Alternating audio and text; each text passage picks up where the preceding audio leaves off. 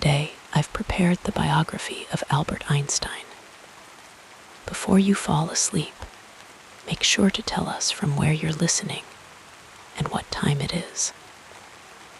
Now, calm down and listen to the story while falling asleep.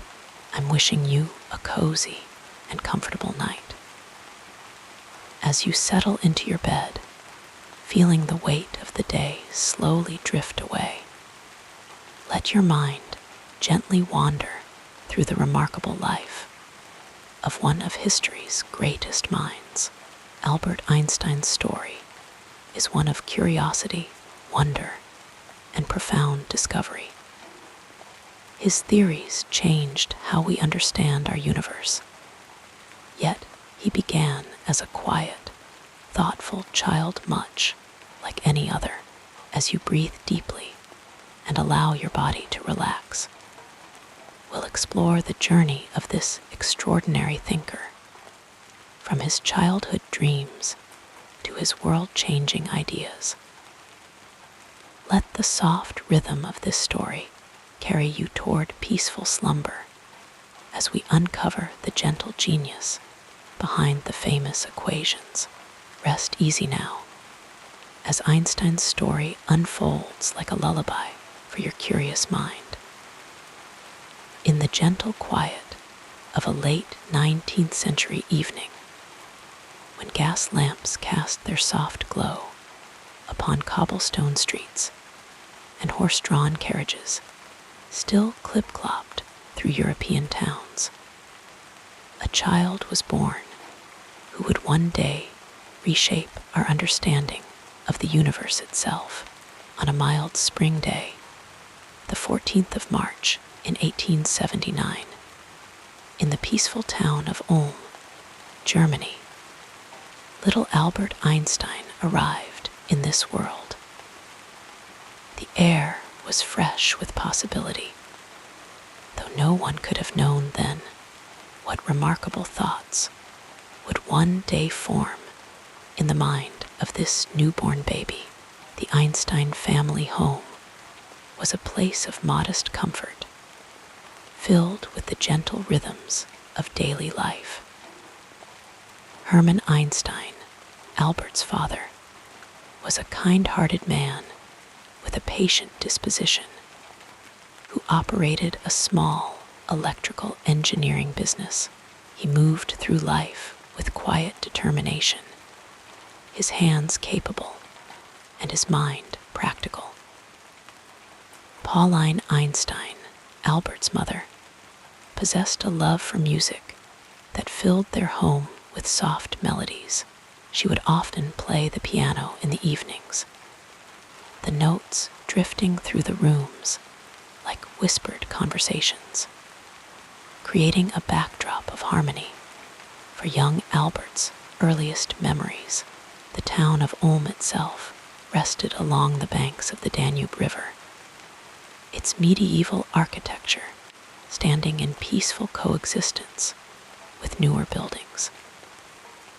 The Ulm Minster, with its towering spire reaching toward the heavens, cast long, comforting shadows across the town squares, where children played and adults gathered to exchange pleasantries and news of the day.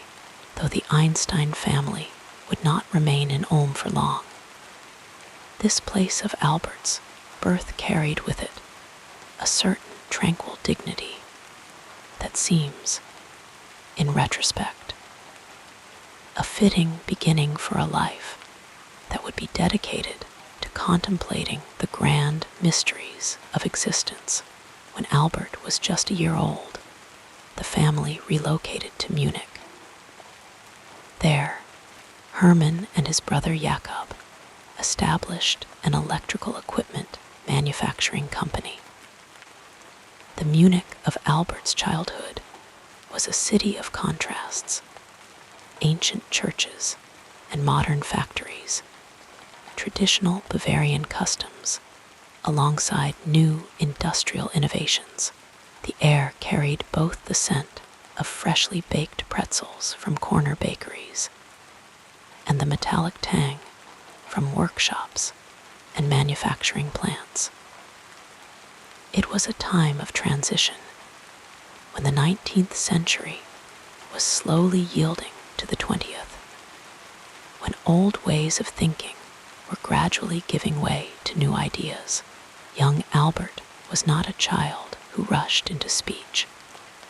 He was thoughtful, taking his time with words, sometimes concerning his parents with his delayed talking. Family stories tell of little Albert remaining quiet until he was ready to speak in complete sentences, as though he were carefully considering the full structure of language before committing himself to its use. This deliberate approach to communication would characterize his thinking throughout his life: patient, thorough, unwilling to be hurried into premature expression. In the Einstein household, dinner conversations often revolved around mathematics, science, and philosophy. Hermann would discuss his work with electrical equipment, explaining with gentle patience how the mysterious force of electricity moved through wires to create light and power. These early exposures to scientific thinking planted seeds in young Albert's imagination, seeds that would grow and blossom in unexpected ways as the years passed quietly by. When Albert was around 5 years old, a simple gift opened a window to wonder that would never fully close. His father presented him with a compass, a small object that contained a profound mystery. Albert was mesmerized by the way the needle always found its way to point north, regardless of how the compass was turned or positioned. What invisible force could possibly be guiding this tiny sliver of metal? This question settled deep within his consciousness. A gentle but persistent whisper that suggested the universe contained hidden patterns and forces waiting to be understood. The Einstein home was also filled with music, a constant companion to Albert's childhood thoughts.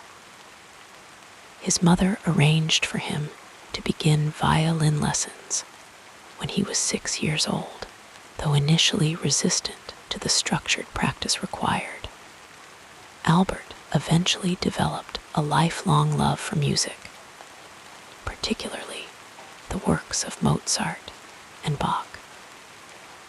The mathematical precision and emotional expression found in these compositions resonated with something fundamental in his nature. Throughout his life, when confronted with complex problems, Einstein would often turn to his violin, finding that the act of playing music would somehow loosen tight knots in his thinking. School days for young Albert began at the Peterschule, a Catholic elementary school in Munich. The classroom windows would allow soft morning light to spill across wooden desks arranged in neat rows, while the sounds of children reciting lessons created a gentle rhythm to the day. Albert was a curious student, though not always aligned with the educational methods of the time. He preferred to learn at his own pace, following his questions where they led rather than adhering strictly to the prescribed curriculum. His teachers found him to be polite, but sometimes distant, his mind often wandering to contemplations beyond the immediate lesson. When Albert was around 8 years old, he transferred to the Luitpold Gymnasium, where he would continue his education for several years. The gymnasium system in Germany was academically rigorous, emphasizing classical education, languages, mathematics, and sciences. The hallways echoed with the soft shuffling of feet and the murmur of young voices reciting Latin conjugations or mathematical formulas. The building itself had high ceilings and large windows that allowed natural light to illuminate classrooms where students sat at attention, their backs straight and their minds engaged with the lessons of the day. Albert's relationship with formal education was complex. He appreciated knowledge, but often chafed at the authoritarian approach to teaching common in that era. He preferred to explore ideas through self-directed reading and contemplation. His uncle Jakob introduced him to algebra, presenting it not as a school subject to be memorized, but as a kind of puzzle or game where letters stood in for unknown quantities. This approach delighted young Albert, who began to see mathematics as a language that could describe the hidden patterns of the universe. When Albert was around 10 years old, he met Max Talmud, a medical student who dined with the Einstein family once a week. Max recognized something special in the quiet, thoughtful boy and began bringing him books on mathematics, science, and philosophy. Under this informal mentorship, Albert encountered Euclid's Elements of Geometry, which presented mathematical truths with elegant logic. The clear reasoning and beautiful simplicity of geometric proofs affected him deeply, showing how complex truths could emerge from a few simple principles. Life in the Einstein household followed the gentle rhythms of the seasons. Winters brought early darkness and snow-hushed streets, with the family gathering around the warmth of the hearth. Spring and summer extended daylight hours for reading and contemplation in the garden. The family observed Jewish traditions, though not with strict orthodoxy. These cultural practices provided a framework of identity and community, connecting Albert to a rich heritage of questioning and intellectual exploration. When Albert was 15, a significant change altered the landscape of his childhood. His father's business encountered difficulties, prompting Hermann to move the family to Italy in search of better opportunities.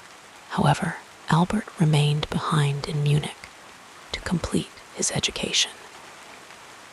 This separation from his family created a period of solitude that, while challenging, allowed his independent thinking to develop further.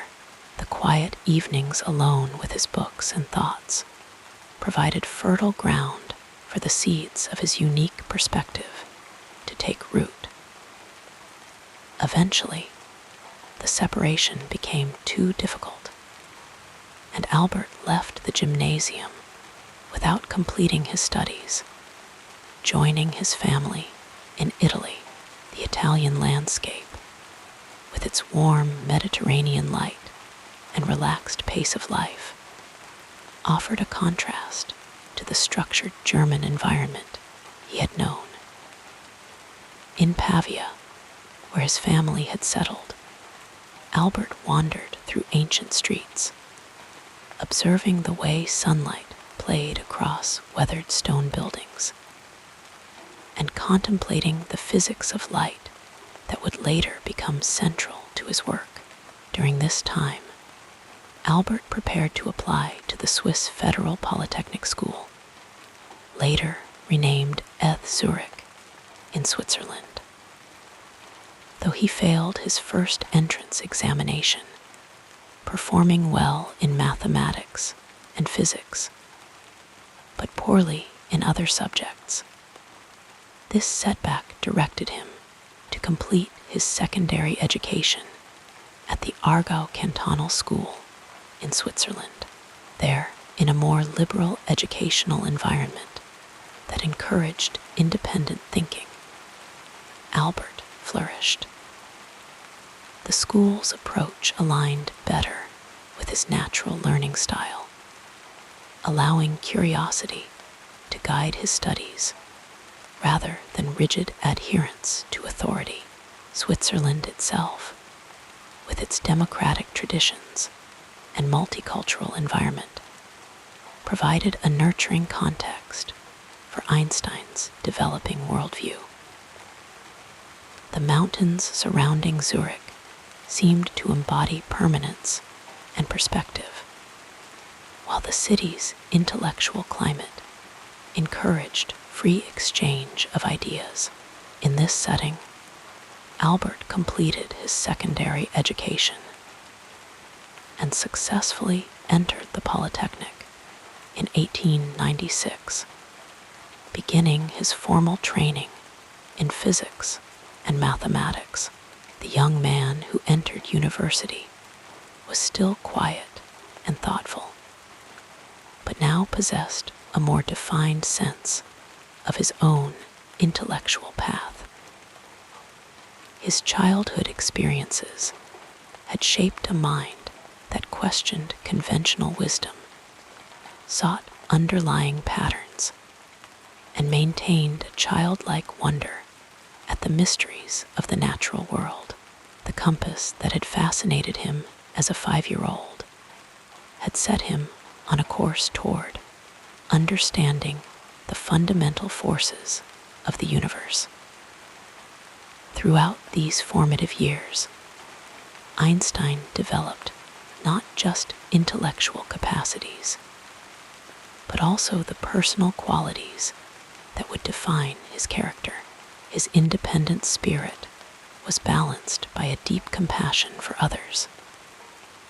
His questioning of authority was paired with a profound respect for the beauty of natural laws. His scientific curiosity was complemented by a love of music and literature that nourished his soul. The childhood of Albert Einstein unfolded during a time when the modern world was taking shape. The Industrial Revolution had transformed European society, while new scientific discoveries were challenging old certainties. It was a time of transition, poised between centuries, between worldviews. In this context, a thoughtful boy with a gift for seeing patterns and asking questions grew into a young man who would, in time, offer humanity new ways of understanding space, time, energy, and matter. As we drift with these gentle memories of Einstein's early years, we can imagine the quiet moments that shaped his thinking. A boy watching dust motes dance in a sunbeam, contemplating what light might truly be. A teenager lying on his back in an Italian meadow, gazing at stars and wondering about their true nature. A young man walking along Lake Zurich, the water lapping softly at the shore as questions about the universe rippled through his mind. In these peaceful moments of contemplation, the foundations were laid for insights that would eventually change our understanding of reality itself. Let us drift further into the story as we explore the next part of this fascinating journey. Throughout these formative years, Einstein developed not just intellectual capacities, but also the personal qualities that would define his character. His independent spirit was balanced by a deep compassion for others. His questioning of authority was paired with a profound respect for the beauty of natural laws. His scientific curiosity was complemented by a love of music and literature that nourished his soul. The educational journey of young Albert unfolded like a gentle river, winding through various landscapes of learning and discovery. Born in Ulm, Germany, in 1879, Einstein's early schooling began at the Luitpold Gymnasium in Munich, where the soft rustling of paper and the quiet scratch of chalk on blackboards formed the backdrop to his first formal encounters with knowledge. The school, with its traditional approach and emphasis on rote memorization, was not particularly suited to Einstein's naturally inquisitive mind, which preferred to wander along paths of its own choosing, rather than follow prescribed routes. In those quiet classrooms, as sunlight filtered through tall windows and dust motes danced in golden beams, young Albert often found himself drifting into his own thoughts, contemplating questions that lay far beyond the curriculum, while other children recited their lessons in unison. Einstein's mind would gently float away to ponder the mysteries of magnetism after his father had shown him a compass, the needle trembling and turning as if guided by invisible hands. This simple device, with its mysterious ability to always find north, planted seeds of wonder that would grow throughout his lifetime. At home, in the peaceful evenings, as lamps cast their warm glow, and the household settled into nighttime rhythms, Einstein found mentorship in unexpected places. His uncle Jakob, a gentle and patient man with a love for mathematics, would share problems and puzzles with the boy, introducing him to algebra and the soothing patterns of numbers. There was something deeply calming about these mathematical explorations, the way equations could balance with perfect harmony, the way numbers could reveal hidden relationships in the world. Under his uncle's guidance, Einstein encountered Euclidean geometry at the age of 12, describing the experience later as a revelation, like discovering sacred texts that offered clarity and certainty in an otherwise confusing world. When Einstein was 15, his family moved to Italy, leaving him behind in Munich to complete his education.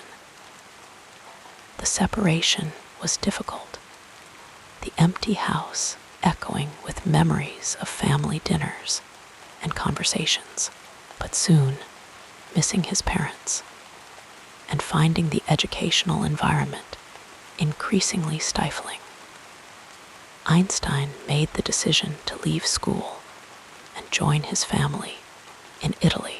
He walked away from the gymnasium without a diploma, following instead the quiet call of his own curiosity. The Italian interlude was a time of freedom and awakening. In Pavia, where his family had settled, Einstein could breathe more easily. The Mediterranean sunshine warmed his shoulders as he wandered through ancient streets, the pace of life slower and more contemplative than in Germany. Here, without the constraints of formal education, Einstein read widely and deeply, his mind absorbing ideas at its own natural rhythm. He explored the works of philosophical thinkers like Kant and Hume, whose ideas flowed through his consciousness like a gentle stream, carrying him toward new shores of understanding. In these accessible volumes, with their clear explanations and thought experiments, Einstein found a kindred spirit who shared his fascination with the fundamental questions of physics. Bernstein described light waves and the speed of electricity in ways that invited the reader to imagine riding alongside these phenomena, experiencing them directly. This approach resonated deeply with Einstein, who would later develop his own thought experiments to explore the nature of relativity. After this period of self-directed learning, Einstein prepared to continue his formal education.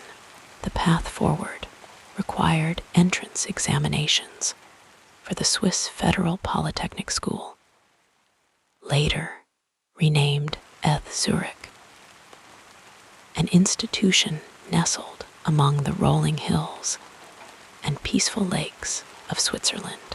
Though only 16, younger than most applicants, Einstein took the examination, excelling in mathematics and physics, but performing less impressively in other subjects. The examiners, recognizing both his strengths and gaps, suggested he complete his secondary education, first at the cantonal school in Aarau. The time at Aarau proved to be a blessing, a gentle correction in Einstein's educational journey. The school embraced progressive educational philosophies that aligned much better with Einstein's natural way of learning. Here, students were encouraged to observe, to question, to discover principles rather than memorize facts. In the quiet classrooms and laboratories of Aarau, with views of distant alpine peaks visible through the windows, Einstein flourished like a plant, finally receiving the right balance of light and nourishment. The director of the school, Jost Winteler, invited Einstein to live with his family during this time, an arrangement that provided not just room and board, but a warm, intellectually stimulating environment. In the Winteler home, over simple evening meals, and beside the hearth on cold Swiss evenings, conversations flowed freely about science, politics, and philosophy. These discussions, unhurried and thoughtful, helped shape Einstein's worldview and reinforced his belief that questioning conventional wisdom was not just acceptable, but necessary for progress. After successfully completing his studies at Aarau, Einstein returned to his goal of attending the Polytechnic in Zurich. This time, his entrance examinations went well, and in 1896, at the age of 17, he began his higher education. The Polytechnic, with its solid stone buildings and reputation for excellence, would be his academic home for the next 4 years. Here, among the gentle lapping of Lake Zurich's waters and the distant chiming of church bells, Einstein continued his intellectual journey. The curriculum at the Polytechnic was demanding, covering not just physics and mathematics, but also a broad range of scientific and technical subjects.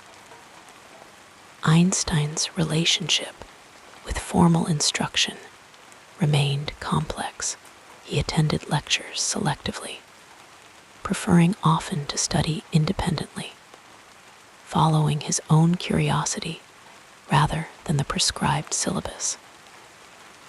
This approach occasionally frustrated his professors, particularly Heinrich Weber, who taught physics with a traditional emphasis on established theories rather than emerging ideas about electromagnetism and atomic structure that were beginning to transform the field. During these university years, Einstein formed important friendships that would sustain and challenge him intellectually. Marcel Grossmann, a meticulous and organized student who contrasted with Einstein's more freewheeling approach, shared his notes when Einstein missed classes. Their friendship would later prove crucial when Einstein needed mathematical assistance with his general theory of relativity. Michel Basso, an engineer slightly older than Einstein, became a valued sounding board for ideas, a patient listener with whom Einstein could talk through complex concepts until they became clear. Perhaps most significant among his relationships was with Milva Merrick, a fellow physics student and one of the few women at the Polytechnic. Their connection, beginning as a shared passion for science, blossomed into romance during long walks through Zurich's quiet parks and thoughtful conversations that extended into the evening hours. Milva, intelligent and determined, having overcome significant obstacles to pursue higher education, understood Einstein's scientific interests in a way few others could. Some historians suggest she may have contributed to his thinking during the development of special relativity, though the exact nature of their intellectual collaboration remains a gentle mystery, like a melody heard faintly from a distance. After graduating in 1900, Einstein faced a challenging period as he searched for academic employment. Despite his talents, his independent thinking and reluctance to conform to expectations had not endeared him to professors who might have recommended him for positions. This time of uncertainty stretched on, the days passing slowly as Einstein sent applications and received rejections.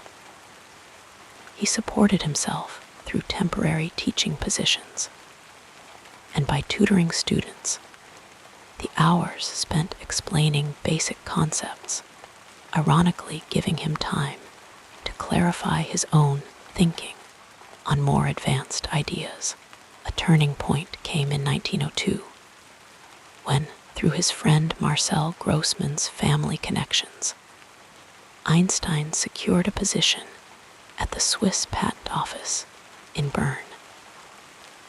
This modest employment, reviewing patent applications for electrical devices, provided stability and, unexpectedly, an ideal environment for his theoretical work.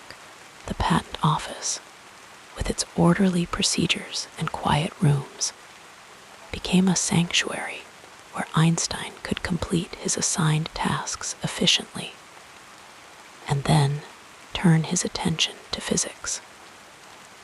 In Bern, Einstein's life settled into soothing rhythms. He married Malva in 1903, and they established a simple home where they welcomed their first son, Hans Albert, the following year.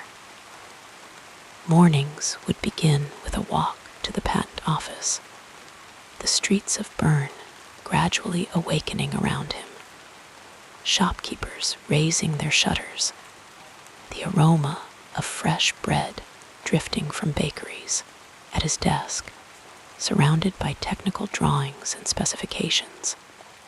Einstein would fulfill his professional duties with care and precision. Then, in the evenings and on weekends, in the soft glow of lamplight at his dining table, or during leisurely strolls along the Aar River, whose waters flowed with a constant, calming presence through the city, Einstein would return to his physics questions without access to a sophisticated laboratory or the pressure of academic publishing demands. He was free to follow his curiosity at its natural pace, like a leaf drifting on a stream, finding its own path around obstacles. It was during these seemingly ordinary years, in this quiet Swiss city, far from the great centers of scientific research, that Einstein developed the ideas that would transform our understanding of the universe. This informal gathering would meet regularly in Einstein's apartment to discuss physics, philosophy, and literature, often continuing their conversations as they walked through Bern's medieval streets or sat in cafes, watching the world go by as they exchanged ideas in low, thoughtful voices. The year 1905 arrived softly, without fanfare, yet it would come to be known as Einstein's Annus Mirabilis, or miracle year. In this single year, while still working full-time at the patent office, Einstein published 4 papers that each, in its own way, altered the course of physics. The first explained the photoelectric effect by suggesting that light could behave as discrete packets of energy, later called photons, rather than purely as waves. The second provided evidence for the existence of atoms by explaining Brownian motion, the random movement of particles suspended in a fluid.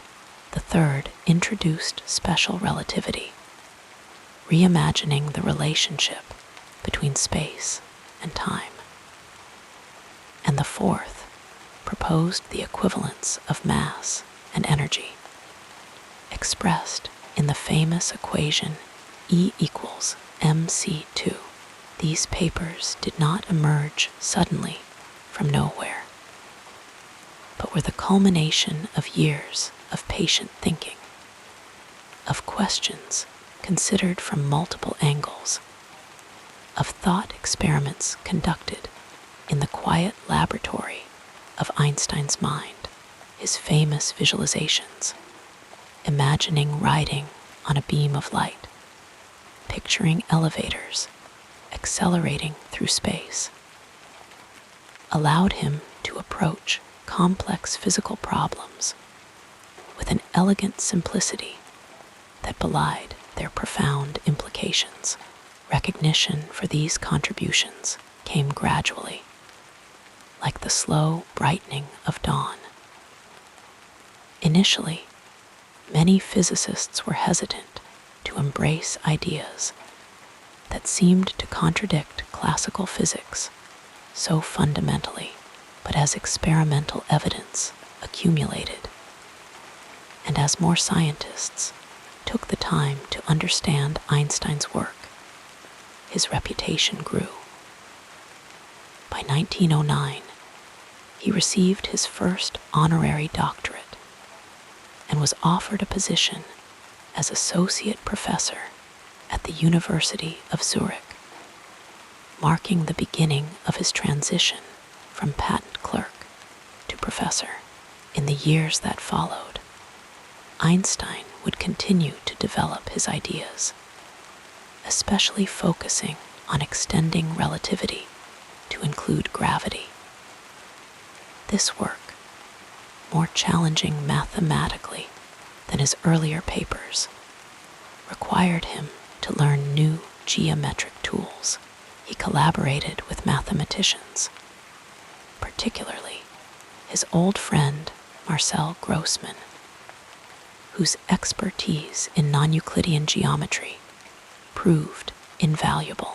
The General Theory of Relativity, published in 1915, proposed that gravity is not a force, but a curvature of space-time caused by mass and energy, an idea so elegant in its conception, yet so profound in its implications, that it continues to inspire wonder more than a century later.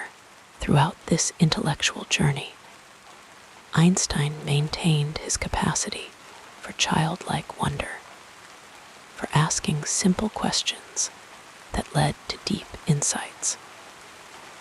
He never lost his appreciation for the beauty of natural laws, finding in the mathematical harmony of the universe something akin to religious awe.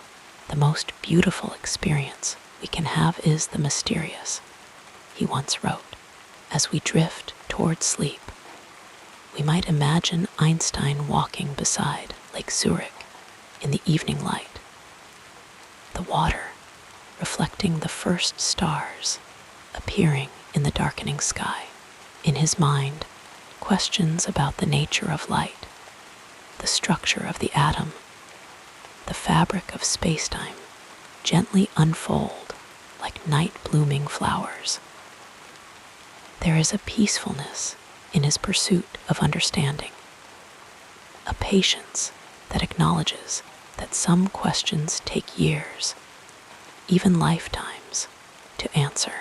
And in that patience, perhaps, lies a lesson for us all as we close our eyes and allow consciousness to softly fade into dreams. The peaceful narrative of this life continues as we turn our attention to what happened next.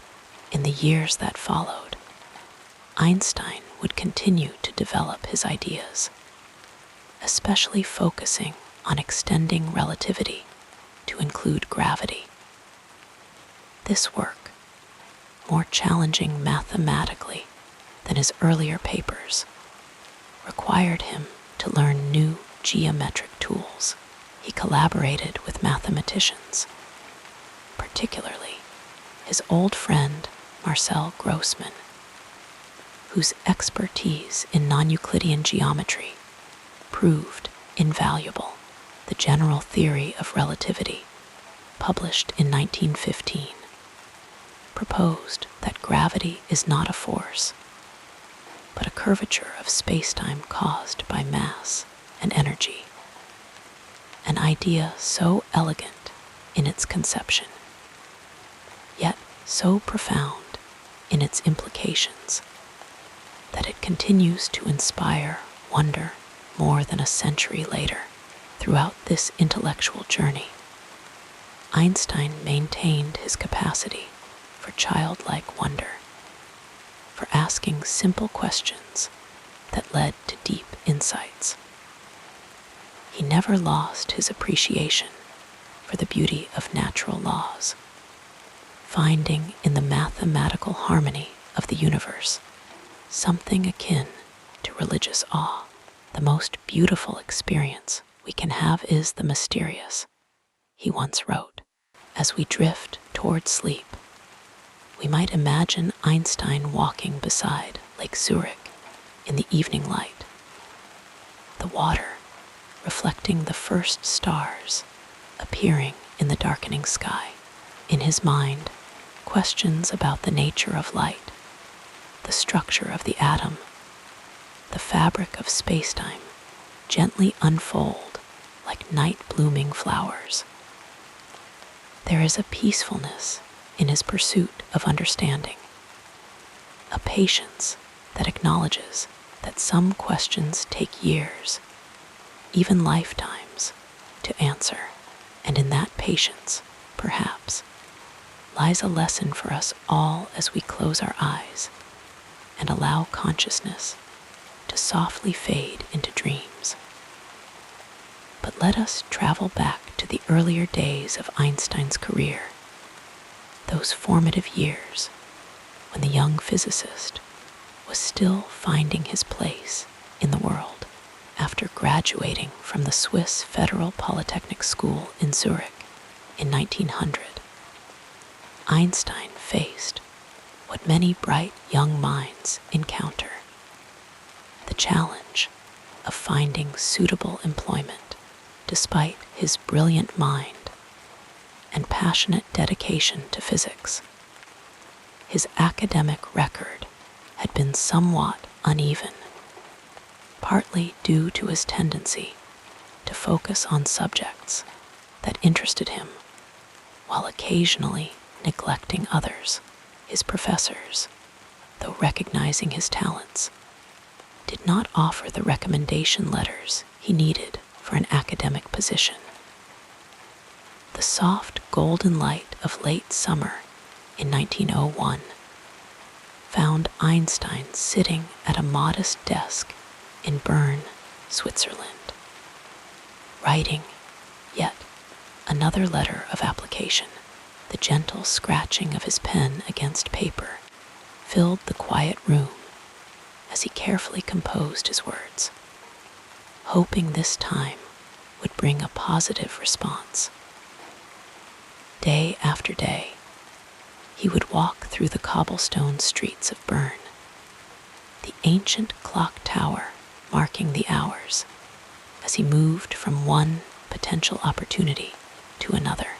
The rejection letters accumulated slowly, like autumn leaves gathering in a corner.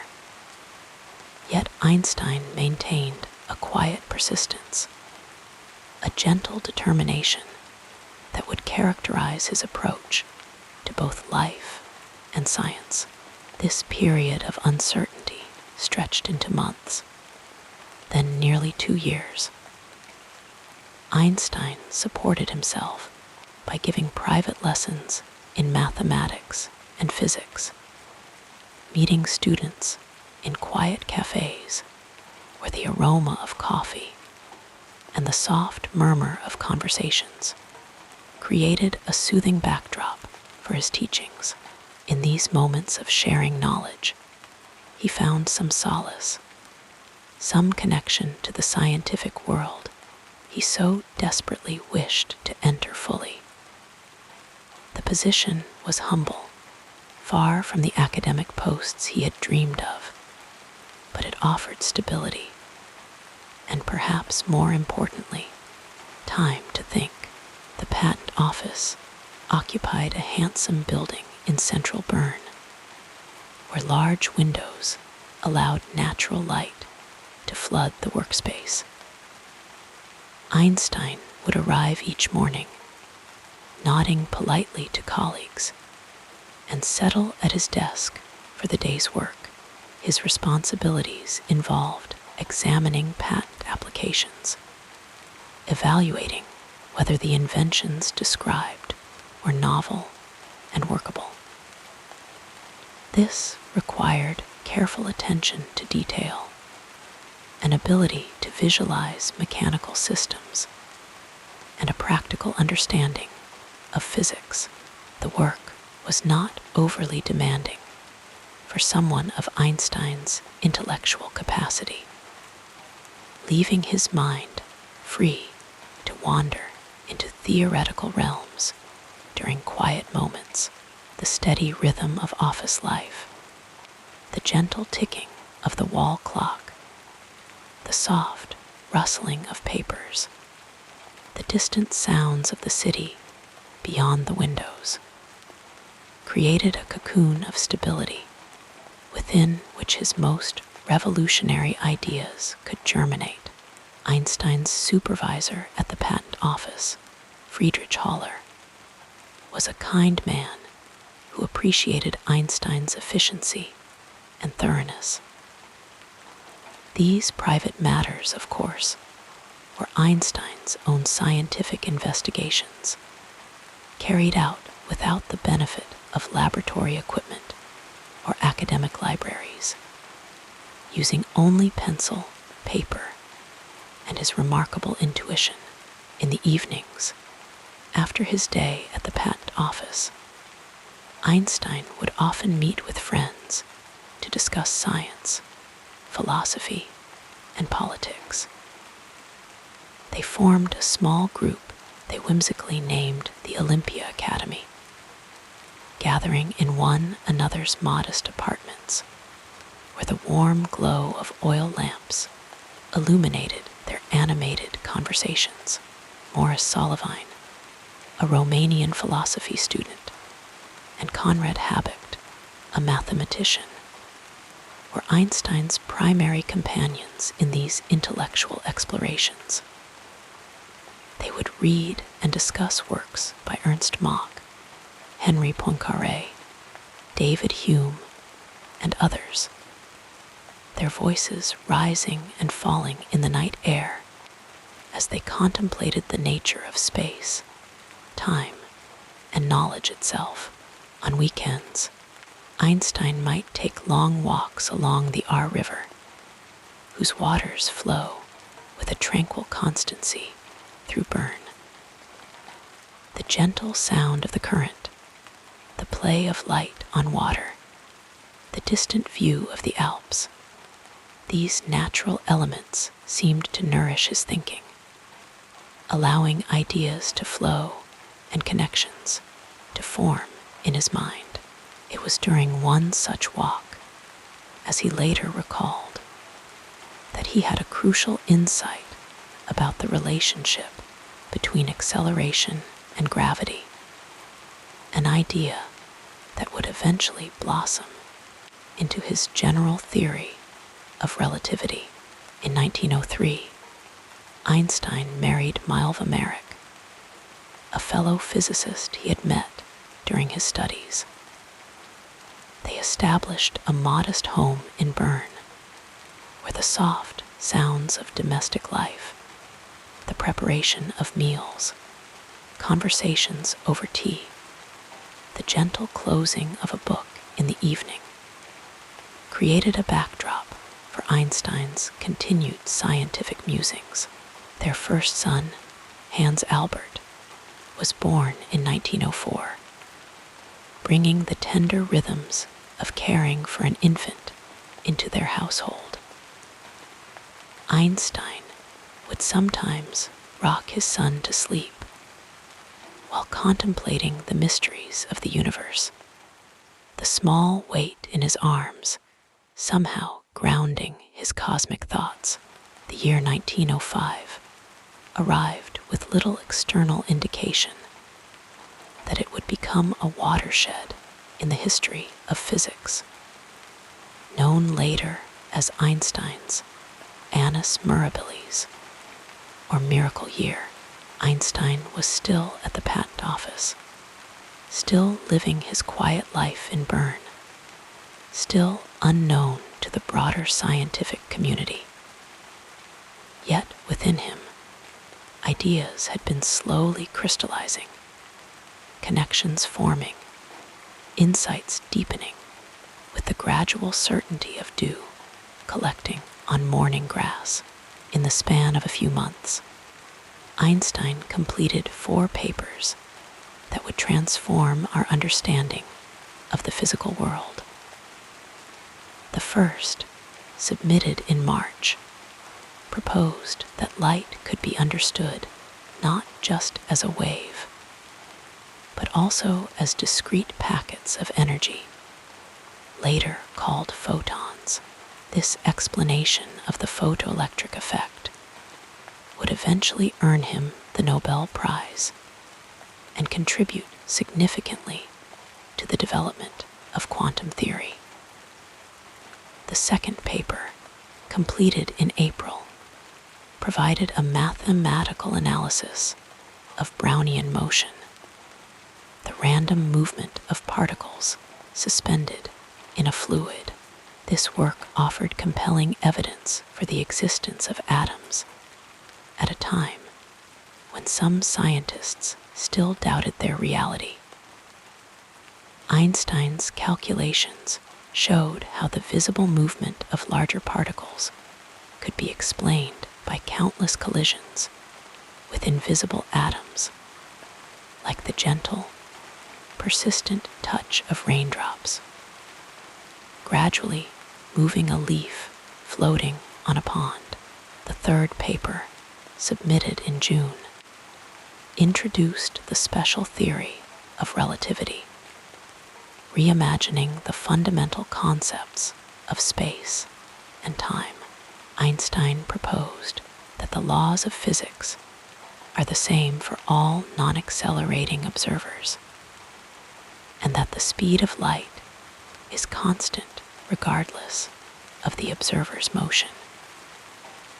These seemingly simple principles led to profound conclusions that time and space are not absolute but relative, that they are intertwined in a four-dimensional continuum, that mass and energy are equivalent as expressed in the famous equation E equals mc2.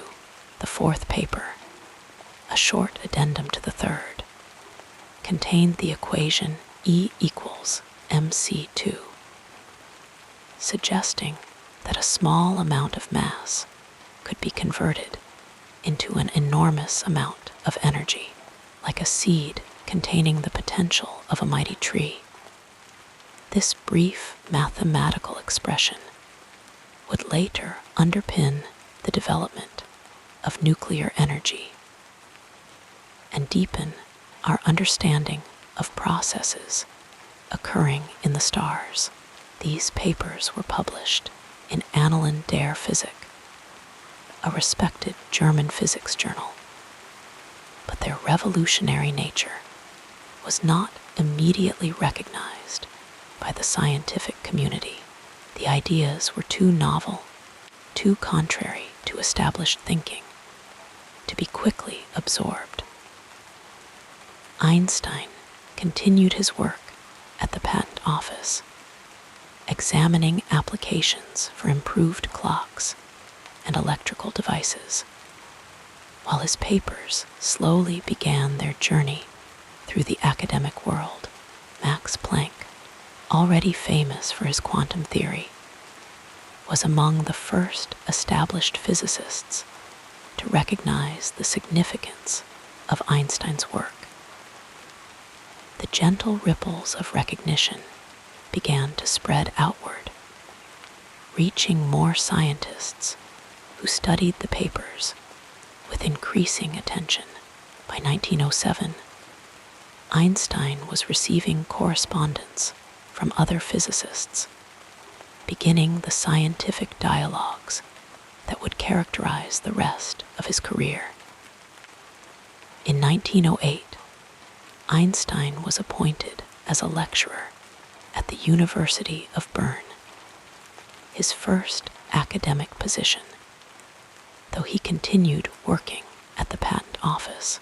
The following year brought an appointment as associate professor of physics at the University of Zurich, allowing him to finally leave his position as a patent examiner. The transition from civil servant to professor came with a sense of rightness, of finding his proper place in the world, like a river that has been temporarily diverted, finally returning to its natural course. The university environment brought new colleagues, new stimulations, and new responsibilities. Einstein's lectures were not always polished performances.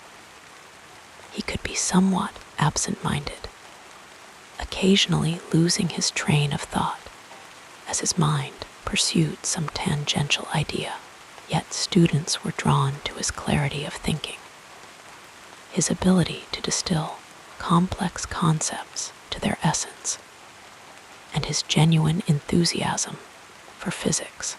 In the lecture hall, with sunlight streaming through tall windows and dust motes dancing in the beams, Einstein would guide his students through the elegant mathematics of physical laws, his chalk moving across the blackboard with the unhurried confidence of someone intimately familiar with the territory.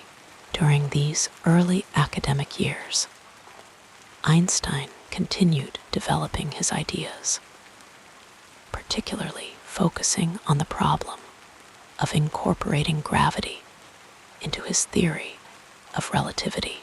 The special theory applied only to non-accelerating reference frames, but Einstein sensed that a more general theory was possible, one that would encompass acceleration and gravity. This pursuit would occupy him for nearly a decade, leading through mathematical difficulties and conceptual challenges before reaching its culmination. In 1911, Einstein accepted a position at the German University in Prague. Moving his family to this ancient city with its winding streets and medieval architecture, the soft glow of gas lamps illuminating the cobblestones in the evening mist, the distant sound of the vault of a river flowing beneath stone bridges, the quiet grandeur of buildings that had witnessed centuries of human endeavor. These elements of Prague formed the backdrop for Einstein's continued work on gravitation. It was during this period that Einstein began to consider the equivalence of gravitational and inertial mass more deeply. He later described having a crucial insight, which he called the happiest thought of my life, realizing that a person in free fall would not feel their own weight. This simple observation led to the profound conclusion that gravity and acceleration are equivalent, a principle that became central to his developing theory. After a relatively brief stay in Prague, Einstein returned to Zurich in 1912 to take a position at his alma mater, the Swiss Federal Polytechnic School, by then renamed the ETH Zurich. Here, he reconnected with his old friend Marcel Grossmann, now a professor of mathematics, whose expertise in differential geometry would prove invaluable. Einstein had recognized that his theory required mathematical tools beyond those he had mastered, and Grossmann introduced him to the work of Bernhard Riemann, Elwin Bruno Christoffel, and others who had developed the mathematics of curved spaces. The collaboration between Einstein and Grossmann exemplified the quiet power of intellectual friendship. They would meet regularly, sometimes in Einstein's office with its view of the Zurich rooftops, sometimes in Grossmann's study filled with mathematical texts, sometimes walking together along the shores of Lake Zurich, where the water lapped gently against the stones. Their conversations, ranging from technical details of tensor calculus to broader philosophical questions about the nature of space and time, helped shape what would become the general theory of relativity. In 1913, they published a joint paper presenting an early version of the theory, though Einstein was not yet satisfied with the result. The mathematics was coming together, but certain physical requirements had not been met, like a composer who hears in his mind a perfect melody, but struggles to capture it on paper. Einstein sensed the form his theory should take, but had not yet found the precise mathematical expression. The year 1914 brought significant changes to Einstein's life and work. He accepted a prestigious position in Berlin, moving to Germany just as Europe was descending into the chaos of World War I. His marriage to Malva had deteriorated, and they separated upon his move to Berlin, with Malva returning to Zurich with their sons. The personal upheaval coincided with the final, intense phase of developing the general theory of relativity. In Berlin, despite the war raging across Europe, Einstein continued his solitary work on gravitation. The city's intellectual environment, with the Prussian Academy of Sciences and the newly established Kaiser Wilhelm Institute for Physics, provided a stimulating context for his research. Yet the most important work happened in the quiet of his own study, where Einstein would sit for hours, filling page after page with calculations, crossing out failed approaches, patiently pursuing the mathematical formulation that would correctly describe gravity as the curvature of space-time. As you relax deeper, let us now softly explore the next chapter of this soothing biography. In Berlin, Einstein found himself in a peculiar isolation, both personal and intellectual. While the war created physical barriers, his pursuit of understanding gravity created a different kind of solitude. In the evenings, as soft lamplight illuminated his papers, Einstein would often pause and gaze out his window at the darkening sky, contemplating the invisible forces that shaped the universe. These moments of quiet reflection were essential to his process, allowing his mind to wander freely through the abstract mathematical landscapes he was exploring. The year 1915 brought a series of breakthroughs that would forever change our understanding of the cosmos. During November of that year, Einstein delivered 4 weekly lectures to the Prussian Academy of Sciences, each one advancing his theory bit by bit, like a gentle stream, gradually carving its path through stone. In the final lecture, on November 25, he presented the complete field equations of general relativity, equations of such profound elegance that physicist Paul Dirac would later compare them to a work of art. These equations described how matter and energy curve the fabric of space-time, and how this curvature dictates the motion of objects. Unlike Newton's theory, which treated gravity as a force acting instantaneously across distances, Einstein's theory portrayed gravity as a natural consequence of the geometry of space and time themselves. Imagine a heavy ball resting on a trampoline, creating a depression that smaller balls naturally roll toward. This simple image captures something of Einstein's revolutionary insight. The mathematics Einstein employed was not entirely of his own creation. He relied heavily on the non-Euclidean geometry developed by mathematicians like Bernhard Riemann in the previous century. Einstein often expressed gratitude for these mathematical tools that seemed to have been developed without any anticipation of their application to physics.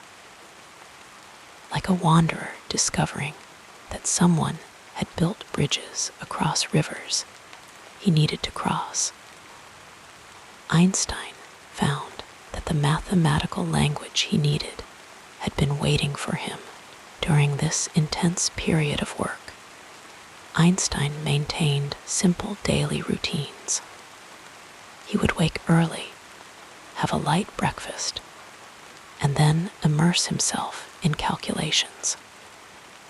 His lunch was often modest, some bread, cheese, and fruit, eaten while he continued to ponder the problems at hand. In the afternoons, he sometimes took gentle walks through the Tiergarten, Berlin's Central Park, allowing his mind to rest and his thoughts to settle like leaves floating down to still water. These walks were more than mere breaks from work. Einstein found that physical movement helped clarify his thinking. As he strolled beneath the trees, watching the patterns of light and shadow shift with the breeze, connections would form in his mind. Solutions would suggest themselves. The rhythm of walking seemed to harmonize with the rhythm of his thoughts, creating a peaceful state conducive to insight. One of the most beautiful aspects of Einstein's general relativity was its prediction that light itself would be bent by gravity. This was a radical departure from Newton's theory, which treated light as immune to gravitational effects. Einstein calculated that light passing near the sun would be deflected by a precise amount, twice the amount that would be predicted by Newton's theory, applied to light as if it were a particle. This prediction offered a perfect opportunity to test the theory. During a total solar eclipse, stars near the sun's edge would become briefly visible, and their apparent positions could be measured to see if they matched Einstein's predictions. The war delayed such observations, but in 1919, British astronomer Arthur Eddington led expeditions to Brazil and the island of Principe off the west coast of Africa to observe a solar eclipse and test Einstein's theory. While Einstein waited for the results, he continued his work with characteristic patience. He had confidence in the mathematical beauty of his theory, a quiet certainty that nature would confirm what his equations had revealed. During this waiting period, he completed another significant paper on cosmology, applying his equations to the universe as a whole. This led him to introduce what he called the cosmological constant, a term he added to his equations to create a static universe, as was believed to exist at that time.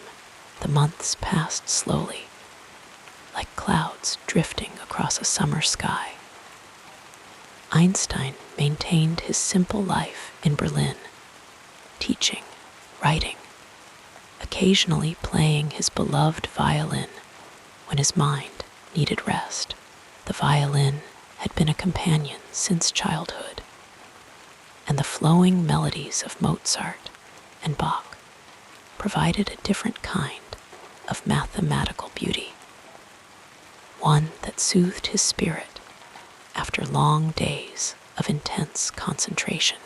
When news finally came from Eddington in the autumn of 1919. It confirmed Einstein's predictions. The light from distant stars had indeed been bent by the sun's gravity, and by precisely the amount Einstein had calculated almost overnight, Einstein became a global celebrity, his name synonymous with scientific genius.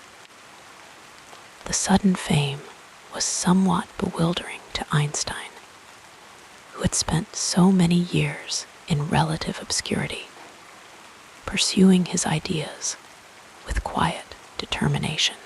He received countless letters and invitations, and journalists sought him out for interviews.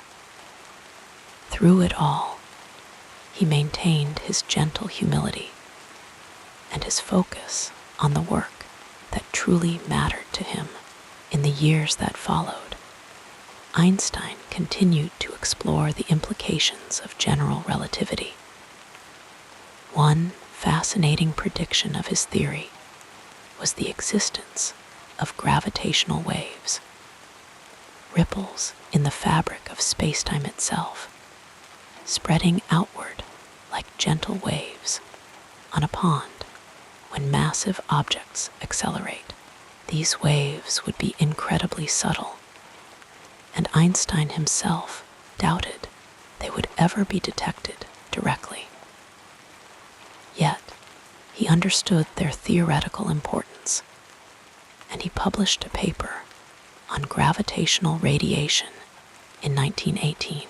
The mathematics of these waves was challenging, requiring careful analysis of how the field equations behaved when slightly perturbed from equilibrium.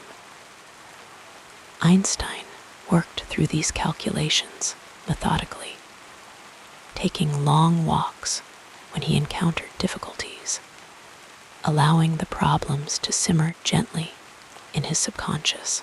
Sometimes solutions would come to him in the quiet moments between wakefulness and sleep, when his mind was most relaxed and receptive. Einstein's work extended beyond general relativity during this period. He continued to make fundamental contributions to quantum theory, even as he grew increasingly uncomfortable with its probabilistic nature. In 1917, he published an important paper on the quantum theory of radiation, introducing the concept of stimulated emission, the physical process that would later make lasers possible.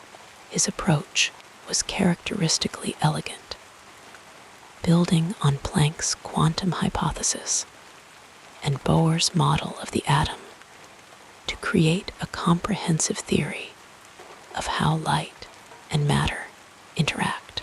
Throughout these productive years, Einstein maintained a correspondence with other leading physicists of his day: Niels Bohr, Max Planck, Marie Curie, and others. These letters, written in his flowing script, often late in the evening when the world had grown quiet, reveal not just his scientific insights, but his warm humanity. He took genuine pleasure in the achievements of others and maintained a childlike wonder at the mysteries of nature. The early 1920s brought Einstein opportunities to travel internationally, spreading his ideas and engaging with scientists around the world. In 1921, he embarked on his first visit to the United States, where he gave lectures at Princeton and other universities. His manner of speaking matched his writing, clear, unhurried, with carefully chosen words and gentle humor. Audiences were struck not just by the profundity of his ideas, but by his unassuming presence. During these travels, Einstein would often seek out moments of solitude, a quiet bench in a garden, a walk along a shoreline, time to play his violin in the privacy of his room. These moments of peaceful reflection were essential to his well-being and his continued creativity. Even at the height of his fame, he remained a contemplative soul who found joy in simple pleasures and deep thought. Einstein's scientific work in the 1920s increasingly focused on the quest for a unified field theory, an attempt to bring together gravitational and electromagnetic forces within a single mathematical framework. This would occupy him for the remainder of his life, a gentle, persistent pursuit that never reached completion. Like a patient gardener tending to plants that might not flower in his lifetime, Einstein worked on these ideas with no guarantee of success, motivated by a pure desire to understand nature's deepest harmonies. The rise of Nazism in Germany cast a shadow over Einstein's life and work. As a Jewish scientist whose theories were labeled Jewish physics by the Nazi regime, his position became increasingly precarious. In 1932, Einstein accepted a position at the Institute for Advanced Study in Princeton, New Jersey, leaving Germany just as Hitler came to power. He would never return to the country of his birth. In Princeton, Einstein settled into a simple house on Mercer Street, establishing new routines that would sustain him through his later years. Each morning, he would walk the mile or so to his office at the Institute, often lost in thought, occasionally stopping to chat with children he met along the way.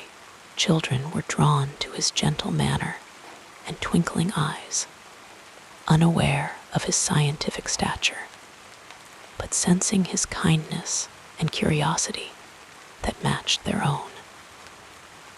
At the Institute, Einstein continued his solitary work on unified field theory, filling notebook after notebook with calculations. The mathematics became increasingly complex, requiring tensor calculus and differential geometry of higher dimensions. Yet Einstein approached these challenges with the same patient determination that had characterized his earlier work, never rushing, always allowing ideas to develop at their natural pace. During the 1930s, Einstein also became more publicly engaged with political and humanitarian issues. The rise of fascism in Europe deeply troubled him, and he used his prominent position to advocate for peace and for the refugees fleeing persecution. His letters to world leaders and his public statements reflected his profound concern for human welfare and his belief in the moral responsibilities of scientists. When World War II began, Einstein's famous equation E equals mc2 took on new significance. Though he had derived this relationship between energy and mass as part of his special theory of relativity in 1905, its implications for releasing nuclear energy became urgently relevant. In 1939, concerned that Nazi Germany might develop atomic weapons, Einstein signed a letter to President Roosevelt, alerting him to this possibility and suggesting that the United States begin its own nuclear research.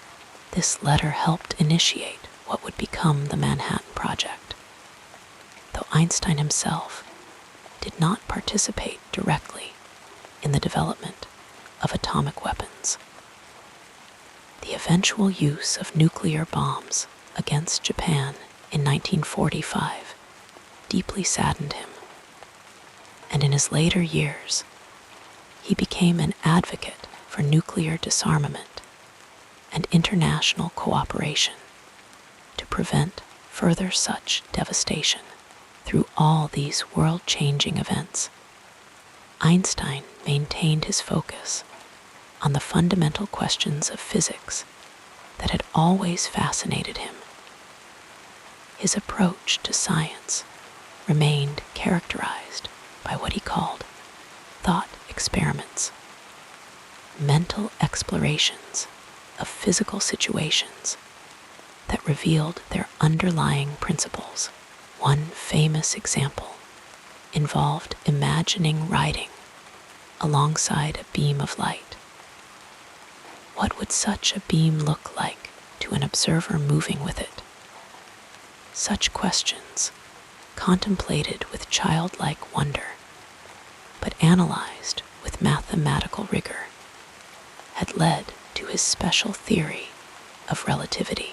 In his Princeton years, Einstein's thought experiments continued, now exploring the strange world of quantum mechanics. Though he had contributed significantly to the development of quantum theory, he was troubled by what he saw as its inherent incompleteness. God does not play dice with the universe, he famously remarked in a letter to Max Born, expressing his discomfort with the probabilistic nature of quantum mechanics. This perspective placed Einstein somewhat at odds with the mainstream of physics as it developed in the mid-20th century. Yet, he continued his work with serene determination, unbothered by being out of step with current trends. He trusted the path his mind had chosen, following it with the patience of someone who measures progress not in days or years, but in the gradual clarification of understanding. Einstein's daily life in Princeton followed gentle rhythms. He would often play his violin in the evenings, sometimes joining impromptu chamber music sessions with friends. Music remained a source of profound joy throughout his life, offering a different kind of mathematical beauty that refreshed his spirit. "If I were not a physicist," he once remarked, "I would probably be a musician. I often think in music. I live my daydreams in music."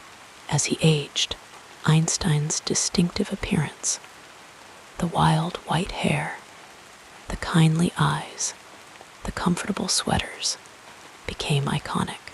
Yet those who knew him personally spoke most often of his gentle humor, his genuine interest in others, and his ability to explain complex ideas in simple terms.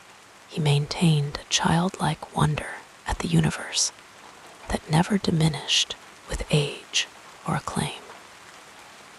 In April 1955, Einstein experienced an aortic aneurysm. He was taken to Princeton Hospital, but declined surgery, saying, "I want to go when I want. It is tasteless to prolong life artificially. I have done my share. It is time to go." He passed away on April 18, having lived a life of remarkable achievement and profound humanity. Einstein's legacy extends far beyond his scientific contributions. His equations continue to guide our understanding of the cosmos, from the orbits of satellites to the behavior of black holes. His methods, the thought experiments, the focus on symmetry and simplicity, the trust in mathematical beauty, continue to inspire physicists, and his image as the gentle, humane genius has become a cultural touchstone, representing the possibility that deep thinking and warm humanity can coexist in perfect harmony. As night falls and these words drift like soft clouds across your consciousness, perhaps you might imagine Einstein himself walking slowly through Princeton in the evening light, his mind filled with equations, yet open to the beauty of the setting sun. His life reminds us that the greatest achievements often come not from frantic activity, but from patient contemplation, not from competitive striving, but from genuine wonder, like the stars whose light bends around the sun in confirmation of his greatest theory. Einstein's gentle brilliance continues to illuminate our understanding of the universe, guiding us toward dreams where wisdom and peace flow together like a river to the sea. Our soothing biography continues with a look at the next important period in this incredible life. Beyond the public persona of a brilliant physicist with wild hair and kind eyes, Albert Einstein cultivated a rich personal life filled with simple pleasures and meaningful connections. In the quiet hours between his scientific pursuits, Einstein found solace in music, particularly in playing his beloved violin. He would often pick up his instrument in the early morning or late evening when the world around him grew still, and fill his home with the melodies of Mozart and Bach that he so cherished. Those who knew Einstein intimately spoke of how his face would transform while playing, the deep furrows of concentration that marked his scientific work giving way to an expression of pure serenity. He named his violin Lena and treated it as a cherished companion. On many peaceful evenings, he would play for hours, letting the gentle notes float through the rooms of his modest Princeton home like whispered conversations between old friends. Music was not merely a hobby for Einstein, but a sanctuary for his restless mind.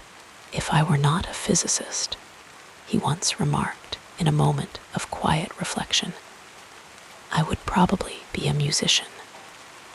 I often think in music.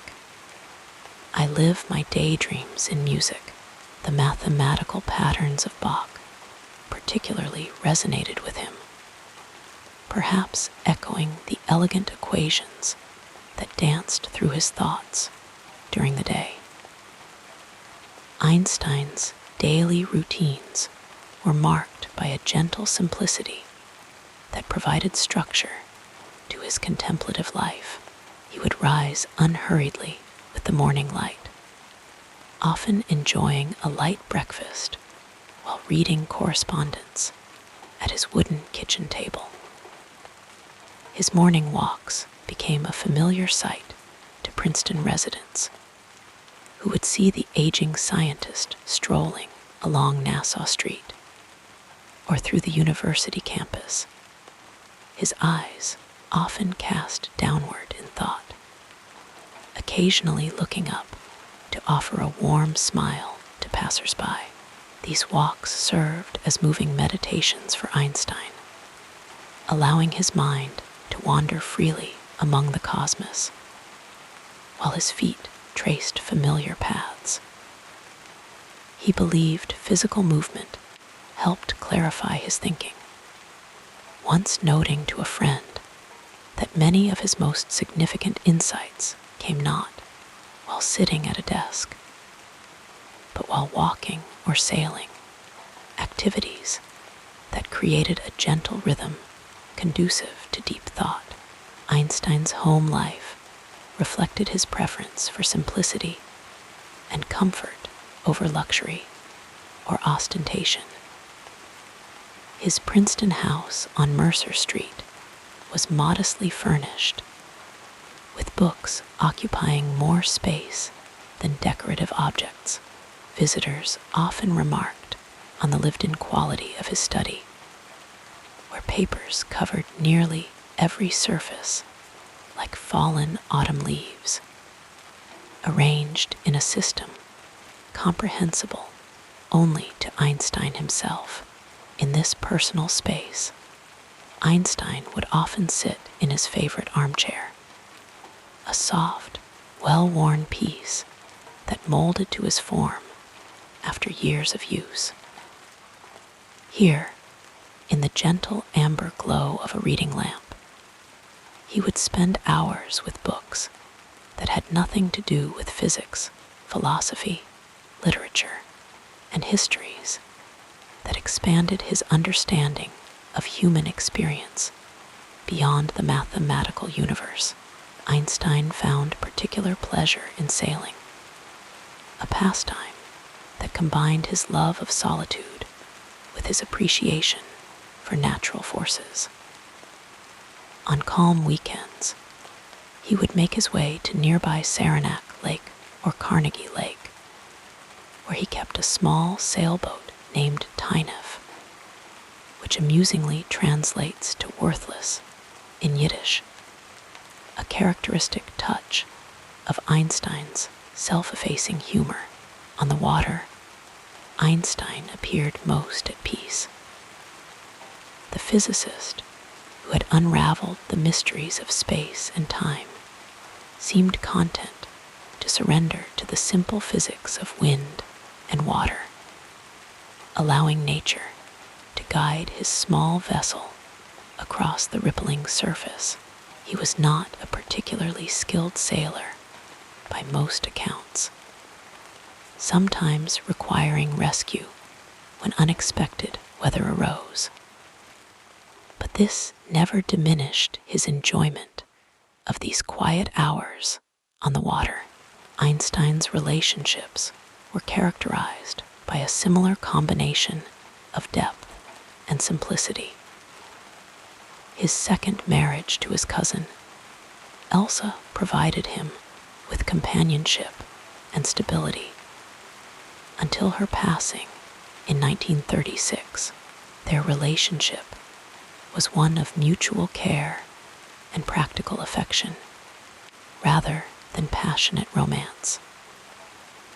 Elsa managed the practical aspects of their household with gentle efficiency, creating a peaceful environment where Einstein could pursue his thoughts without daily distractions. After Elsa's death, Einstein's stepdaughter Margit and his secretary Helen Dukas formed a protective circle around him, managing his correspondence and shielding him from the constant demands of fame. These women created a nurturing environment where Einstein could maintain his contemplative lifestyle despite his worldwide celebrity. Einstein's friendships revealed aspects of his character that his scientific papers never could.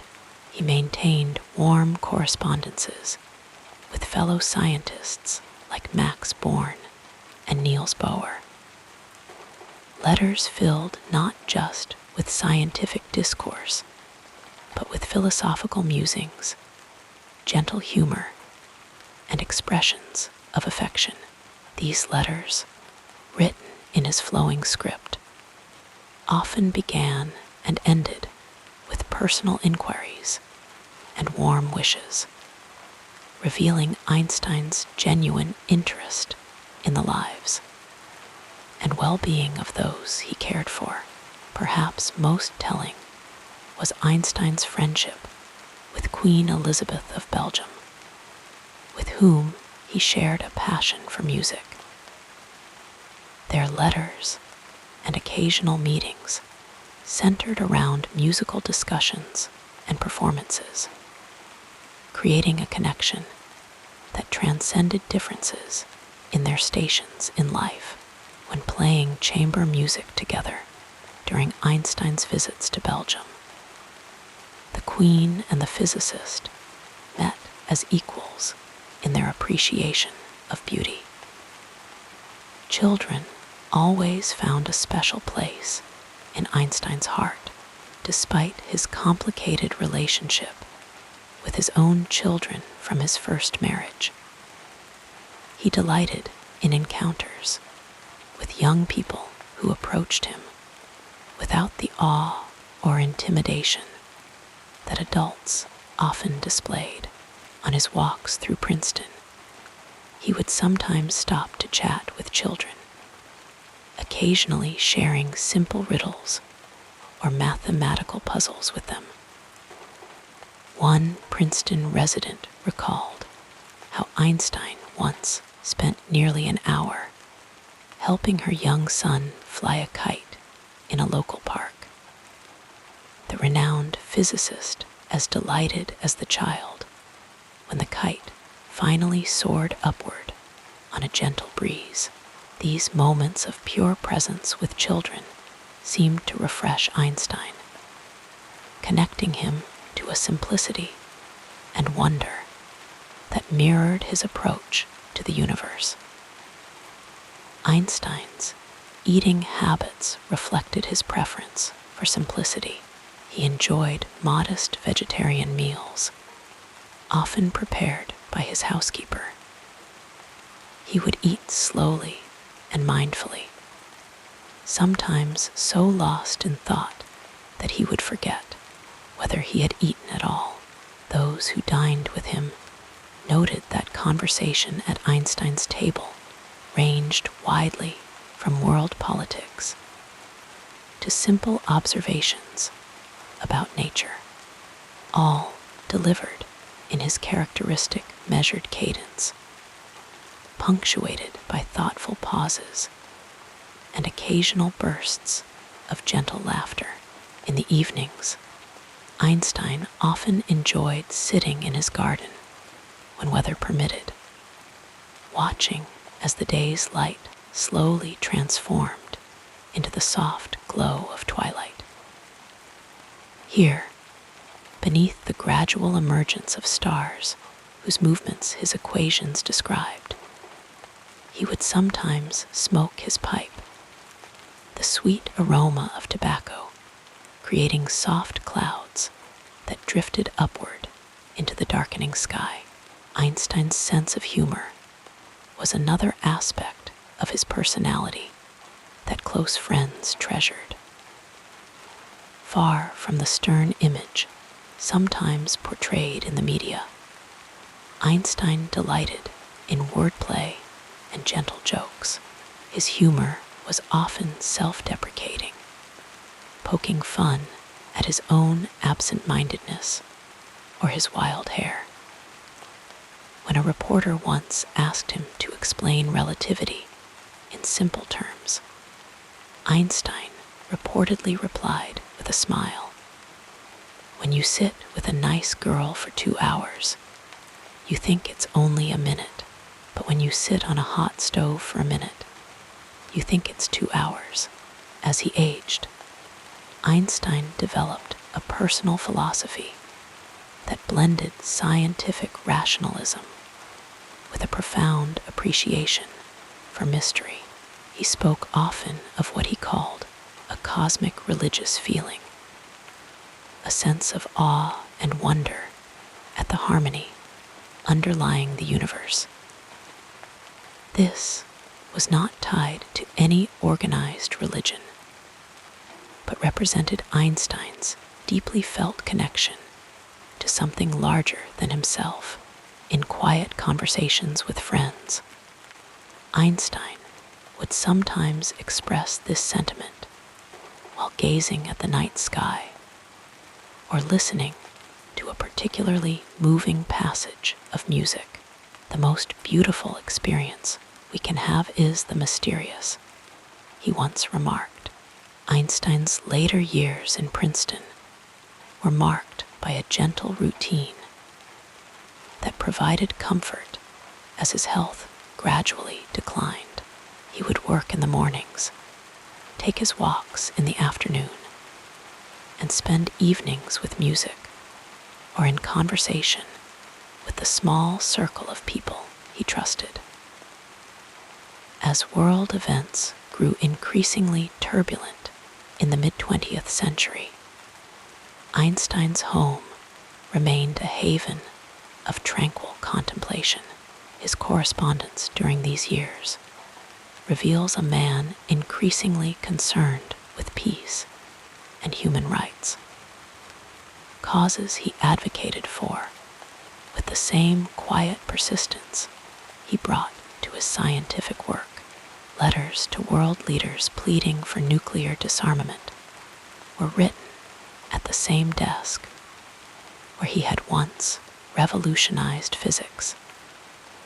The aging scientist hoping to use whatever influence he had to create a more peaceful world. In these final years, Einstein found particular joy in simple natural beauty. The changing colors of leaves in Princeton's autumn, the first snowfall transforming familiar landscapes into something new and wondrous, the return of birdsong in spring.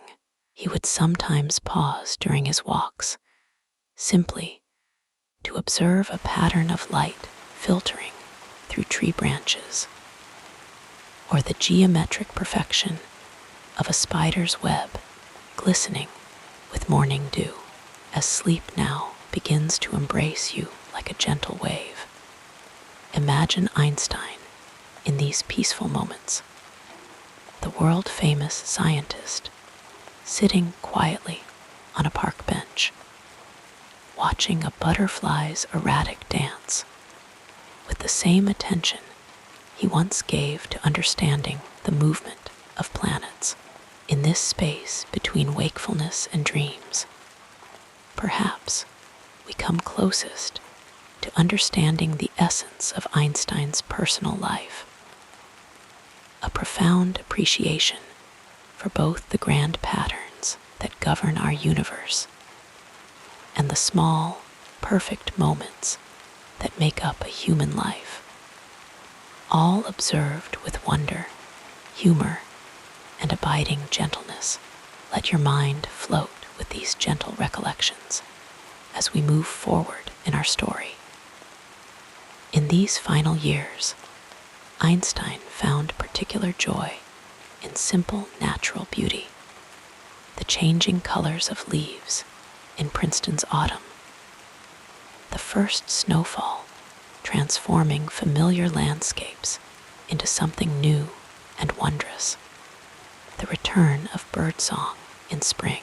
He would sometimes pause during his walks, simply to observe a pattern of light filtering through tree branches, or the geometric perfection of a spider's web glistening with morning dew.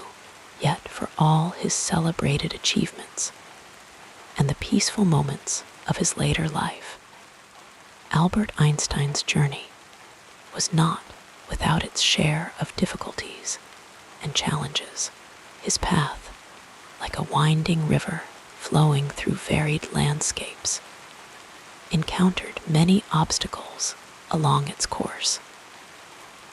These challenges, however, were met with the same quiet determination that characterized his approach to understanding the cosmos. In his early school years, young Albert faced the gentle resistance of traditional education systems that valued memorization over imagination. His teachers, well-meaning though they were, did not always appreciate his tendency to question established ideas or his preference for independent study. One teacher even suggested that Einstein would never amount to anything, a soft misconception that would later dissolve into the mists of history. This early friction with authority figures was not a dramatic rebellion, but rather the first whispers of an independent mind finding its own rhythm in a world of established patterns. Einstein's response to these educational constraints was not anger, but a turning inward, developing a lifelong habit of self-directed learning. He found solace in books borrowed from friends and mentors, spending long, quiet hours exploring ideas that school curricula never touched, like a tree growing toward sunlight despite obstacles. His mind reached naturally toward understanding, finding paths around barriers rather than being halted by them. When Einstein was 15, his family's business difficulties led them to relocate to Italy, leaving him behind in Munich to complete his education. Imagine the young man, not yet fully grown, walking alone through quiet streets, feeling the weight of separation from his family like a gentle but persistent pressure on his heart. After several months of this solitude, Einstein decided to reunite with his parents, leaving his school without a diploma. Another small departure from conventional paths that would later seem insignificant against the backdrop of his contributions. The years that followed brought their own gentle challenges. After graduating from the Swiss Federal Polytechnic School in Zurich, Einstein found himself unable to secure an academic position.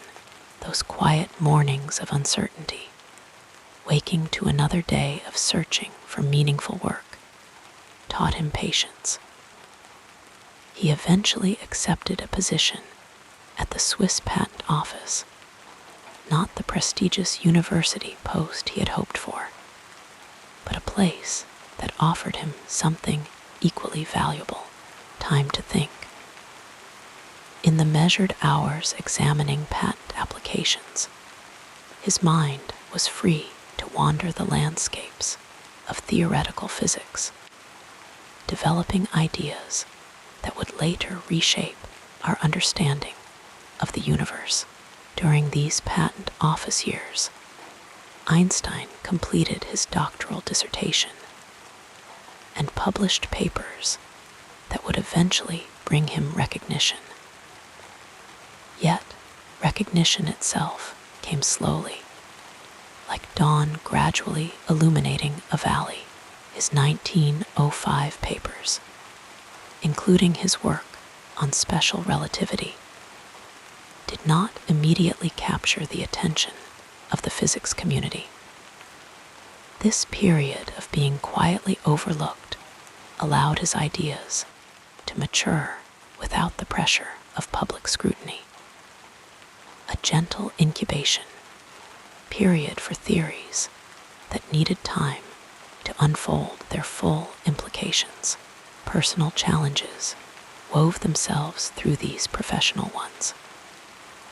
His first marriage to Milva Merrick, once filled with shared intellectual passion, gradually unraveled into misunderstanding and distance. The soft sorrow of watching love slowly transform into something unrecognizable taught Einstein about the impermanence of human connections. Their separation and eventual divorce in 1919 brought financial obligations that he would honor for years, stretching his modest academic salary to support both his former and current households. When Einstein finally began to receive recognition for his work, he encountered a different kind of challenge, the disorienting experience of sudden fame. Imagine the naturally reserved scientist, accustomed to quiet contemplation, suddenly finding himself the subject of newspaper headlines and public fascination. People would stop him on streets to ask about theories they didn't understand, wanting to touch some part of genius. Einstein met this intrusion with gentle humor and patience, developing a public persona that allowed him to protect the private space he needed for his work, while still engaging with a world suddenly fascinated by relativity. The rise of anti-Semitism in Germany cast long shadows over Einstein's life and work. As the political climate darkened through the 1920s and early 1930s, he began to experience increasing hostility. His theories were dismissed by some not on scientific grounds, but because of his Jewish heritage, a painful reminder that even the pursuit of universal truths could be tainted by prejudice. Rather than responding with matching hostility, Einstein channeled his concern into advocacy for fellow scientists and scholars facing similar discrimination. When the National Socialist Party came to power in Germany in 1933, Einstein was visiting the United States, learning that his property had been seized and that he was being targeted specifically by the new regime. He made the difficult decision not to return to the country where he had done much of his most important work. Imagine the scientist standing quietly by a window, perhaps watching rain trace patterns on glass, contemplating the severance of ties with his homeland, not with dramatic declarations, but with the sad recognition that some bridges cannot be maintained when the ground beneath them has shifted too dramatically. His immigration to the United States brought new beginnings, but also the challenge of rebuilding a life in his 50s, learning new customs, adapting to different academic traditions, and establishing himself at Princeton's Institute for Advanced Study required a gentle persistence. There were days of homesickness for European landscapes and ways of thinking, moments of linguistic misunderstandings, and the quiet labor of putting down new roots when one had expected to live out one's days in familiar soil. Perhaps one of the most profound challenges Einstein faced was watching his unified field theory, the work to which he dedicated his later years, remain incomplete. After the spectacular successes of his earlier theories, this persistent puzzle offered no resolution despite decades of effort. Each morning, he would return to his calculations with patient determination, following paths of thought that often led to quiet dead ends.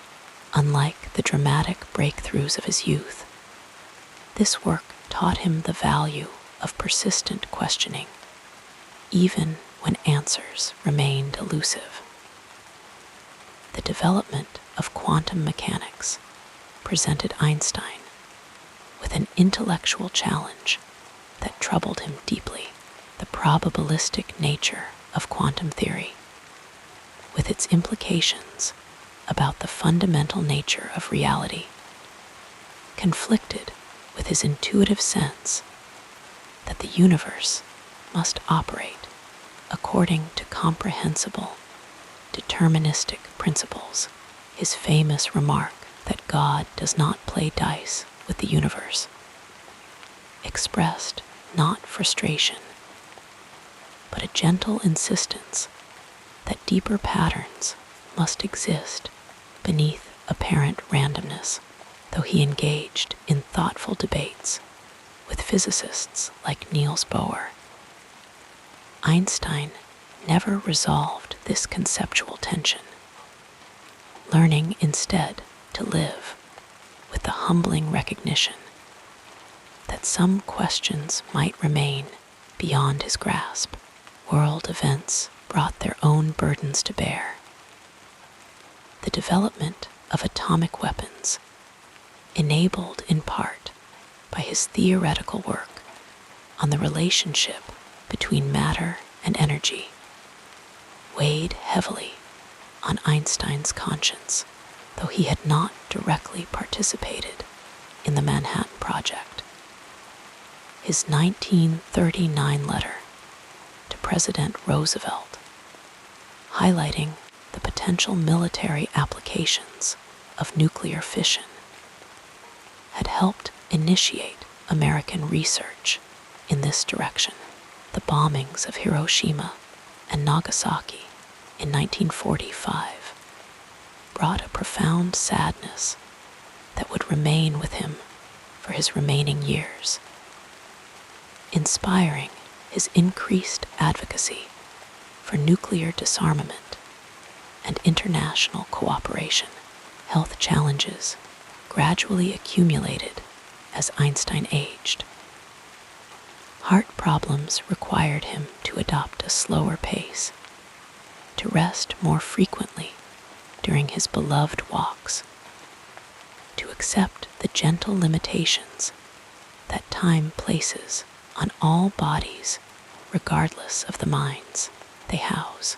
He faced these physical constraints with the same quiet acceptance he brought to intellectual puzzles, adapting his routines and finding new ways to continue his work within changing parameters.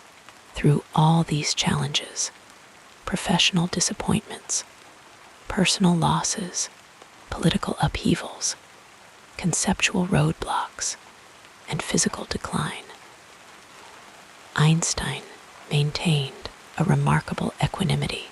Rather than seeing obstacles as personal affronts or dramatic setbacks, he approached them as natural features in the landscape of a life, to be navigated with patience, and when possible, with humor.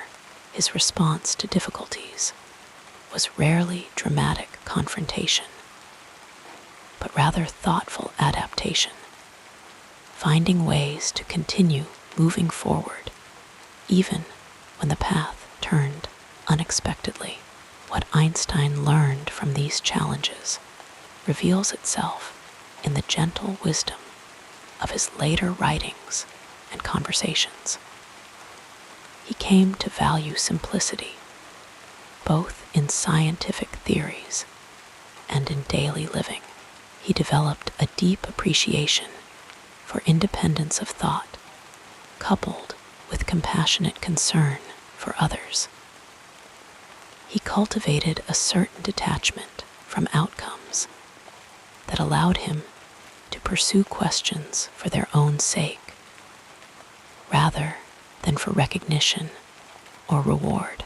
And perhaps most importantly, he maintained his capacity for wonder, the same quality that had first drawn him to science as a child.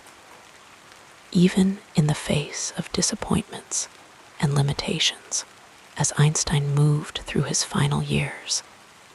The challenges he had faced became integrated into a life view characterized by both realism and hope. He understood human frailty and the limitations of knowledge, yet continued to believe in the possibility of progress toward greater understanding and more peaceful coexistence. The difficulties he had navigated had neither hardened him into cynicism nor led him to retreat from engagement with the world's problems. In his last decade, Einstein continued his patient work despite declining health, and the awareness that he might not complete his unified field theory. Each morning, he would rise and dress simply, have a modest breakfast, and make his way to his study. There, surrounded by papers covered in equations, he would return to questions that had occupied him for decades, not with the desperate energy of someone racing against time, but with the measured pace of someone who had learned that understanding unfolds according to its own schedule as sleep continues to embrace you more deeply.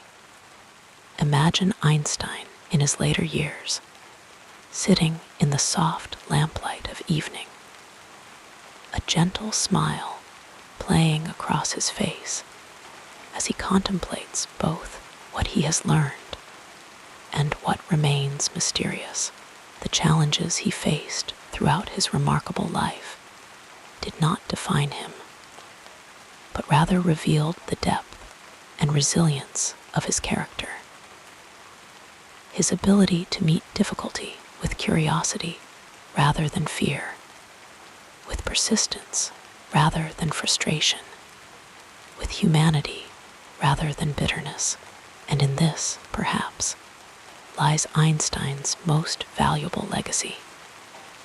Not just his scientific theories, but his demonstration of how to move through a complex world with grace, humor, and unwavering commitment to understanding what is true and what is good. As your breathing grows deeper and your thoughts more distant, carry with you this image of Einstein's response to life's challenges, not as battles to be won, but as landscapes to be traversed with attention and care, each difficulty offering its own quiet lessons about the nature of reality and our place within it. Drifting like clouds across the evening sky, we now move to the next part of this calming life story. In the gentle light of history, Albert Einstein emerges like a soft sunrise over the horizon of human understanding. Born in 1879 in the quiet town of Ulm, Germany, Einstein entered a world that was slowly transforming, like a river gradually changing its course. The late 19th century unfolded around his childhood with unhurried grace, a time when gas lamps still illuminated evening streets and horse-drawn carriages created a rhythmic backdrop to daily life. The Europe of Einstein's youth was experiencing the soothing embrace of what historians would later call the Belle Epoque. Those peaceful decades before the Great War, when art flourished and scientific discovery bloomed like flowers in a summer garden. Imagine young Albert, with his curious eyes and thoughtful expression, walking through this world where the telephone and electric light were still novelties, where the first automobiles were just beginning to replace carriages on cobblestone streets. As a child, Einstein was not rushed by the world around him. He developed at his own peaceful pace, sometimes concerning his parents with his delayed speech. Yet, within that unhurried mind, complex thoughts were forming like stars condensing from cosmic dust. His father's electrical engineering business exposed him to the gentle mysteries of magnets and compasses, creating a sense of wonder that would accompany him throughout his life like a faithful companion. The political landscape of Einstein's childhood was one of gradual change rather than sudden disruption. Germany had only recently unified under Bismarck, and the new nation was finding its place in the European concert of powers. The imperial ambitions of European nations were extending outward like slow ripples across a pond, touching distant shores and bringing different cultures into contact with one another. Picture Einstein as a teenager in Munich, where his family had moved when he was just an infant. The city breathed with cultural life. Music, art, and philosophy flowed through its streets and gathering places. Young Albert's mind was nourished by this atmosphere, even as he sometimes found the rigid educational structures of German schools too confining for his free-ranging thoughts. His mathematical abilities blossomed slowly but surely, like a tree that grows imperceptibly day by day, but stands tall after many seasons. When Einstein's family moved to Italy, leaving 16-year-old Albert to complete his education in Munich, he eventually followed them across the Alps, walking away from the formality of German education. This journey across mountains can be seen as a metaphor for his intellectual life, a willingness to traverse difficult terrain in search of new perspectives, new ways of seeing the world around him. In Switzerland, Einstein found a more welcoming educational environment at the Swiss Federal Polytechnic in Zurich. The turn of the century was approaching, and with it came new ideas flowing through European intellectual life like gentle currents in a deep river. The Victorian certainties were gradually giving way to modernist questions. The solid world of classical physics was beginning to reveal unexpected complexities. As the 19th century eased into the 20th, Einstein completed his studies and began working at the Swiss Patent Office in Bern. This period of his life had a beautiful simplicity to it. Days spent examining patent applications, evenings devoted to his own scientific inquiries. The rhythm of this existence had a soothing regularity, like waves lapping at a shoreline. His marriage to Malva Merrick brought new dimensions to his personal life, even as his mind continued to explore the hidden patterns of the universe. The world of 1905, when Einstein published his revolutionary papers on special relativity, the photoelectric effect, and Brownian motion, was one of contrasts and transitions. Horse-drawn carriages shared streets with early automobiles. Telegraph wires carried messages across continents, while the first radio transmissions were beginning to fill the air with invisible signals. The old century's certainties were gently dissolving into the new century's questions. Einstein's work emerged from this context, like a dream forming in the mind of a sleeper, connected to reality, yet transcending it in unexpected ways. His special theory of relativity questioned our fundamental understanding of time and space, suggesting that these seemingly solid foundations were actually fluid, dependent on the observer's frame of reference. Time could flow at different rates for different observers, like rivers moving at varying speeds through diverse landscapes.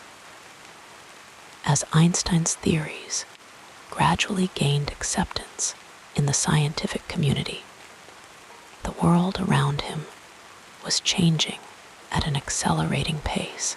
The Great War erupted in 1914, transforming the European landscape that had nurtured Einstein's early development. While nations engaged in unprecedented conflict, Einstein continued his patient work on extending relativity to include gravity.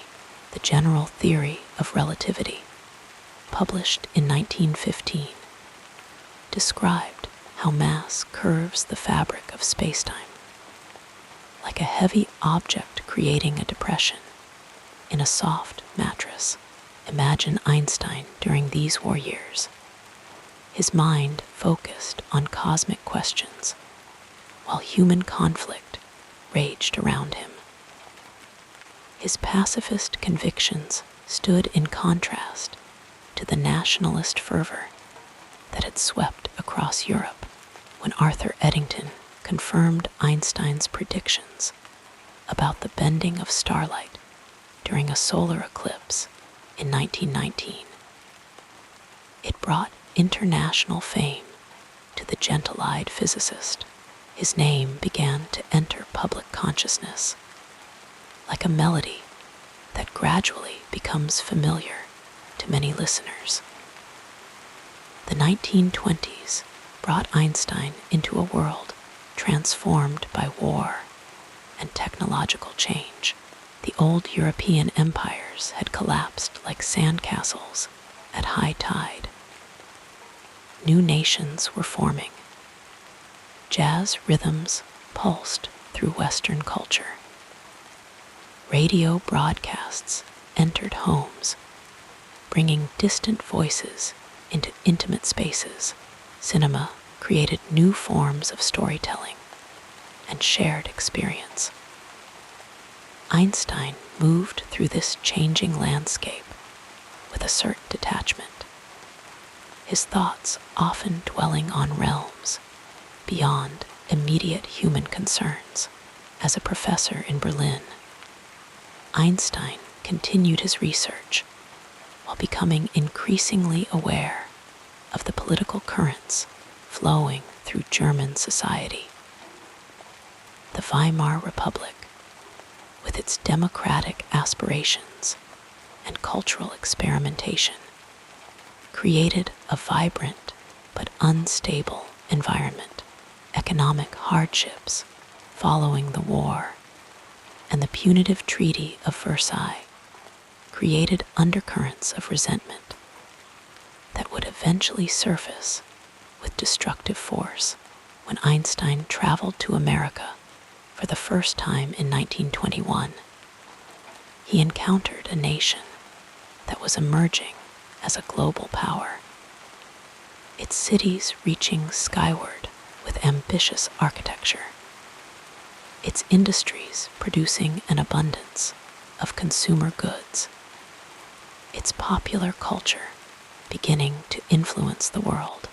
Einstein's lectures drew large audiences, fascinated by this soft-spoken man, whose theories challenged conventional understanding. His unruly hair and gentle manner became iconic, a visual representation of genius that was both accessible and mysterious. The rise of National Socialism in Germany during the early 1930s created a darkening shadow over Einstein's homeland. As a Jewish scientist whose theories were labeled Jewish physics by Nazi ideologues, Einstein recognized the danger earlier than many others. His decision to accept a position at the Institute for Advanced Study in Princeton, New Jersey, in 1933 coincided with Hitler's ascension to power. Einstein would never return to the country of his birth, watching from across the Atlantic as Germany embraced an ideology of hatred and aggression. The America that became Einstein's new home was itself navigating the challenges of the Great Depression. Franklin Roosevelt's New Deal was attempting to address economic hardship through government programs and regulations. The cultural life of America reflected both the struggles of the time and resilient creativity. John Steinbeck chronicling the Dust Bowl migration. Dorothea Lange capturing human dignity amid suffering in her photographs. Swing music providing rhythmic escape from daily worries. Einstein settled into a modest house on Mercer Street in Princeton, establishing a routine that would continue for the remaining 2 decades of his life. His walks to and from the Institute became a familiar sight to Princeton residents. The world-famous scientist moving through their community with unhurried steps and thoughtful expression. His office became a sanctuary of contemplation, filled with papers covered in equations that sought to unify the fundamental forces of nature. As the 1930s progressed toward another world war, Einstein's pacifism was tested by the growing threat of Nazi Germany. His famous letter to President Roosevelt in 1939, warning of the possibility of nuclear weapons and German research in this direction, represented a painful compromise with his peaceful principles. Einstein recognized that sometimes one must choose between imperfect options in an imperfect world. The letter, composed with the help of physicist Leo Szilard, set in motion the Manhattan Project. Though Einstein himself would not participate in developing the atomic bomb, the Second World War transformed the global landscape even more dramatically than the first. Cities were reduced to rubble. Millions lost their lives in combat, bombing campaigns, and genocide. The Holocaust claimed the lives of 6 million Jews, including many of Einstein's extended family and former colleagues. The war's end revealed the full extent of human capacity for organized cruelty, even as it demonstrated courage, sacrifice, and resilience. In the post-war years, Einstein's fame continued to grow, like a gentle light that spreads across an evening landscape. His equation E equals mc2 became perhaps the most famous mathematical formula in history, entering popular culture as a symbol of profound insight. Children who knew nothing of physics recognized Einstein's distinctive appearance and associated it with extraordinary intelligence. His humble demeanor and ethical concerns made him more than just a scientific figure. He became a moral voice in a world struggling to find its ethical bearings after unprecedented conflict. The Cold War emerged as the defining geopolitical reality of Einstein's final years. The nuclear weapons he had indirectly helped create now posed an existential threat to humanity as the United States and Soviet Union engaged in an arms race of terrifying proportions. Einstein advocated for international control of nuclear energy and spoke out against the hydrogen bomb's development. His political views, which included socialism and internationalism, sometimes brought him into conflict with the anti-communist fervor of 1950s America. In his last decade, Einstein continued his patient work despite declining health and the awareness that he might not complete his unified field theory. Each morning, he would rise and dress simply, have a modest breakfast, and make his way to his study.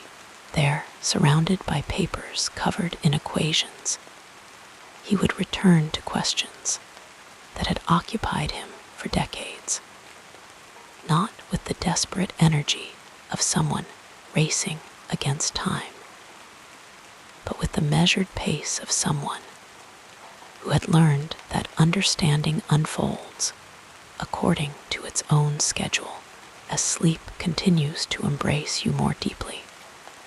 Imagine Einstein in his later years, sitting in the soft lamplight of evening, a gentle smile playing across his face as he contemplates both what he has learned and what remains mysterious. The challenges he faced throughout his remarkable life did not define him, but rather revealed the depth and resilience of his character.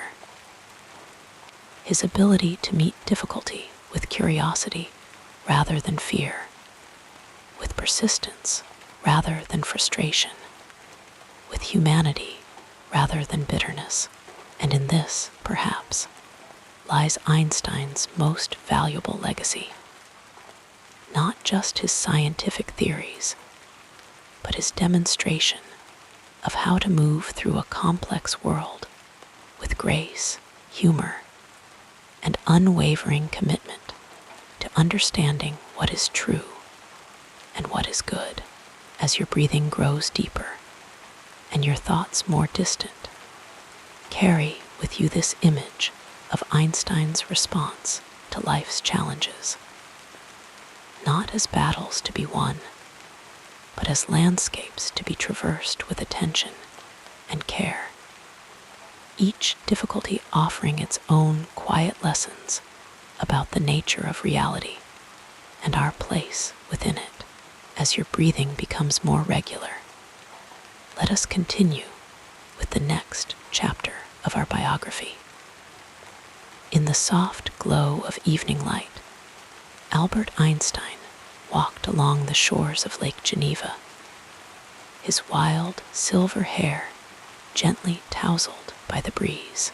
Few know that during these solitary walks, Einstein often hummed Mozart, finding in music the same elegant patterns he sought in physics.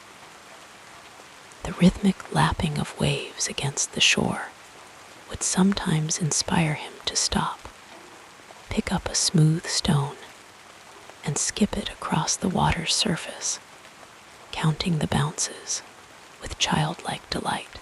These quiet moments of play were essential to Einstein, who believed that the space between focused work allowed his unconscious mind to solve problems his conscious mind could not. Einstein's relationship with sleep itself was rather unconventional.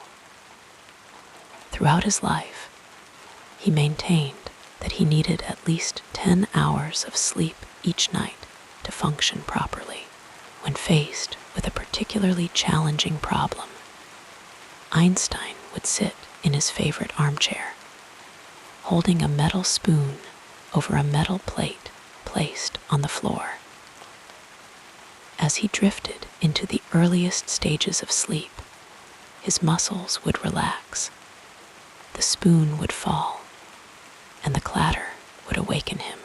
In this twilight state between wakefulness and dreaming, he claimed to find solutions that had eluded his fully conscious mind.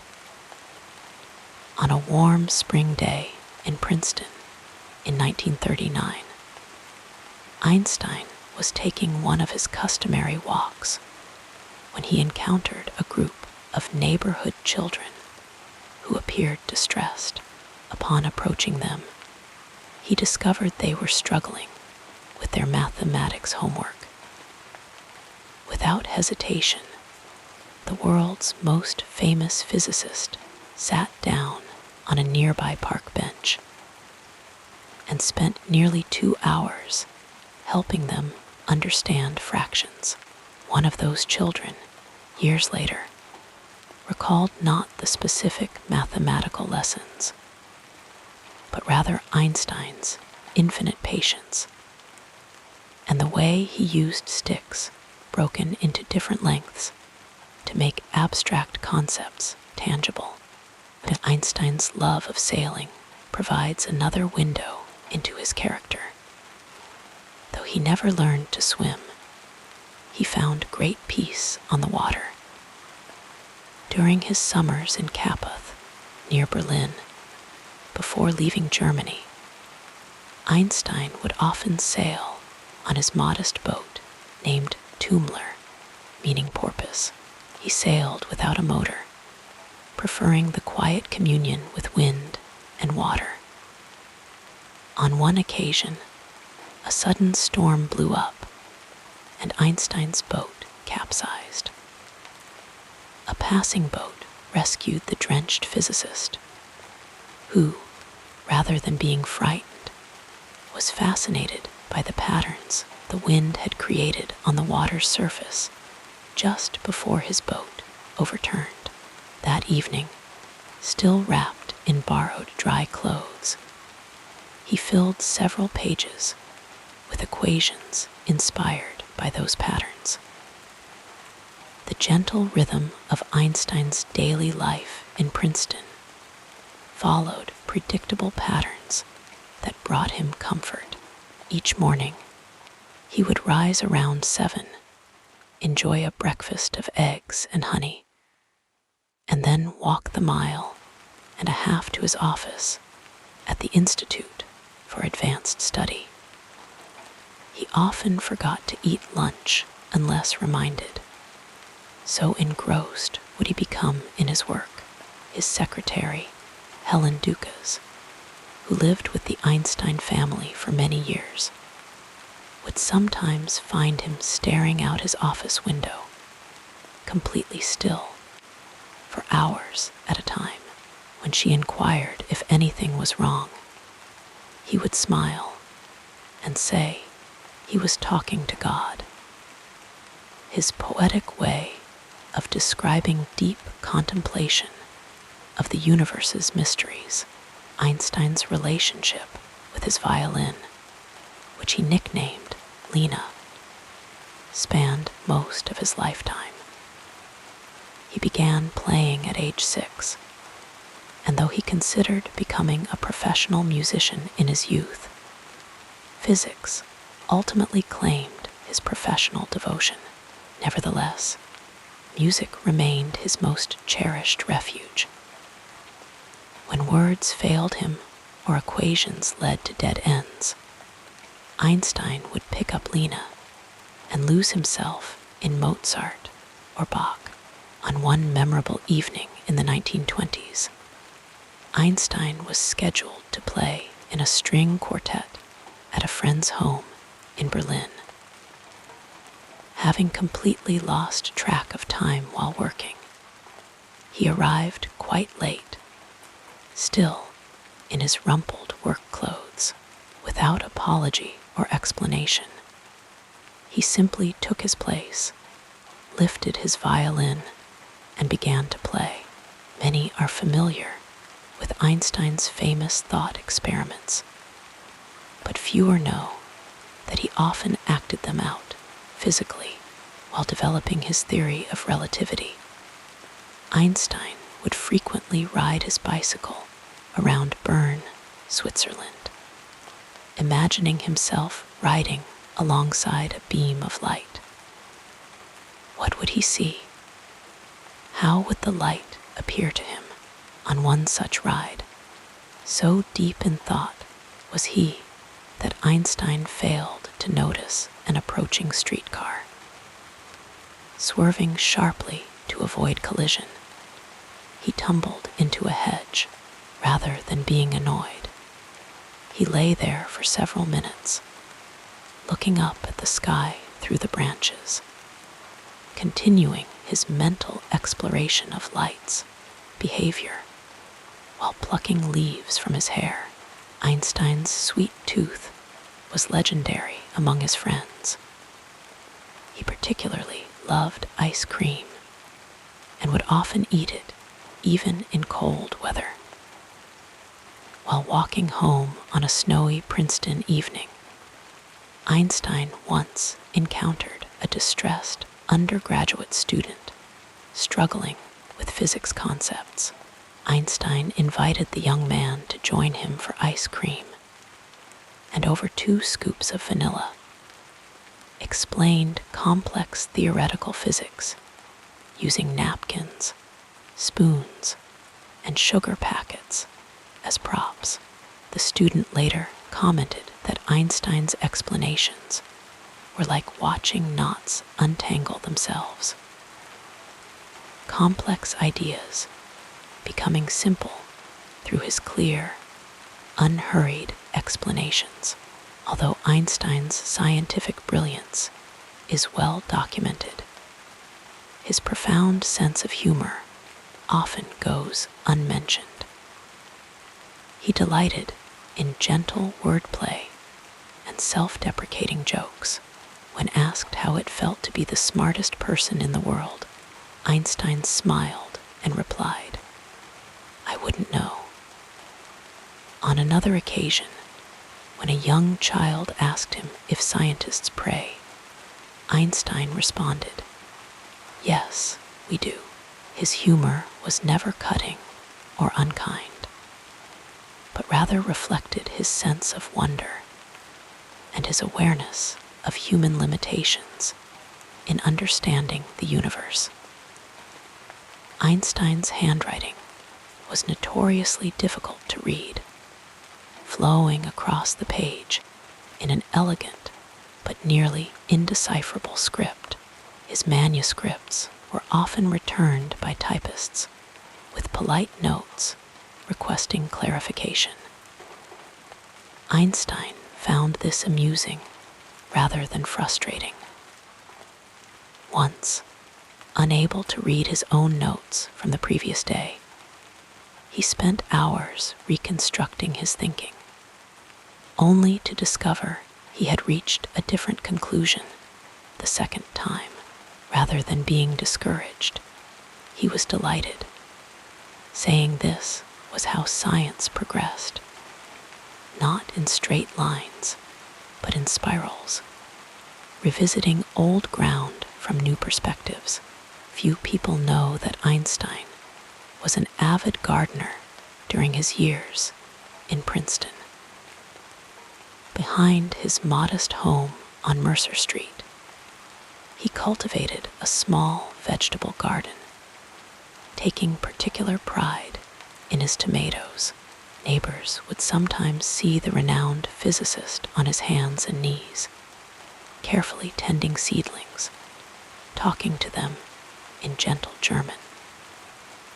When asked why he spent so much time gardening when he could be solving the mysteries of the universe, Einstein replied that watching things grow reminded him that nature unfolds at its own pace.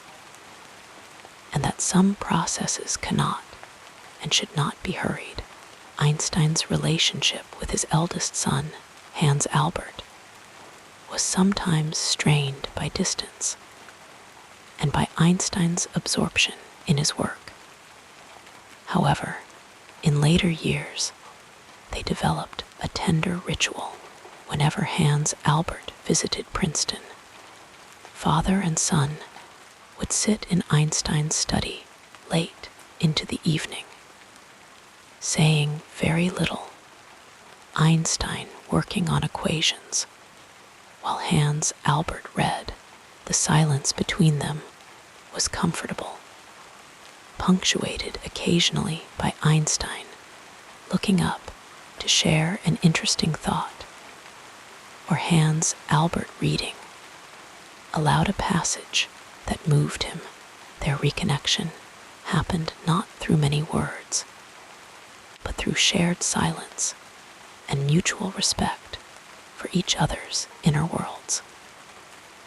During his ocean crossing to America in 1933, fleeing Nazi Germany, Einstein spent hours watching the changing patterns of waves from the ship's deck. The endless motion of water soothed him during this time of profound transition and uncertainty. One evening, as twilight softened the horizon, a young girl approached him, unaware of his identity, and asked what he was looking at so intently. Einstein invited her to watch with him, explaining how each wave was unique, yet part of a greater pattern. For nearly an hour, they stood together in comfortable silence, until the child's mother came looking for her. Years later, the woman would recall this encounter as a moment when she first understood that the world contained beautiful mysteries waiting to be noticed. Einstein's approach to clothing was famously utilitarian. He often wore the same style of loose, comfortable suits, seeing little reason to own many different outfits when a few would suffice. This simplicity extended to his Princeton home, which visitors often described as modestly furnished but filled with books. Einstein once remarked that his favorite possession was not anything valuable, but a teacup given to him by his grandmother. Each morning, he would drink his tea from this cup, finding comfort in the connection to his past and to the simple pleasure of a warm drink cradled in his hands.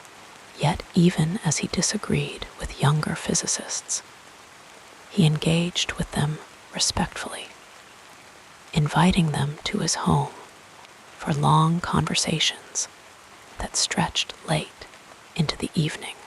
These discussions were never heated, but rather resembled a dance of ideas, with Einstein listening as carefully as he spoke. One young physicist remembered being served tea in mismatched cups, while Einstein, in stockinged feet with holes in the toes, sketched diagrams on scraps of paper, pausing occasionally to gaze out the window at birds visiting his garden feeders. On April 17, 1955, Einstein experienced a rupture of an abdominal aortic aneurysm and was taken to Princeton Hospital. Though offered emergency surgery, he declined, saying, "I want to go when I want. It is tasteless to prolong life artificially. I have done my share. It is time to go." In his final hours, he continued jotting equations on a notepad, searching until the very end for the unified field theory that had occupied his later years. The nurse attending him that night later recalled that his last words were spoken in German, which she did not understand. She described his passing as peaceful, his face relaxing into what looked like a slight smile, as though, at last, he had glimpsed the answer to a long-pondered question. The calming story continues as we gently examine what happened next in this remarkable journey. Yet, even as he disagreed with younger physicists, he engaged with them respectfully, inviting them to his home for long conversations that stretched late into the evening. These discussions were never heated, but rather resembled a dance of ideas, with Einstein listening as carefully as he spoke. One young physicist remembered being served tea in mismatched cups, while Einstein, in stockinged feet with holes in the toes, sketched diagrams on scraps of paper, pausing occasionally to gaze out the window at birds visiting his garden feeders. On April 17, 1955, Einstein experienced a rupture of an abdominal aortic aneurysm and was taken to Princeton Hospital. Though offered emergency surgery, he declined, saying, "I want to go when I want. It is tasteless to prolong life artificially. I have done my share. It is time to go." In his final hours, he continued jotting equations on a notepad, searching until the very end for the unified field theory that had occupied his later years. The nurse attending him that night later recalled that his last words were spoken in German, which she did not understand.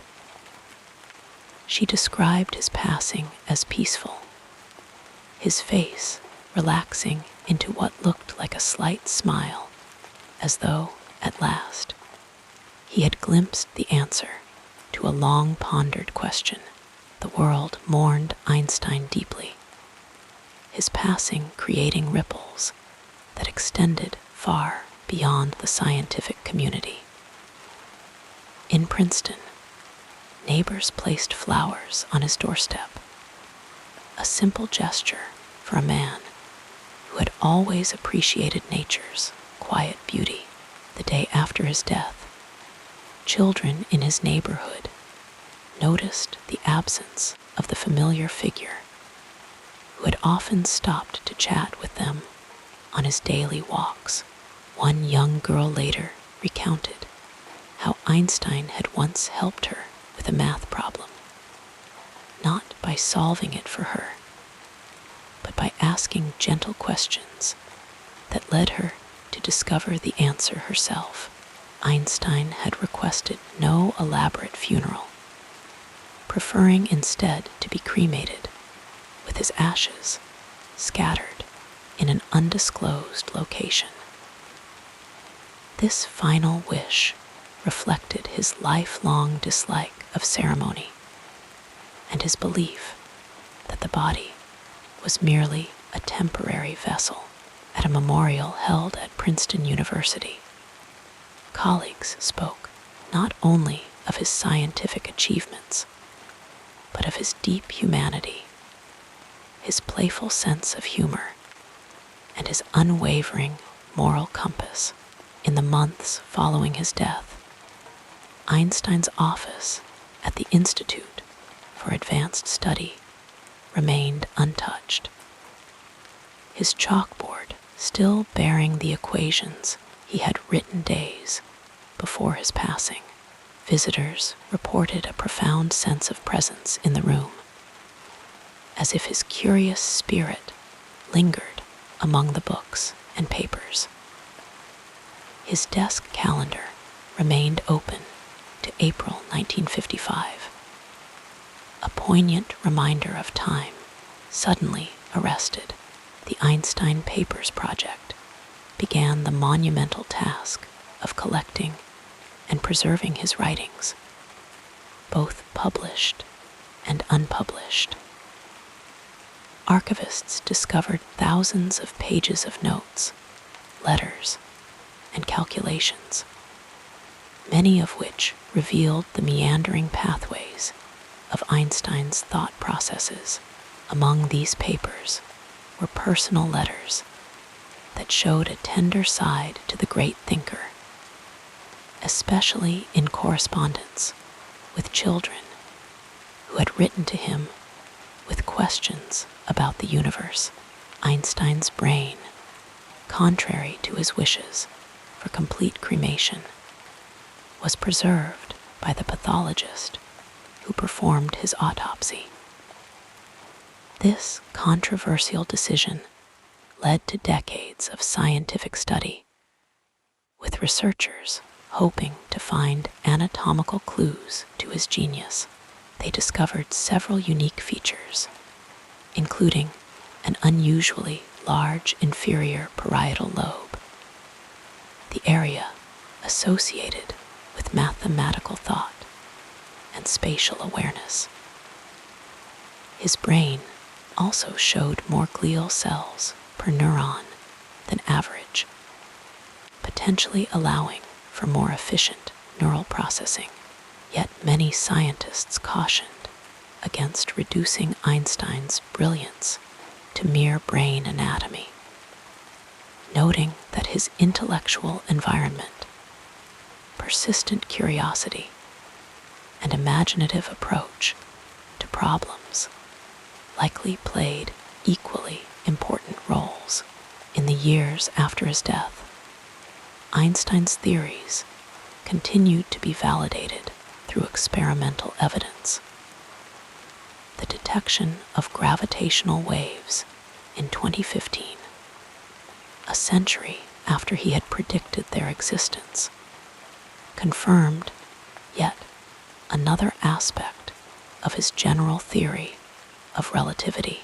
Each new confirmation seemed to underscore the remarkable achievement of a man who had worked primarily with thought experiments and mathematics, yet had described physical reality with such accuracy.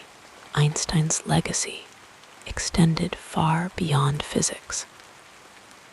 His image became synonymous with genius itself, his wild hair and gentle eyes recognizable across cultures and generations.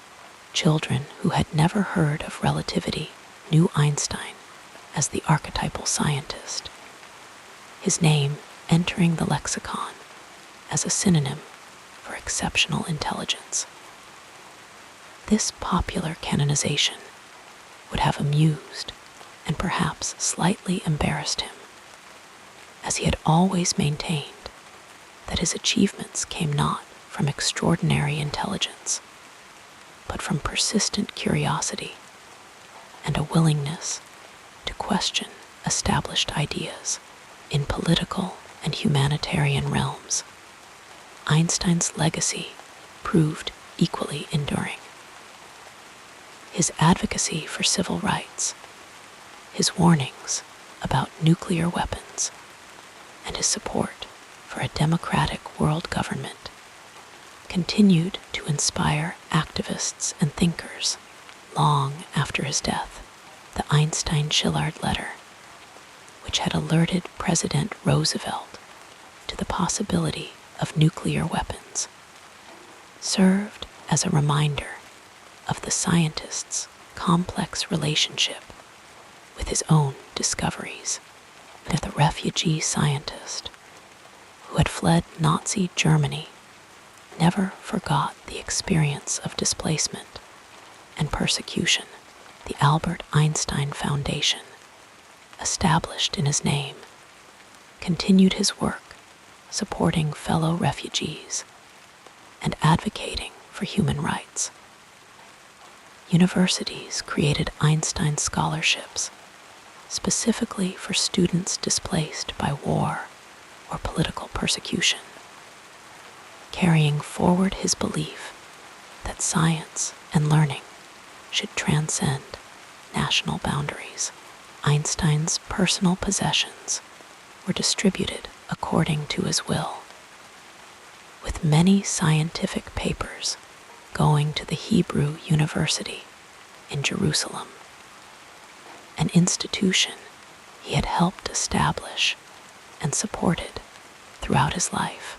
His violin, on which he had played Mozart for relaxation and clarity of thought, was given to a young relative who shared his love of music.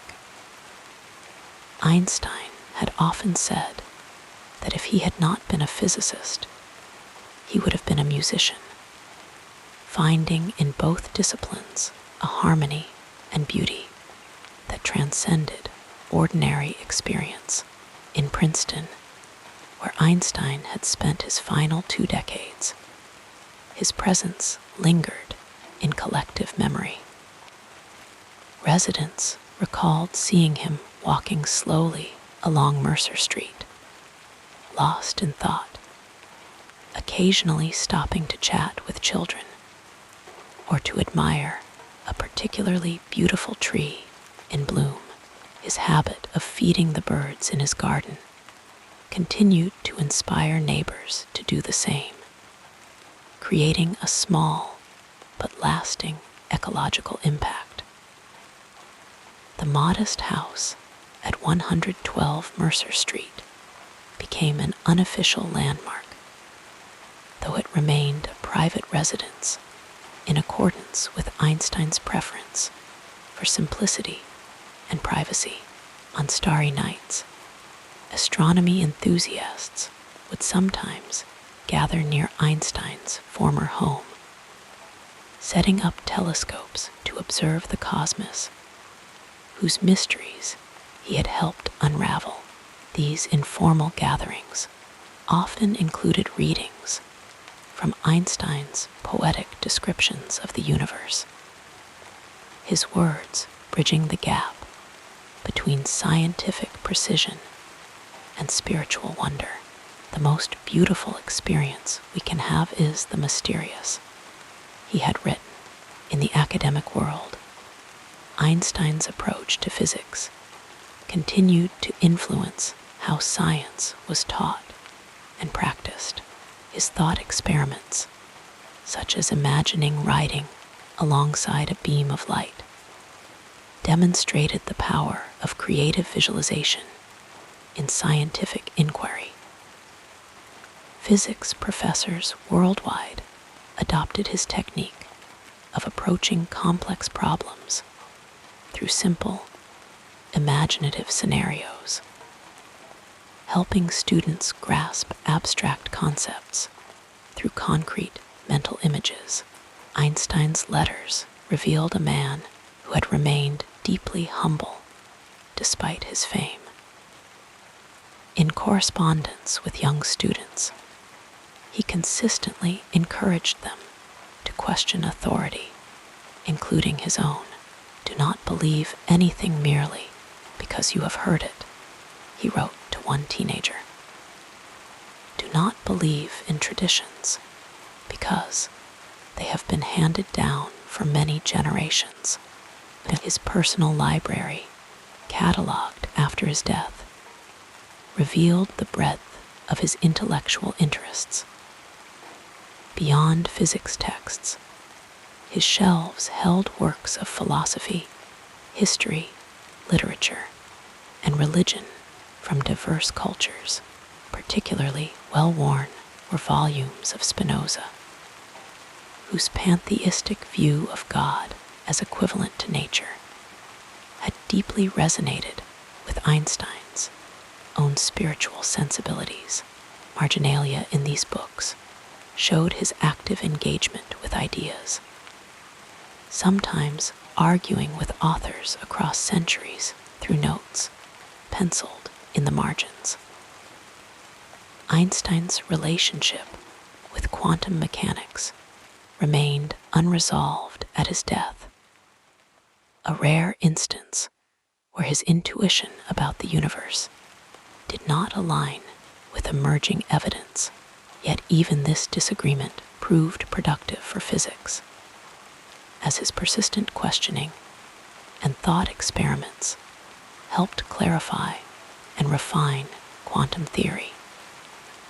His famous debates with Niels Bohr, conducted with mutual respect despite fundamental disagreements, exemplified how scientific progress occurs through constructive challenge rather than easy consensus.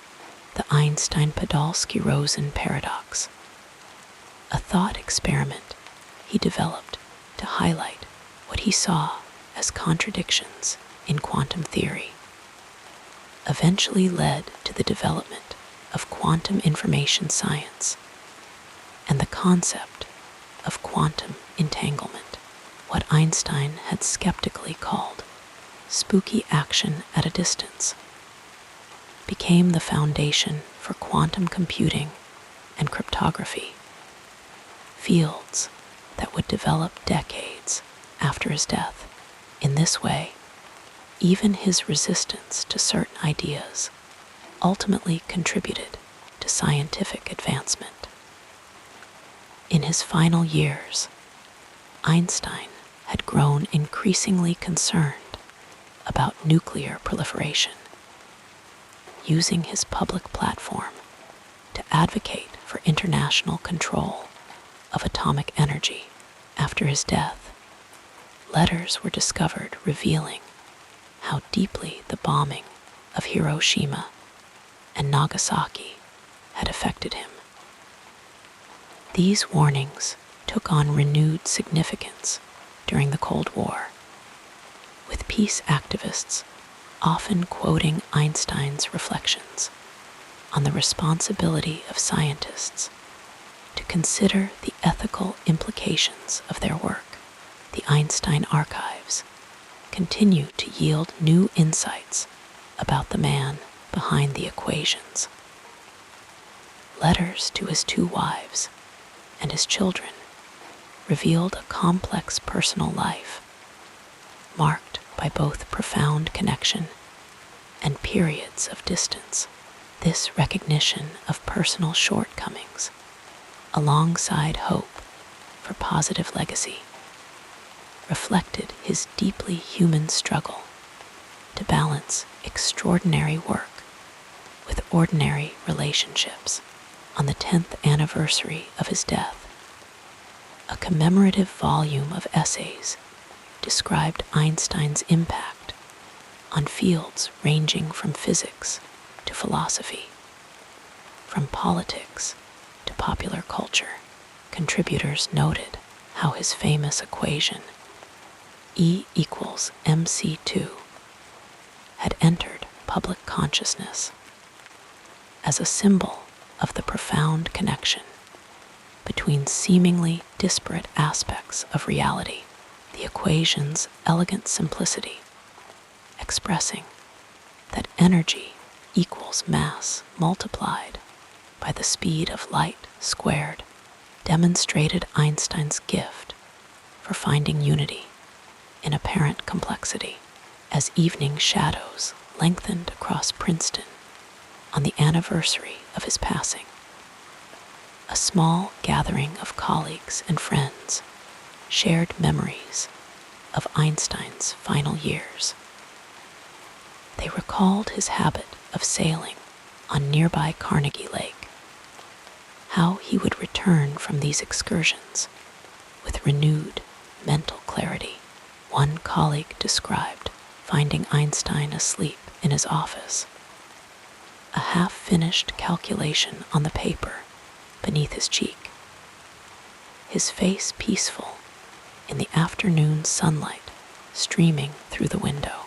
Einstein's legacy continues to unfold, each new discovery in physics either confirming his insights or building upon foundations he established.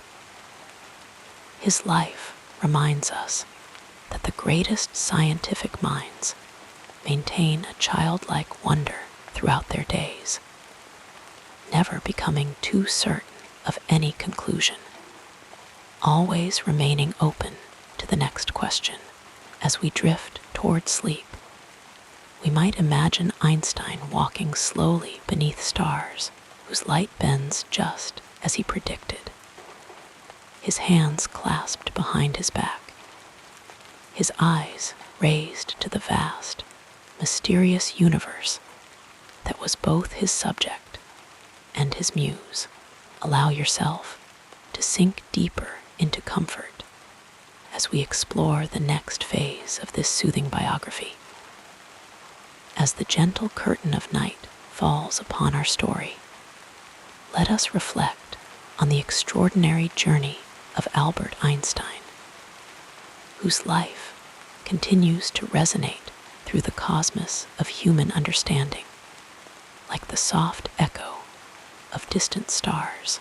In the quiet embrace of evening, we can contemplate how this humble patent clerk transformed our perception of the universe with the same gentleness with which moonlight transforms a darkened room.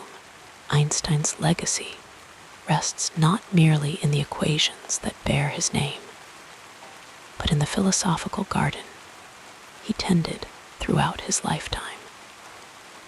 His work reminds us that beneath the apparent chaos of existence lies an elegant harmony, much like the soothing pattern of waves upon a shore.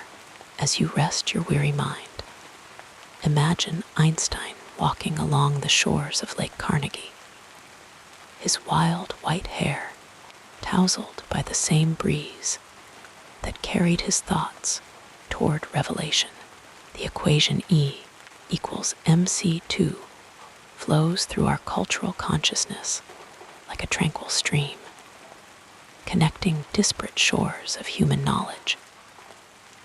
Its 5 simple characters contain within them the whispered secret of how starlight transforms into the warmth we feel upon our skin, how the sun nurtures life across vast distances, and how the universe itself unfolds in a dance of energy and matter.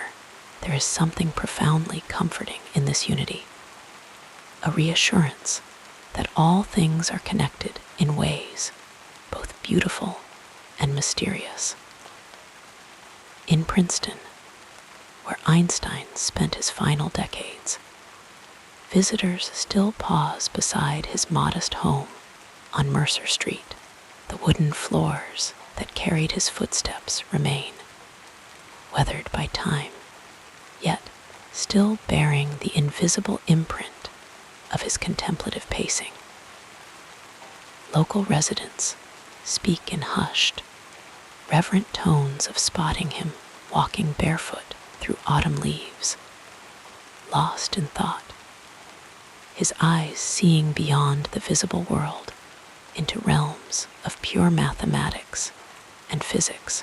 These quiet moments of observation and reflection were as essential to his genius as any formal research. Einstein's approach to science offers us a soothing reminder to embrace uncertainty with grace. He once noted that the most beautiful experience we can have is the mysterious, suggesting that wonder itself is a form of rest for the soul. When we release our need for absolute certainty, we find a peaceful acceptance of life's fundamental questions. Like Einstein, we might learn to float upon these questions rather than struggling against their currents. The gentle rhythm of Einstein's life followed patterns both ordinary and extraordinary. He played violin in the evenings, finding in Mozart's compositions the same elegant simplicity he sought in his equations. Music soothed his analytical mind and connected him to emotional truths beyond language. As you settle deeper into comfort, imagine the soft notes of his violin floating through an open window on a warm spring evening, mathematical patterns transformed into melody.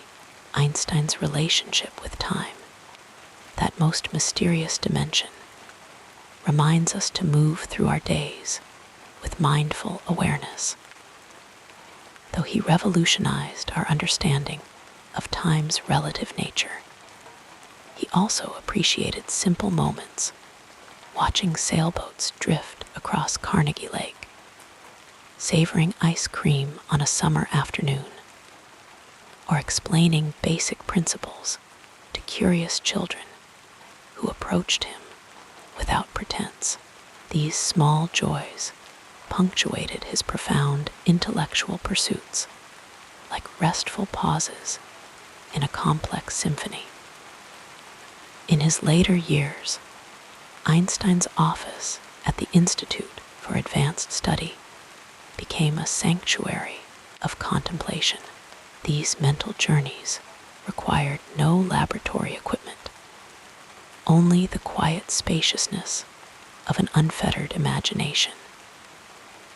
His ability to visualize abstract concepts, riding alongside a beam of light, falling freely through space, reminds us that our minds can travel vast distances even as our bodies rest in perfect stillness.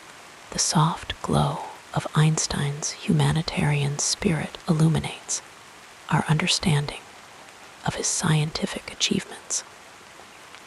Throughout his life, he advocated for peace with the same passionate intensity he brought to physics.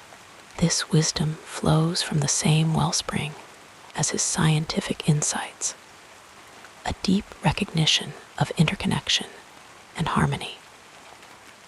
Einstein's letters, written in his flowing script, reveal a man who approached correspondence with the same care he brought to his equations.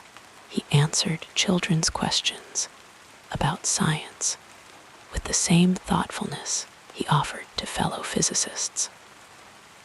In one such letter, he told a young girl that scientific theories are like delicate flowers that bloom only in the garden of open-minded inquiry. As you drift toward sleep, imagine these letters as gentle leaves floating on a stream of consciousness, carrying wisdom through time. The universe Einstein revealed to us is not cold or mechanical, but filled with wonder and possibility. He showed us a cosmos where light bends around massive objects like water flowing around stones in a stream, where time itself stretches and contracts like a living thing, where energy and matter transform into one another in an eternal dance. There is profound comfort in understanding that we exist within such a magnificent tapestry, each of us connected to stars and galaxies through the fundamental forces he helped illuminate. Today, Einstein's image has become a universal symbol of genius. His wild hair and compassionate eyes, immediately recognizable across cultures. Yet, beneath this iconic status was a man who found joy in simplicity, who could become so absorbed in thought that he would put on mismatched socks or forget his address. These human touches remind us that greatness does not require perfection, only passionate curiosity and perseverance. Like a soft blanket on a cool evening, this knowledge offers comfort to our own imperfect strivings. Einstein's office at Princeton remained untouched for years after his passing, his blackboard still bearing the chalk marks of unfinished calculations. Visitors described feeling a profound sense of peace in this space, as though the concentrated focus of his mind had left a tangible impression on the very air. Some reported that the chalk dust caught in sunbeams seemed to dance with particular elegance, tracing patterns that hinted at cosmic truths just beyond human comprehension. The equations Einstein left behind continue to unfold their meanings like night-blooming flowers, revealing new petals of insight with each generation of physicists. His work on gravitational waves, confirmed only in recent years, demonstrates how scientific truth patiently awaits discovery, existing in potential like seeds beneath winter snow. There is a soothing rhythm to this gradual revelation, a reminder that understanding unfolds according to its own gentle timeline. As our consciousness begins to drift toward the shores of sleep, we might imagine Einstein as he often described himself, a child walking along an infinite beach, delighting in the discovery of smoother stones and prettier shells, while the great ocean of truth lay undiscovered before him. This humility before the vastness of the unknown offers a perfect meditation for the transition to sleep, reminding us that rest itself is a form of receptivity to the mysteries of existence. May Einstein's lifelong wonder at the universe inspire your dreams tonight. May his gentle persistence in asking profound questions guide your own curious mind toward peaceful contemplation. As gravity gently holds you to the earth, remember that you are embraced by the same forces that move planets and stars, connected to the cosmos in ways both seen and unseen, like Einstein's beloved sailing vessels on Carnegie Lake. May you drift gently into the harbor of deep, restful sleep, carried by currents of thought toward horizons of peaceful possibility. We'll explore the remarkable life of America's first president, a figure whose story has shaped a nation. The soft glow of history will guide us through valleys and battlefields, through moments of courage and quiet contemplation. Now, calm down and listen to the story while falling asleep. I'm wishing you a cozy and comfortable night in the gentle mist of an early Virginia morning, long before the United States was even a dream in the minds of its founders. A child was born who would one day lead a nation. George Washington came into this world on February 22, 1732, in a modest plantation home in Pope's Creek, Virginia. The soft, rolling hills of the Virginian countryside cradled his earliest days, while the rhythmic sounds of rural colonial life, the distant calls of farm workers, the rustling of wind through tobacco leaves, and the soothing murmur of the nearby Potomac River formed the backdrop of his childhood. The Washington family home was not grand by the standards that would later define Mount Vernon, but it was comfortable and warm. George's father, Augustine Washington, was a moderately successful planter and landowner, a man of quiet determination who moved through life with steady purpose. His mother, Mary Ball Washington, was a woman of remarkable strength and practical wisdom, whose gentle but firm guidance would shape young George's character in profound ways. The wooden floors of their home creaked softly under the weight of daily life, while fireplaces cast a golden glow across rooms filled with simple, handcrafted furniture that bore the marks of family use and care. As a young boy, George was surrounded by the rhythms of plantation life. Imagine him wandering through fields where workers harvested tobacco, the primary crop that sustained the Washington family's livelihood. The sweet, earthy scent of tobacco leaves drying in the barn would have filled his senses, becoming as familiar to him as the sound of his mother's voice calling him home for supper. These early years were unhurried, flowing like the gentle streams that cut through the Virginia wilderness, giving young George time to observe and absorb the world around him. The colonial Virginia of Washington's childhood was a place where life moved at the measured pace of agricultural seasons. Spring brought the planting of crops and the soft green renewal of the landscape. Summer days stretched long and warm, filled with the buzzing of insects and the distant laughter of children playing near cool creeks.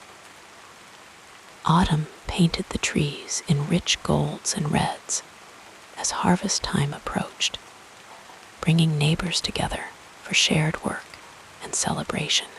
Winter wrapped the land in a quiet stillness, drawing families close to hearth and home, where stories were shared in the flickering light of candles and fires.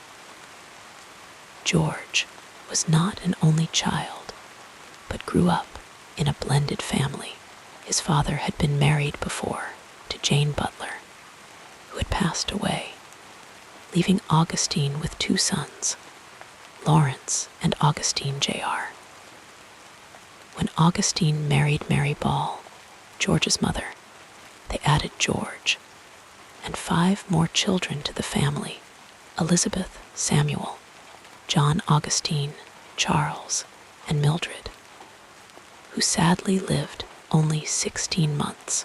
The gentle chaos of a large family filled their home with warmth and taught young George early lessons in sharing, patience, and responsibility. Perhaps the most significant influence on young George's early life was his half-brother Lawrence. 14 years his senior, Lawrence had received an education in England and carried himself with a refinement that impressed George deeply. When their father Augustine passed away in 1743, when George was just 11 years old, Lawrence became an even more important figure in his life. The loss of his father settled like a soft but heavy blanket over young George's shoulders, bringing with it both sorrow and new responsibilities. Lawrence had inherited the family's property at Little Hunting Creek, which he renamed Mount Vernon in honor of Admiral Edward Vernon, under whom he had served in the British Navy. George visited often, walking the grounds that would one day become his own beloved home. Imagine the young boy, not yet in his teens, standing on the hillside overlooking the broad sweep of the Potomac River, watching boats with their white sails moving like clouds across the water, perhaps dreaming of adventures beyond the horizon, while the gentle breeze rustled through his hair. education in colonial America was not standardized as it is today, and George's schooling was practical rather than classical. He learned reading, writing, and mathematics from various tutors and local schools, developing a clear, precise handwriting that would serve him well throughout his life, unlike many of the founding fathers who would later become his colleagues. Washington never attended college or studied abroad. His education came largely from books, from observing the natural world around him, and from the mentorship of figures like Lawrence. Among the subjects that captured young George's interest was surveying, the meticulous mapping of land. In the expanding colonial world, accurate surveys were essential for establishing property boundaries and planning settlements. The young Washington showed an aptitude for mathematics and a patience for precise work that made him well suited to this profession. Picture him carefully copying mathematical formulas by candlelight, his quill pen scratching softly against paper as he practiced the calculations that would later help him map the wilderness. By the age of 16, Washington had become skilled enough in surveying to accompany George William Fairfax on an expedition to survey land in Virginia's Western Territory. Imagine the teenage Washington venturing into the wilderness, sleeping under the stars on cool autumn nights, listening to the mysterious sounds of the forest while learning to read the land itself.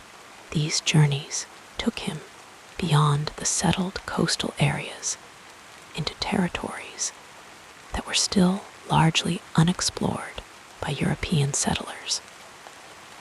Though they were the ancestral homes of various Native American tribes, the Virginia wilderness taught Washington lessons that no classroom could provide. He learned to navigate using natural landmarks, to read weather patterns in the sky, to find food and shelter in challenging conditions, and to interact with people from backgrounds very different from his own.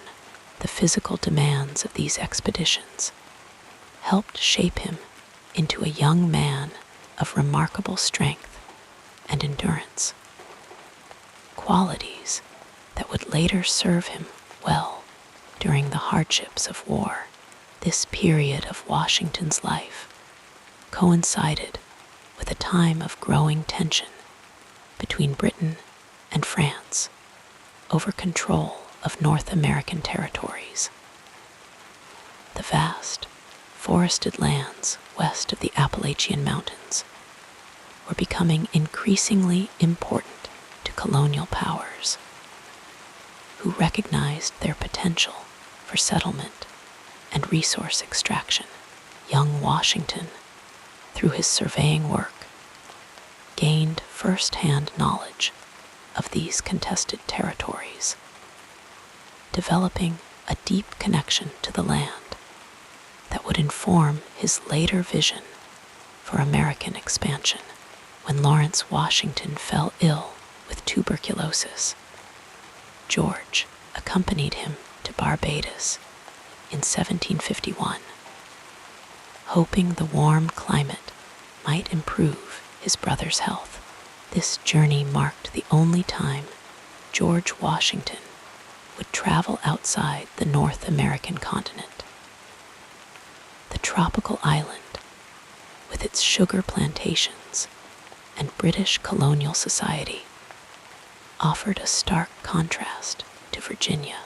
The air was heavy with humidity and filled with unfamiliar scents, exotic flowers, salt spray from the Caribbean Sea, and the sweet smell of sugar being processed in the island's mills.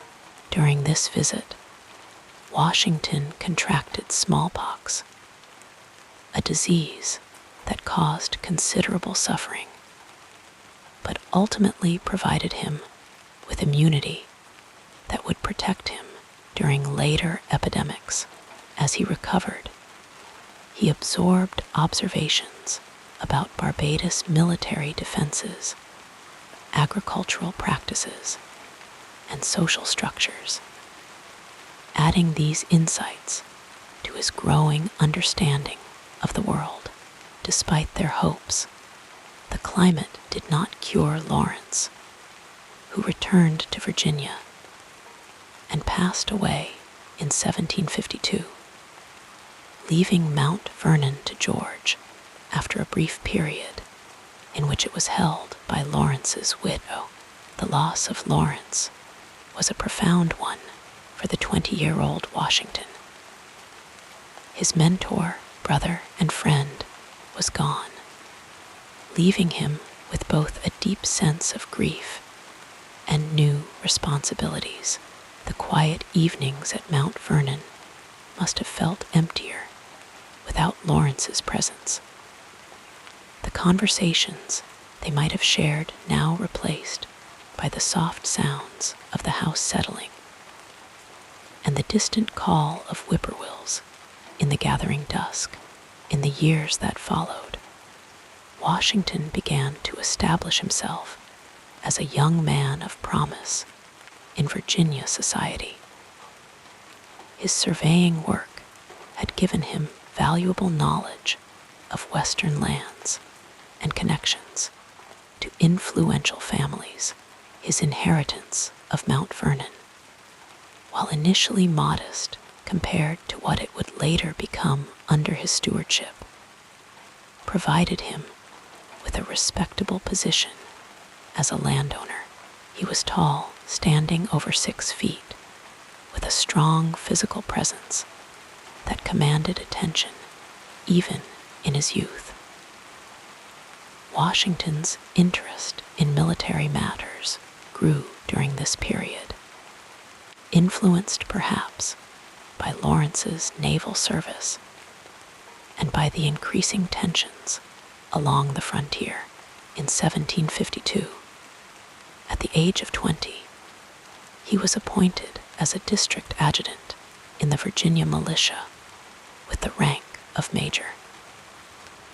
Picture the young Washington practicing military drills on the grounds of Mount Vernon, his breath visible in the cool morning air as he rehearsed the commands and movements that would one day help him lead an army.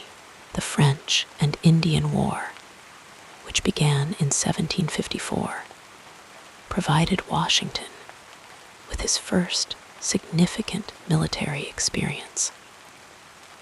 The conflict, part of the larger 7 Years' War between Britain and France, was fought in part over control of the Ohio River Valley. Washington, now a lieutenant colonel in the Virginia militia, was sent on a diplomatic mission to warn French forces to withdraw from territory claimed by Britain. Imagine him traveling through the winter wilderness, the snow crunching softly beneath his horse's hooves as he led a small party through forests where bare branches formed intricate patterns against the gray sky. When diplomacy failed, Washington found himself engaged in military action. In May 1754, he led a surprise attack on a French encampment, an event that some historians consider the first battle of the French and Indian War. The skirmish was brief but significant, with Washington's forces killing several French soldiers, including an officer named Jumonville. The incident sparked controversy, with the French claiming Jumonville had been on a diplomatic mission similar to Washington's earlier one. Later that same year, Washington was forced to surrender Fort Necessity after being surrounded by superior French forces. In the gentle rain that fell during the surrender, he signed a document in French, a language he did not understand. That included an admission to the assassination of Jumonville. This misunderstanding caused diplomatic complications, but did not significantly damage Washington's reputation at home, where his willingness to take action was generally appreciated. The following year, Washington joined British General Edward Braddock's expedition against the French at Fort Duquesne, present-day Pittsburgh. The expedition ended in disaster when Braddock's forces were ambushed by French and Native American fighters familiar with forest warfare. In the chaos of battle, with the sounds of musket fire echoing through the trees, and the air thick with smoke and fear, Washington displayed remarkable courage. He had 2 horses shot from under him and found bullet holes in his coat, yet emerged unharmed.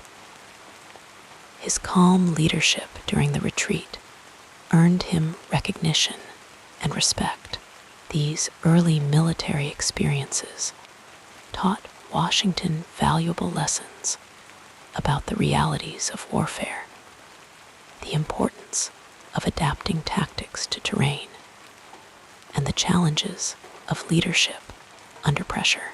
They also exposed him to British military organization and discipline, knowledge that would prove invaluable when he later commanded the Continental Army against those same British forces.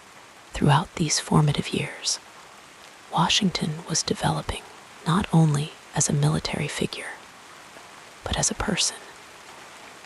His character was taking shape through experiences, both ordinary and extraordinary, managing his growing plantation, navigating the complex social hierarchies of colonial Virginia, facing danger on the frontier, and shouldering responsibilities that might have overwhelmed a lesser man.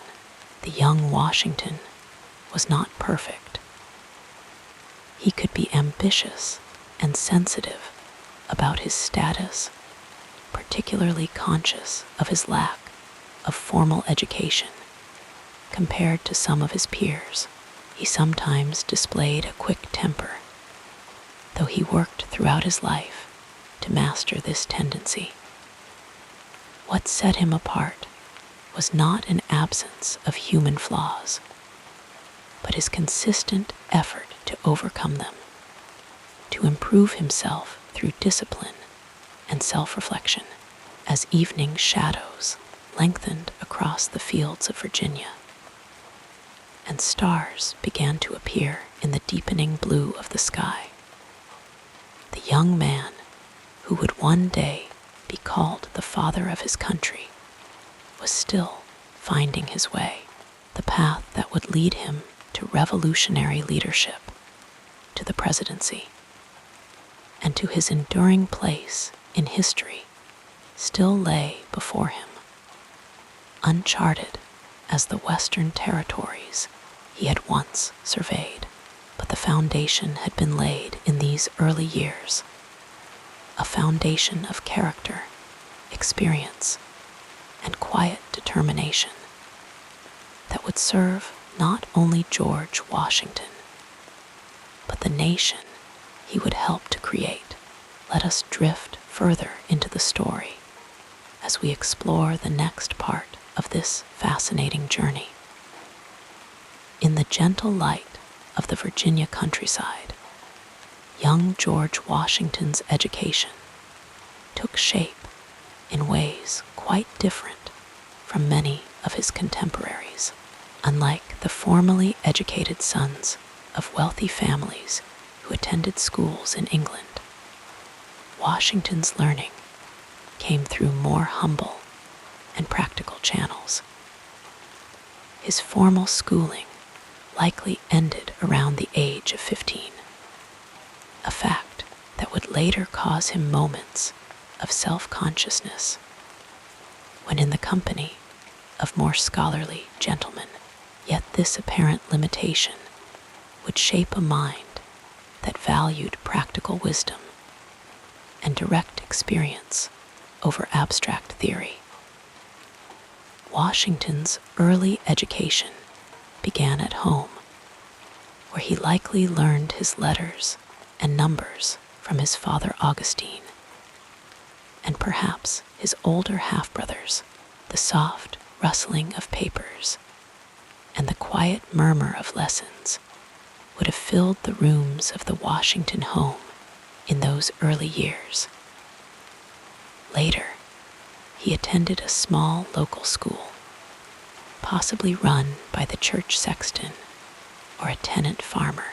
There, amid the drowsy buzz of summer afternoons and the cozy warmth of winter mornings, he studied the fundamentals of reading, writing, and arithmetic.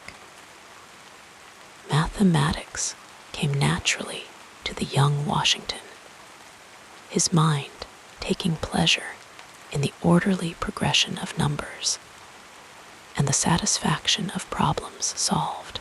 This affinity would later serve him well in his work as a surveyor, as he carefully measured the rolling hills and verdant valleys of the Virginia wilderness.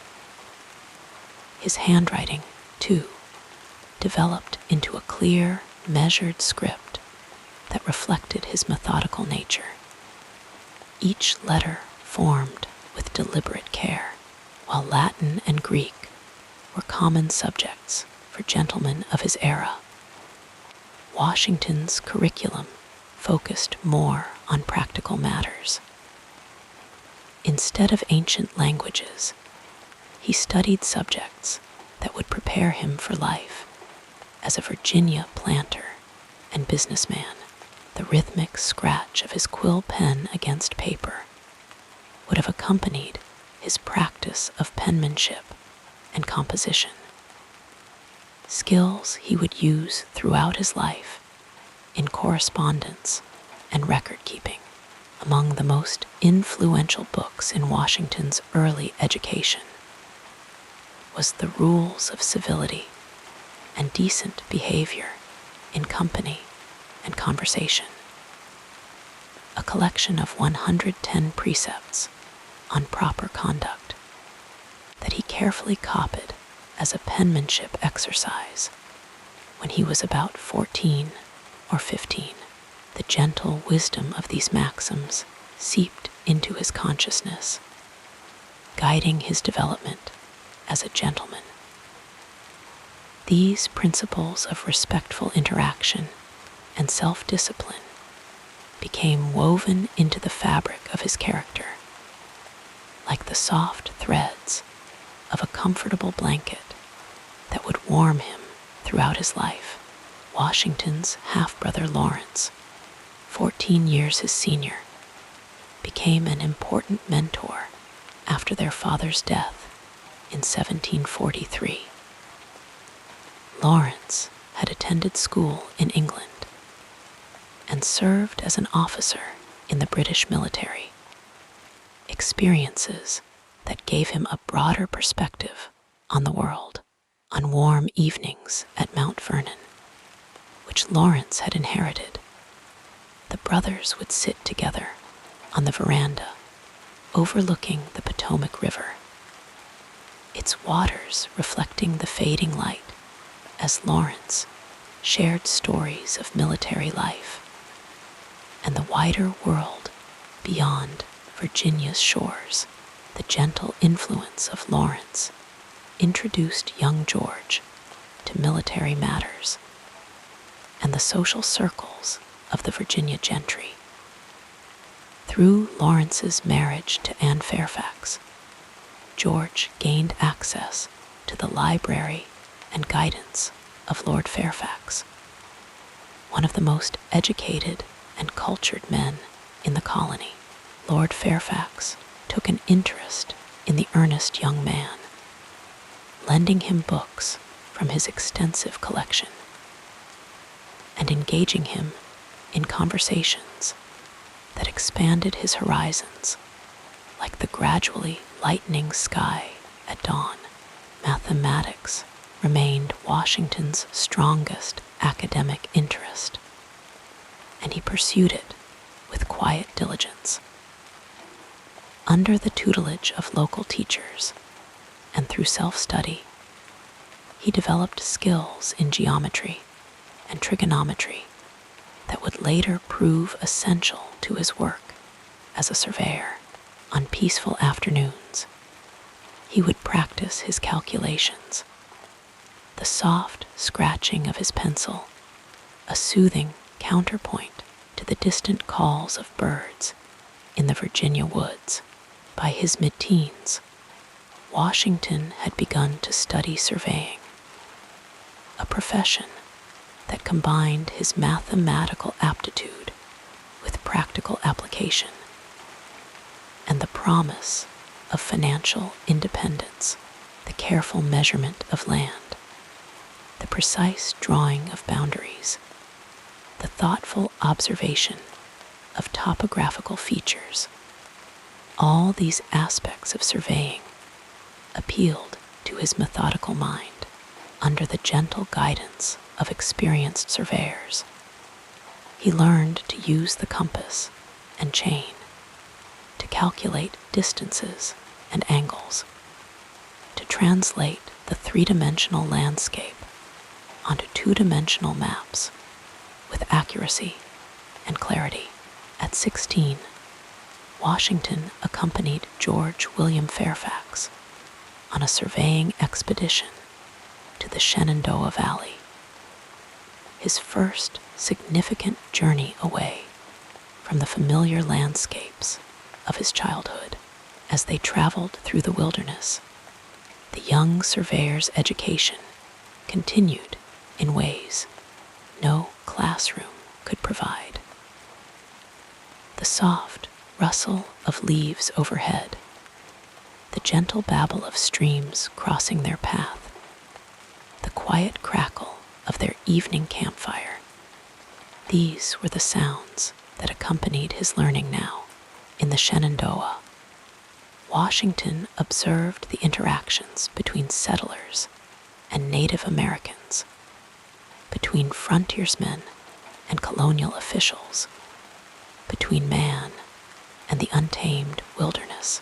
These observations formed an important part of his developing worldview, teaching him about the complexities of human relationships and the challenges of governance in a diverse and expanding society. The lessons came not from books, but from life itself, absorbed gradually like the warmth of the sun on a cool spring morning.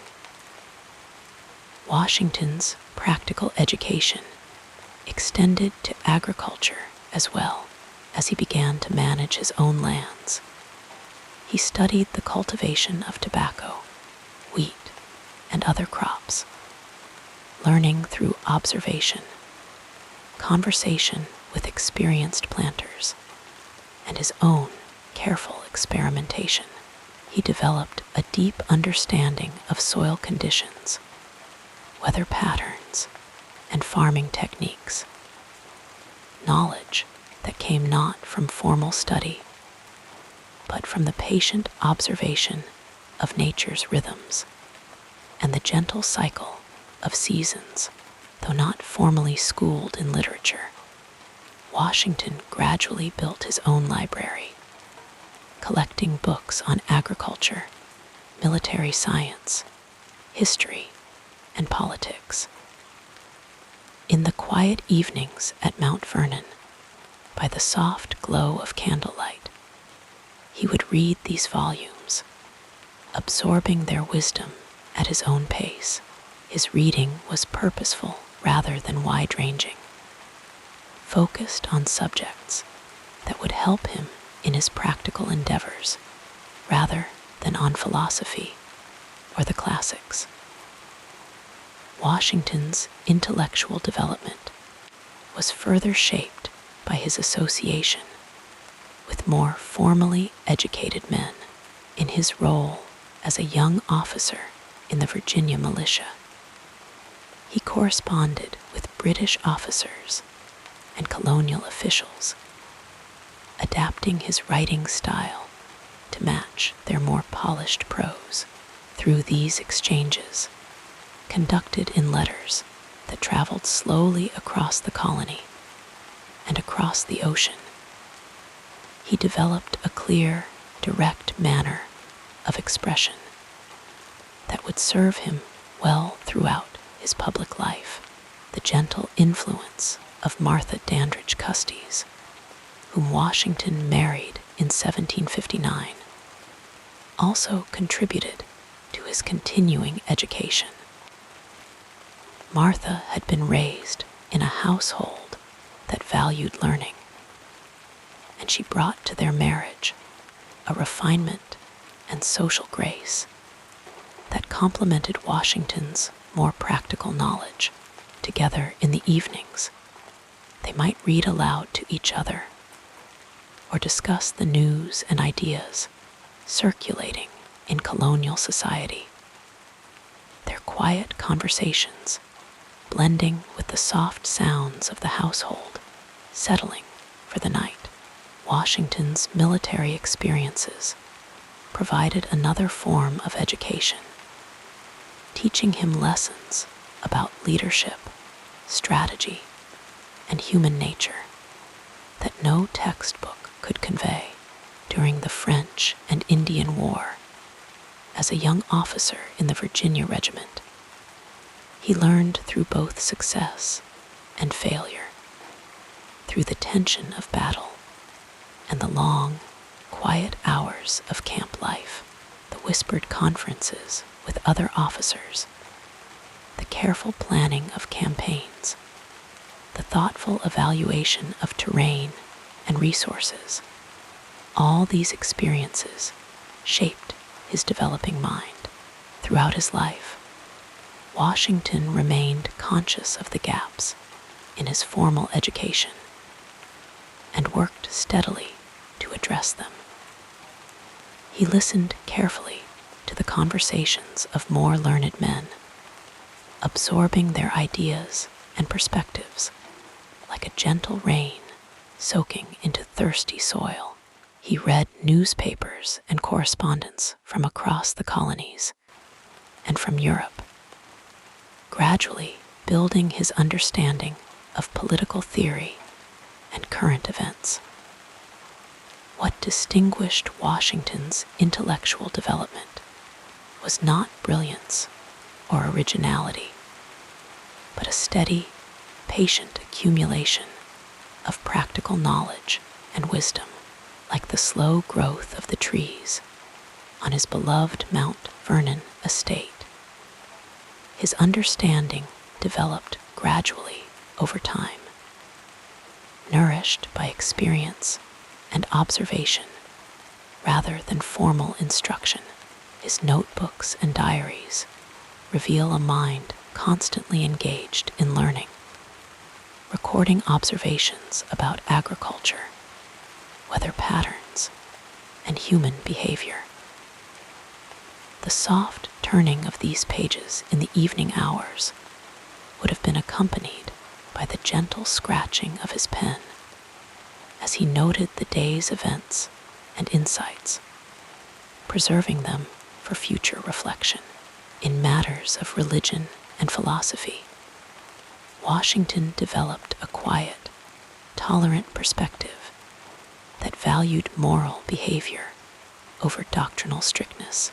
He attended the Anglican Church, but embraced an outlook that respected different religious traditions. This broad-mindedness grew not from academic study of theology, but from his practical experiences with people of various faiths and backgrounds throughout the colonies. Washington's talents as a leader emerged gradually through his experiences in both military and civilian contexts. He learned to listen carefully to different viewpoints, to consider options thoughtfully before making decisions, and to inspire confidence through his steady, reliable presence. These abilities developed not through formal training in leadership, but through the lived experience of guiding others through challenging situations. His skill in managing his plantation demonstrated another aspect of his practical intelligence. He kept meticulous records of plantings and harvests, of expenses and income, of weather conditions and agricultural experiments. The soft rustling of these account books in the evening hours spoke of a mind that found satisfaction in order and careful planning. By the time events began pushing the colonies toward revolution, Washington had developed an intellect that, while not traditionally scholarly, was well suited to the challenges that lay ahead. His understanding of military matters, his experience in frontier diplomacy, his familiarity with the varied landscapes and peoples of the colonies, and his reputation for sound judgment and integrity, all prepared him for the role he would play in the birth of a new nation. As night deepens and stars shine more brightly in the velvet sky above Mount Vernon, we can imagine the man himself sitting quietly by the fire, perhaps reading a letter from a fellow planter or a report on agricultural methods. His day has been full of practical concerns, overseeing the planting of fields, resolving a dispute among workers, planning improvements to the estate. But his mind continues to work, absorbing new information, considering problems from different angles, growing in understanding just as surely as the crops grow in his fields. In this peaceful moment, the future general and president is still becoming the man he will be. His education continuing through every conversation, every book, every careful observation of the world around him. The gentle tick of the clock on the mantel marks the passing of time, while the soft crackle of the fire provides a soothing backdrop to his thoughts. Tomorrow will bring new lessons, new challenges, new opportunities to apply what he has learned, and to learn still more. For George Washington, education was not something completed in youth, but a lifelong process, as natural and necessary as breathing, as constant as the flowing of the Potomac past his beloved home. The peaceful narrative of this life continues as we turn our attention to what happened next. Long before George, Washington became the revered first president of a nation yet to be born. He was simply a young man finding his way in the colonial wilderness of Virginia. The soft morning mists that rose from the Potomac River would have greeted the young Washington as he began his earliest professional endeavors, his footsteps leaving gentle impressions in the dewy grass of his beloved Virginia countryside. Washington's first significant professional role came to him when he was just 16 years old. Imagine the tall, somewhat gangly youth, his reddish-brown hair tied back, carefully measuring distances and marking boundaries in the wilderness. As a surveyor's assistant, young George would spend long, quiet days beneath the canopy of ancient trees, listening to the whisper of leaves overhead and the distant calls of birds, while learning the precise art of measuring the land. The methodical nature of this work suited his careful, deliberate temperament perfectly. By 17, Washington had completed nearly 40 surveys and was appointed the official surveyor of Culpeper County. Picture him riding slowly through forested paths, his saddlebags filled with instruments and papers, the rhythmic hoofbeats of his horse creating a soothing cadence as he traveled between assignments. The frontier was still wild then, the great trees standing sentinel as they had for centuries, witnessing this young man's first steps toward his destiny. These surveying journeys took Washington far from the comforts of settled areas, introducing him to the challenges of frontier life. He would often sleep beneath the stars, the gentle symphony of night creatures lulling him to sleep after long days of work. Sometimes rain would fall softly on the canvas of his tent, creating a peaceful percussion that accompanied his dreams. During these expeditions, he learned to navigate difficult terrain, to read the subtle signs of weather changes, and to interact with both settlers and Native American communities with diplomatic skill beyond his years. The patience required for this meticulous work helped shape Washington's character. Each careful measurement, each precisely drawn line on his maps, each notation in his journal contributed to his growing reputation for thoroughness and reliability. His surveying work also provided him with a valuable understanding of the land that would later serve him well during military campaigns. He came to know the rolling hills, hidden valleys, and winding rivers of Virginia and beyond as intimately as the features of a loved one's face. In these formative professional years, Washington also began to develop relationships with influential families in Virginia society. The Fairfax family, in particular, took an interest in the promising young man, Lord Fairfax, who owned vast tracts of land in the colony, recognized Washington's potential, and became something of a mentor to him. Imagine the young surveyor sitting in the elegant drawing room at Belvoir, the Fairfax estate, perhaps sipping tea as the afternoon sun cast long, golden beams through tall windows. In these moments, Washington observed and absorbed the manners and conversations of the colonial elite, learning lessons in social grace that would serve him throughout his life. Through his connection with the Fairfax family, Washington was exposed to books, ideas, and discussions that expanded his worldview.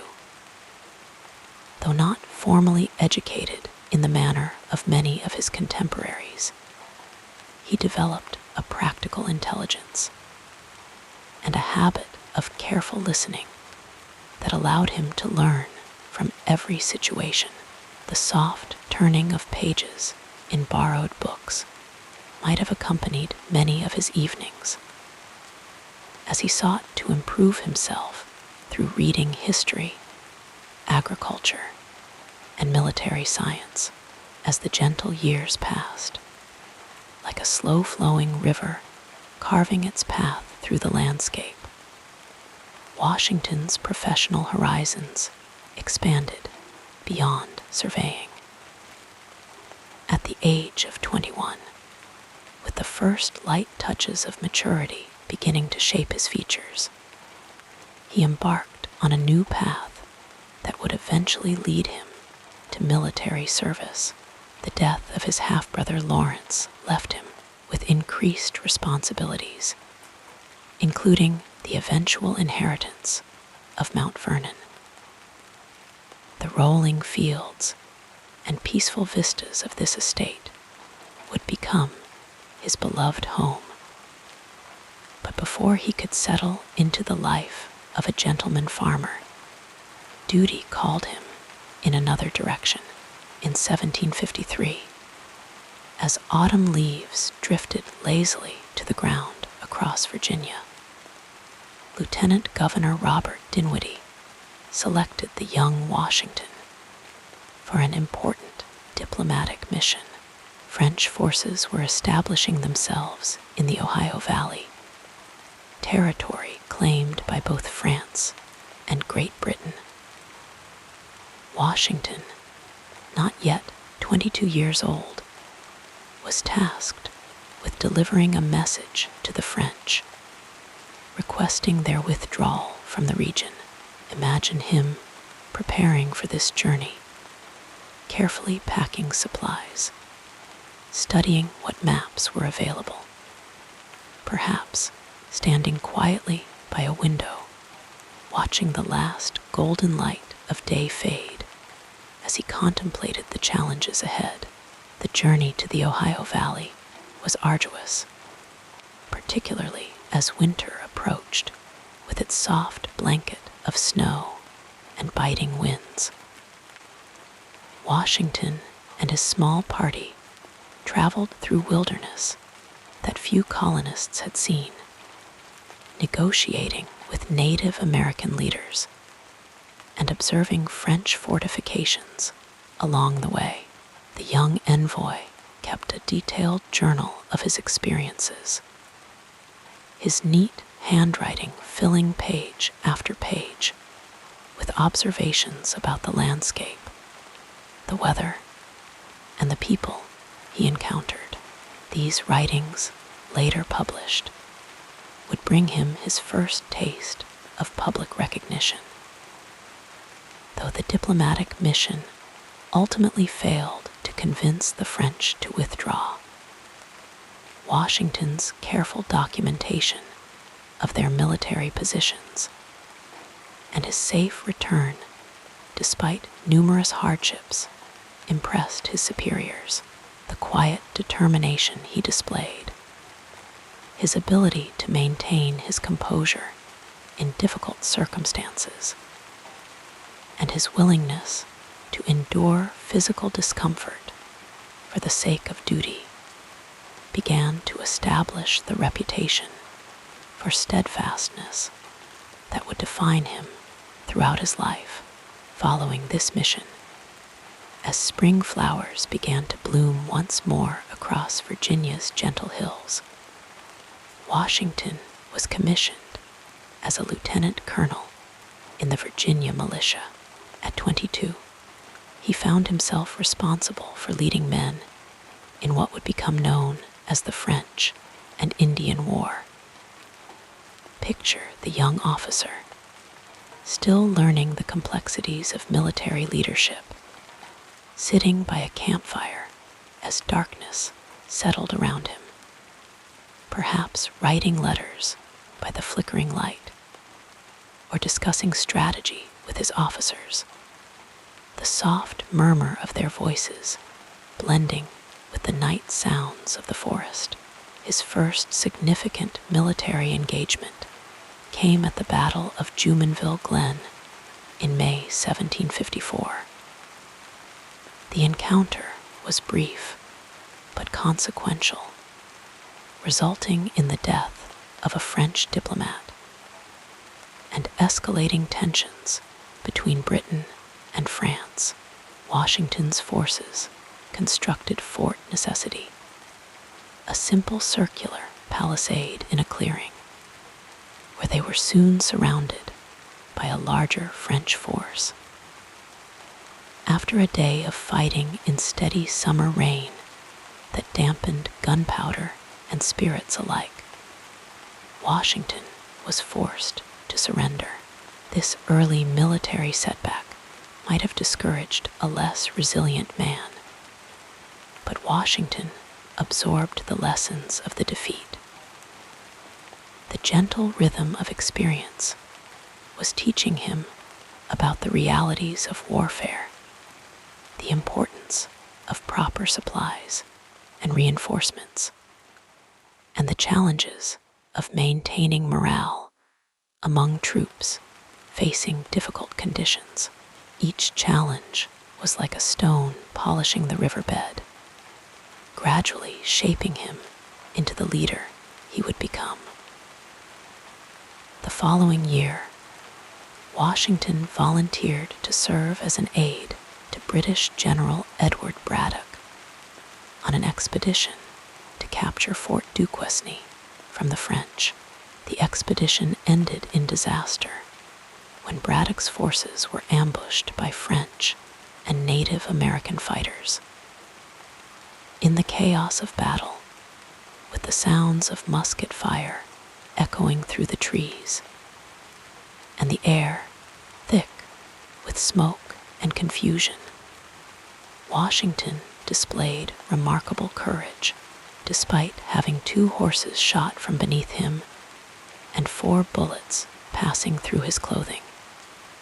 He emerged unharmed and helped organize the retreat of surviving forces. This experience left a deep impression on Washington. The quiet evenings that followed, as he reflected on what had occurred, surely brought both sorrow for those lost and gratitude for his own survival. The lessons learned during Braddock's defeat would inform his military thinking for years to come, teaching him about the limitations of European battle tactics in the American wilderness and the importance of adapting to local conditions. In the aftermath of these early military experiences, Washington was appointed commander of all Virginia forces at the age of 23. Imagine him in his tent at night, a single candle casting soft shadows as he wrote reports and orders, the weight of responsibility settling on his broad shoulders. He faced numerous challenges in this role: insufficient funding for his troops, difficulties in recruiting and maintaining discipline, and the complex task of defending a frontier that stretched for hundreds of miles. During these years of military service, Washington developed the leadership style that would later distinguish him. He led by example, sharing the hardships of his men rather than claiming special privileges. He was firm but fair in matters of discipline, understanding that respect was earned through consistency and integrity, rather than demanded through rank alone. The quiet authority he projected, like the steady presence of a great oak tree in a forest, inspired confidence in those under his command. Between military campaigns, Washington returned to Mount Vernon, where the peaceful rhythms of agricultural life provided a welcome contrast to the tensions of the frontier. Picture him walking slowly through fields at dawn, dew dampening his boots as he considered improvements to crop rotation or new methods of soil conservation. These intervals allowed him to develop his skills as a planter and to begin the transformation of Mount Vernon into the productive estate it would become in 1758. After 5 years of military service, Washington resigned his commission and returned to civilian life. The war continued, but his part in it was over. He had gained valuable experience, established important connections, and earned a reputation for courage and leadership that extended beyond Virginia. As he settled into the gentle pace of life at Mount Vernon, perhaps watching the sunset paint the sky in shades of pink and gold over the Potomac, he could not have known that his military career was merely paused, not ended. The years that followed brought personal changes that completed Washington's transition to the life of a Virginia gentleman. In January 1759, he married Martha Dandridge Custis, a wealthy widow with 2 young children. Their wedding day might have been crisp and clear, winter sunlight streaming through windows as they spoke their vows, beginning a partnership that would sustain them both through the momentous events to come as master of Mount Vernon and through his marriage to Martha. Washington became one of the wealthiest men in Virginia. He expanded his land holdings, improved agricultural practices on his estates, and became increasingly involved in local affairs. Elected to the Virginia House of Burgesses, he began to develop his understanding of colonial politics, often sitting quietly during debates, listening carefully before offering his opinions in his characteristically measured way. These years of relative peace allowed Washington to refine his skills as a planter and businessman. He experimented with crop diversification, moving away from tobacco toward wheat and other grains. He established a profitable fishing operation on the Potomac and a distillery that produced whiskey. Each of these ventures required careful planning and management, skills that Washington applied with his typical thoroughness. Though he had withdrawn from military life, Washington maintained his interest in frontier affairs and the welfare of veterans who had served under him. He advocated for the rights of former soldiers to claim land grants promised to them for their service, sometimes using his own resources to help those in need. This quiet generosity, offered without expectation of recognition, revealed the compassion that balanced his natural reserve. As tensions between the colonies and Great Britain gradually increased, like the slow gathering of clouds before a summer storm, Washington's experiences and reputation positioned him to play a central role in the events to come. His understanding of military matters, his experience in frontier diplomacy, his familiarity with the varied landscapes and peoples of the colonies, and his reputation for sound judgment and integrity, all prepared him for the leadership he would be called to provide. During this period of growing colonial discontent, Washington became increasingly concerned about British policies. The imposition of taxes without colonial representation in Parliament, restrictions on Western settlement, and other measures seemed to him both unjust and unwise, though not an outspoken revolutionary in the early stages of the conflict. His quiet conviction that the colonies deserved fair treatment from the mother country aligned him with those seeking redress of grievances.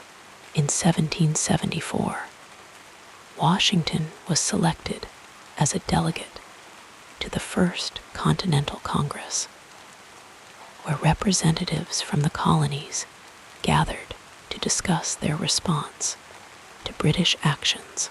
Imagine him traveling to Philadelphia in early autumn, perhaps noticing the first touches of gold and crimson in the trees along the road, contemplating the serious matters to be addressed in the gathering of colonial leaders.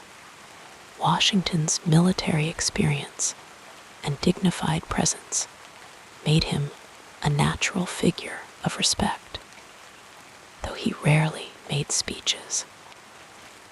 As you relax deeper, let us now softly explore the next chapter of this soothing biography, as tensions between the colonies and Great Britain gradually increased, like the slow gathering of clouds before a summer storm.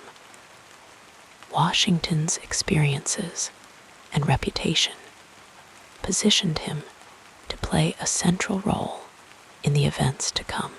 His understanding of military matters, his experience in frontier diplomacy, his familiarity with the varied landscapes and peoples of the colonies, and his reputation for sound judgment and integrity, all prepared him for the leadership he would be called to provide during this period of growing colonial discontent.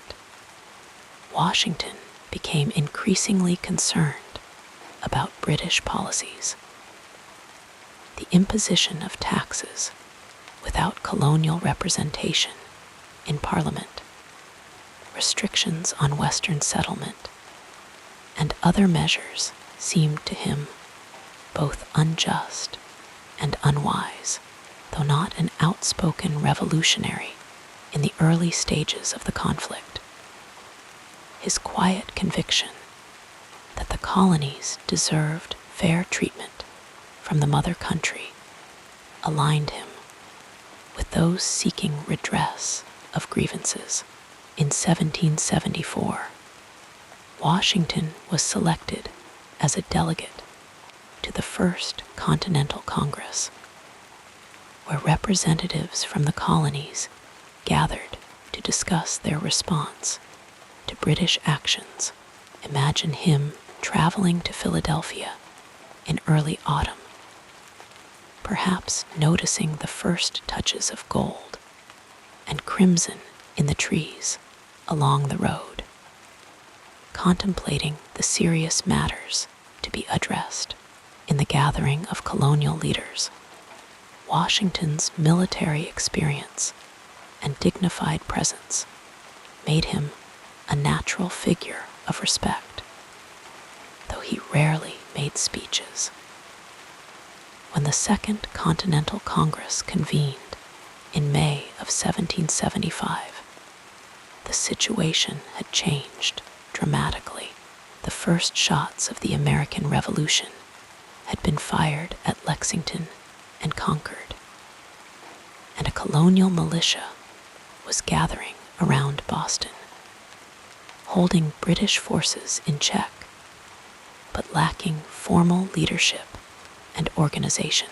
The Congress needed someone to unify and lead these disparate colonial forces, someone with military experience who could command respect across regional boundaries.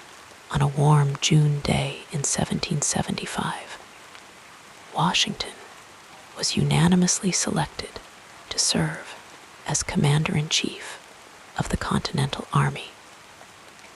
Picture him sitting in the hall, perhaps feeling the weight of expectation settling upon his shoulders like a heavy cloak. With characteristic humility, he accepted this momentous responsibility, declining any salary and requesting only that his expenses be reimbursed. In his quiet, measured way, he expressed doubts about his abilities to meet such a challenge. Yet, his willingness to serve revealed the depth of his commitment to the colonial cause. Washington journeyed to Cambridge, Massachusetts, where he took command of the colonial forces on July 3, 1775.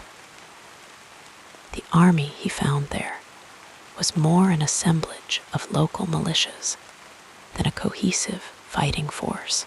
Men from different colonies held regional loyalties and suspicions. Many lacked proper equipment, training, and discipline. Some had enlisted for short terms and were eager to return to their farms and families. Supplies were scarce, and systems for acquiring and distributing them were rudimentary at best. With patient determination, like a gardener tending to a diverse and challenging plot of land, Washington began the slow work of creating a unified army. He established standards for recruitment, training, and discipline. He worked to secure supplies and create systems for their distribution. He navigated the complex politics of the Continental Congress and the various colonial governments to maintain support for the war effort. All of this he did with a steady hand and calm demeanor, even as setbacks and challenges multiplied around him. The early years of the war brought more defeats than victories.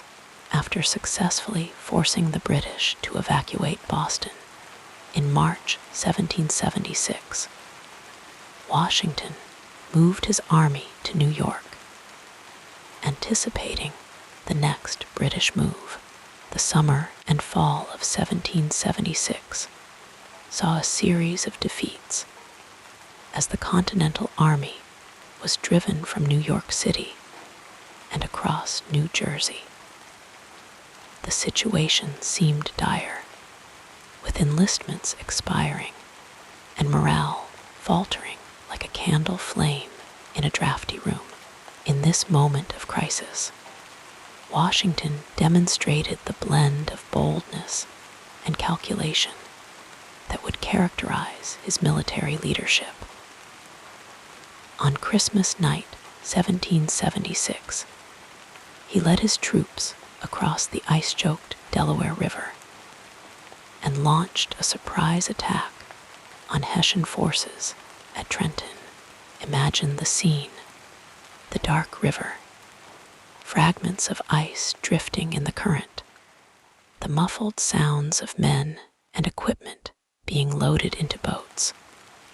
Washington standing tall in the bow, his face illuminated briefly by a lantern's glow. The victory at Trenton, followed by another at Princeton a week later, revitalized the revolutionary cause and revealed Washington's capacity for decisive action when circumstances demanded it. The pattern of the war continued with alternating successes and setbacks. Washington lost Philadelphia to the British in 1777, but maintained his army's cohesion, while the Continental Army endured the harsh winter at Valley Forge in 1777-778. Washington worked with officers like Baron von Steuben to improve training and discipline. Picture the snow-covered encampment, smoke rising from crude chimneys, men drilling in the cold, and Washington moving among them, his presence a source of encouragement, and his determination undiminished by hardship. The French alliance in 1778 brought new resources and possibilities to the American cause. Washington coordinated with French forces, both naval and land-based, maintaining the delicate relationship with skill and diplomacy. His strategic vision expanded to incorporate these new allies, culminating in the Yorktown Campaign of 1781. The victory at Yorktown, where British forces under General Cornwallis surrendered, effectively ended major combat operations, though the war would not officially conclude until the Treaty of Paris in 1783. Throughout these long years of conflict, Washington demonstrated remarkable persistence. Like a river that slowly shapes the landscape, his steady leadership wore down British resolve and maintained the revolutionary cause through its darkest hours. His strategic approach evolved over time, from seeking decisive battles early in the war to adopting a more cautious stance aimed at preserving his army and wearing down British will and resources. He understood that American victory did not require defeating the British military outright, but rather making the cost of continuing the war too high for Britain to bear. Perhaps equally important was Washington's relationship with civilian authority. In an age when successful generals often seized political power, he remained steadfastly committed to civilian control of the military. He regularly corresponded with Congress, seeking guidance and authorization for his actions. Even when Congress failed to provide adequate support for his troops, he channeled his frustration into persuasive appeals rather than threats or insubordination. This precedent of military deference to civilian leadership would prove crucial for the young nation's future. As the war drew to a close, Washington faced perhaps his greatest test of character in 1783, with peace negotiations underway, but not yet concluded. Some officers of the Continental Army, frustrated by Congress's failure to provide promised pay and pensions, contemplated using military force to secure their demands. The Newburgh Conspiracy, as it came to be known, might have led to military control of the government had Washington not intervened.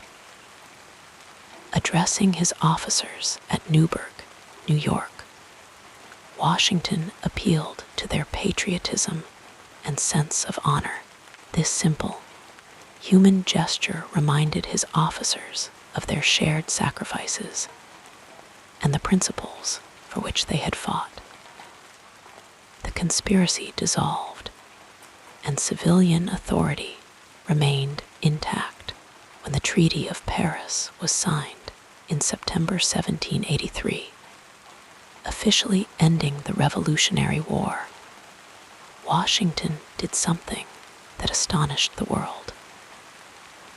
Like a farmer returning to his fields after a long journey, he resigned his commission as commander-in-chief and returned to private life at Mount Vernon.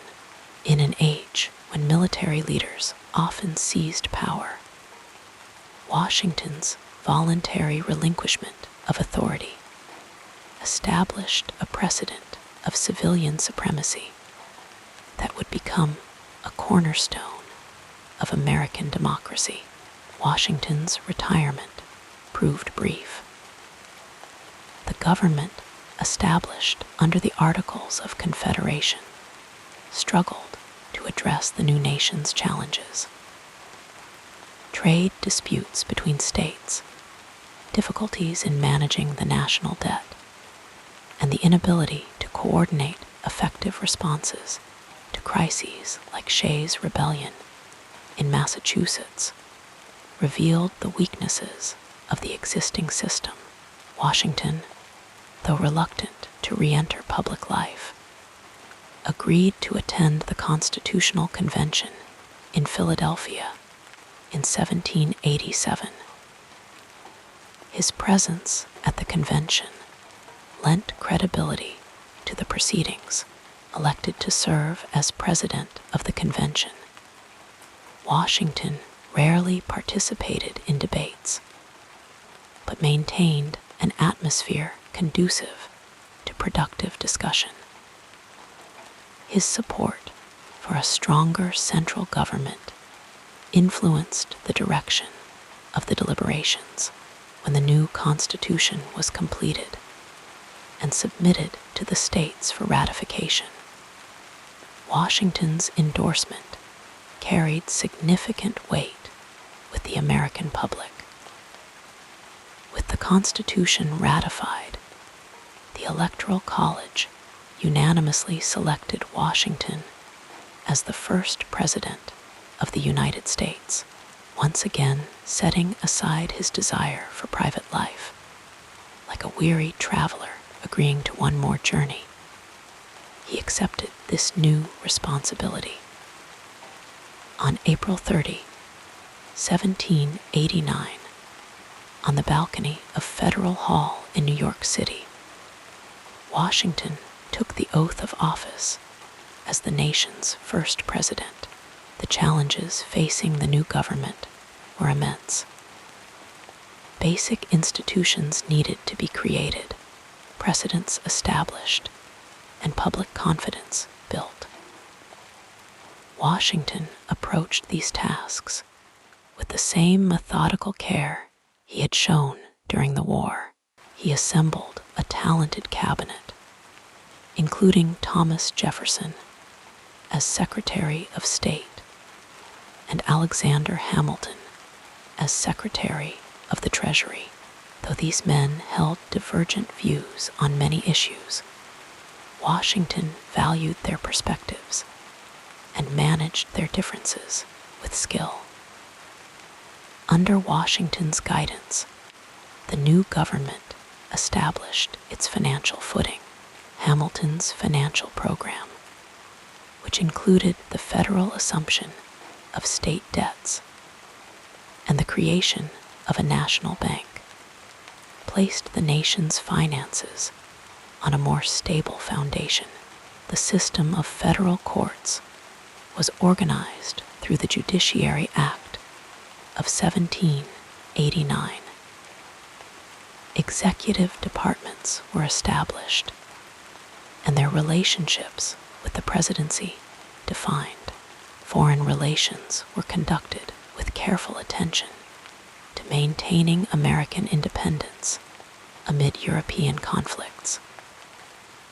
Washington's approach to the presidency, like his earlier approach to military command, emphasized dignity, restraint, and respect for constitutional limits. He understood that his actions would set precedents for future presidents.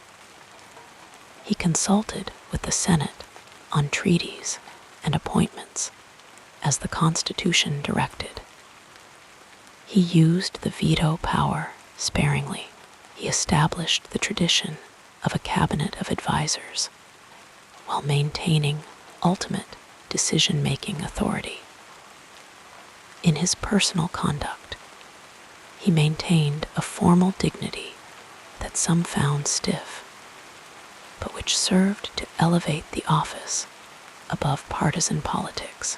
After serving 2 terms as president, Washington again chose to relinquish power voluntarily. His farewell address, published in newspapers across the country in September 1796, offered guidance to the nation he had helped to create. He warned against the dangers of excessive partisanship, emphasized the importance of maintaining unity among the states, advised caution in foreign attachments, and stressed the connection between religion, morality, and good government, like a parent offering final words of wisdom before departing. He shared the insights gained through long experience in public service. In retirement at Mount Vernon, Washington returned to the agricultural pursuits that had always given him satisfaction. Imagine him riding across his fields in the early morning, noting crops to be harvested or land to be prepared for planting, greeting workers by name, and taking pleasure in the productive use of the land. Though he had left public office, he maintained an active correspondence and followed national developments with interest. Washington's final illness came suddenly in December 1799, after riding around his estate on a cold, wet day. He developed a severe throat infection. Despite the efforts of several physicians, his condition worsened rapidly. With characteristic composure, he gave instructions for his burial and faced death with dignity on December 14, 1799, surrounded by loved ones in his bedroom at Mount Vernon. George Washington passed away. The nation mourned its founding father with genuine grief. Memorial services were held throughout the country. Congress commissioned a marble monument in the Capitol, and plans began for what would eventually become the Washington Monument. More meaningful than these formal tributes was the deep sense of loss felt by ordinary Americans who recognized that a truly exceptional leader had departed. Washington's legacy extends far beyond his specific achievements. By relinquishing power, first as commander-in-chief and later as president, he established the principle of peaceful transfer of authority that remains essential to democratic governance. His commitment to civilian control of the military set a precedent that has endured throughout American history. His vision of a united nation, independent in its foreign relations, and developing its own identity, helped shape the country's early direction. Perhaps most importantly, Washington provided a model of leadership based on character and principle, rather than ideology or partisan advantage. His personal qualities, patience, perseverance, integrity, and a sense of duty that transcended self-interest enabled him to guide the nation through its formative years like a skilled captain navigating treacherous waters. He steered the ship of state with a steady hand, avoiding the rocks of tyranny on one side and the shoals of anarchy on the other. In the centuries since his death, Washington has been mythologized and humanized in turns. The marble statues, and formal portraits capture something of his dignity, but miss the living man, the surveyor who delighted in measuring and mapping the land, the farmer who experimented with crop rotation and soil improvement, the military leader who shared his troops' hardships, the president who carefully considered diverse viewpoints before making decisions. His greatness lay not in superhuman qualities, but in the consistent application of sound judgment, steady resolve, and unwavering commitment to the common good. As we drift toward sleep, we might imagine Washington at the end of a long day, perhaps sitting on the piazza at Mount Vernon, watching the sun set over the Potomac River, the duties of the day complete. He takes a moment to appreciate the beauty of the scene, the golden light on the water, the distant hills fading into shadow, the first stars appearing in the darkening sky.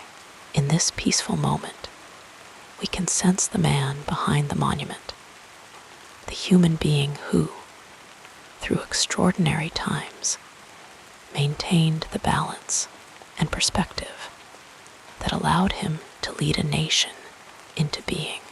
Our soothing biography continues with a look at the next important period in this incredible life. In the quiet of his beloved Mount Vernon, away from the clamor of politics and the weight of a nation's expectations, George Washington found solace in the rhythms of daily life. The grand estate overlooking the Potomac River was more than just his home. It was his sanctuary, his passion, and the place where he could simply be himself rather than the towering figure of history. Washington rose with the sun, a habit formed during his years as a surveyor and military man. The early morning hours were precious to him. He would often write in his journal by candlelight, recording his thoughts and plans for the day ahead in neat, measured handwriting. These private moments of reflection helped center him before the busy day began. Sometimes he would pause in his writing, gazing out the window at the misty fields, watching as the first golden rays of sunlight slowly illuminated his beloved grounds. After dressing, Washington enjoyed a simple breakfast, often accompanied by his wife Martha. Their marriage was one of deep companionship and mutual respect. Though their union began partly as a practical arrangement, Martha was a wealthy widow with considerable property. When they wed in 1759, it blossomed into a relationship of genuine affection and support. Martha was his confidant, his partner in managing their extensive household, and a calming presence during the tumultuous years of revolution and nation building. Washington had no biological children of his own, but he embraced his role as stepfather to Martha's children from her first marriage, John Parke Custis and Martha Parke Custis. Later, after John's untimely death, George and Martha raised 2 of their grandchildren at Mount Vernon. Young Alina Nellie and George Washington Parke Custis brought youthful energy to the household, and Washington took great pleasure in their education and development. His letters reveal a tender, paternal side to the otherwise formal statesman, inquiring about their studies, offering gentle guidance, and occasionally indulging them with small gifts. The grounds of Mount Vernon reflected Washington's passion for agriculture and landscaping. He approached farming not merely as a gentleman's hobby, but with scientific curiosity and methodical experimentation. Walking through his gardens in the cool morning air, Washington would inspect new plantings, observe the growth of experimental crops, and make notes on weather conditions.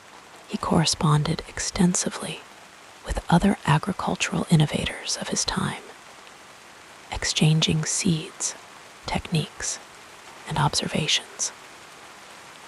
Washington found deep satisfaction in improving his land.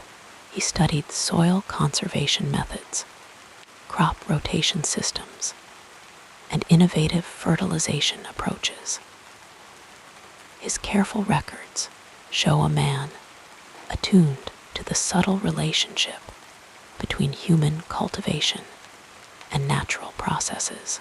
In these peaceful pursuits, far from battlefields and political chambers, Washington discovered a rhythm that nourished his spirit. The slow, patient work of coaxing life from the soil and creating beauty in his surroundings. The gardens at Mount Vernon reflected both practical and aesthetic sensibilities. The kitchen garden supplied fresh vegetables and herbs for the household, while ornamental gardens with carefully planned walkways and vistas provided spaces for contemplation and enjoyment. Washington personally selected many of the trees and shrubs, envisioning how they would mature over decades to frame views of the river or provide welcome shade during Virginia's warm summers. In the afternoons, Washington often rode through his extensive property on horseback. An accomplished equestrian from his youth, he maintained this habit well into his later years. These rides served multiple purposes, allowing him to inspect distant fields and construction projects, providing healthy exercise and offering moments of solitude in which to think. His favorite mount in his later years was a handsome white horse named Prescott, who seemed to understand his master's moods and responded to the slightest guidance. The relationship between Washington and his horses revealed much about his character. Gentle yet authoritative, he treated these animals with consistent respect and care. Stable hands noted that Washington never approached his horses when angry or impatient, understanding that animals, like people, respond best to calm, confident leadership. This principle extended to his relationships with the many people who lived and worked at Mount Vernon, including the enslaved individuals whose labor sustained the plantation economy. Washington's views on slavery evolved throughout his life, creating what historians recognize as a profound moral conflict within him. While he depended on enslaved labor and was embedded in Virginia's plantation society, his experiences during the Revolution and his contemplation of liberty's meaning led him to increasingly question the institution. In his final will, he arranged for the freedom of his slaves after Martha's death, an incomplete but significant moral step for a man of his time and position. The evening hours at Mount Vernon were often social ones, Washington and Martha were known for their hospitality, welcoming a steady stream of visitors ranging from old military comrades to foreign dignitaries to family friends. The Washingtons set a generous but not extravagant table. George particularly enjoyed seafood harvested from the Potomac. Fresh oysters were a special favorite, and locally grown fruits and vegetables. He maintained a well-stocked wine cellar, favoring Madeira, though he practiced moderation in his own consumption. Conversation around the Washington dinner table was lively but rarely contentious. Though deeply invested in the political developments of the new nation, Washington worked to maintain Mount Vernon as a haven from partisan rancor. He was more likely to discuss agricultural innovations, share stories from his surveying days, or inquire about his guests' families and interests than to engage in heated political debate. This reflected his broader philosophy that civil discourse and personal relationships should transcend political differences. Music occasionally filled the Mount Vernon evenings. Washington himself did not play an instrument, but he appreciated musical performances and sometimes hosted musicians. Martha's granddaughter Nellie was accomplished on the harpsichord, and her playing brought particular joy to the household. On special occasions, there might be dancing in the large central hall.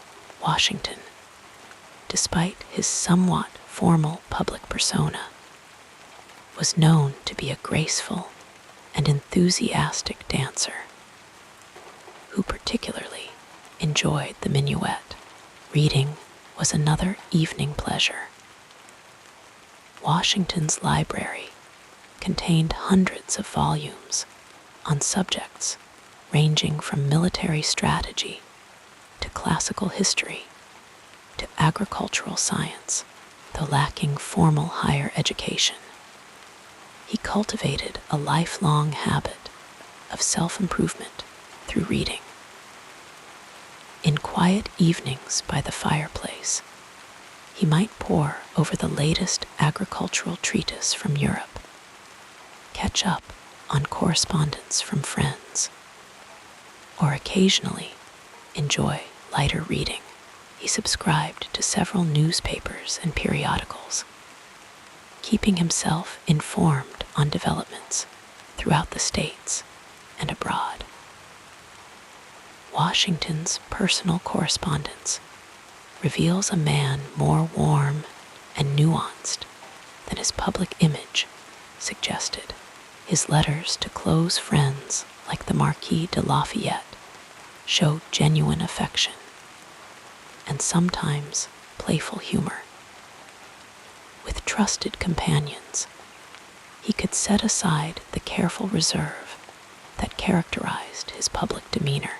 These friendships sustained him through difficult periods and provided emotional connections that balanced the isolation sometimes imposed by his unique position in American life. Sleep came early at Mount Vernon, usually not long after darkness fell. Washington valued rest as essential to health and clear thinking. His bedchamber was simply but comfortably appointed, with windows that caught the morning light and summer breezes.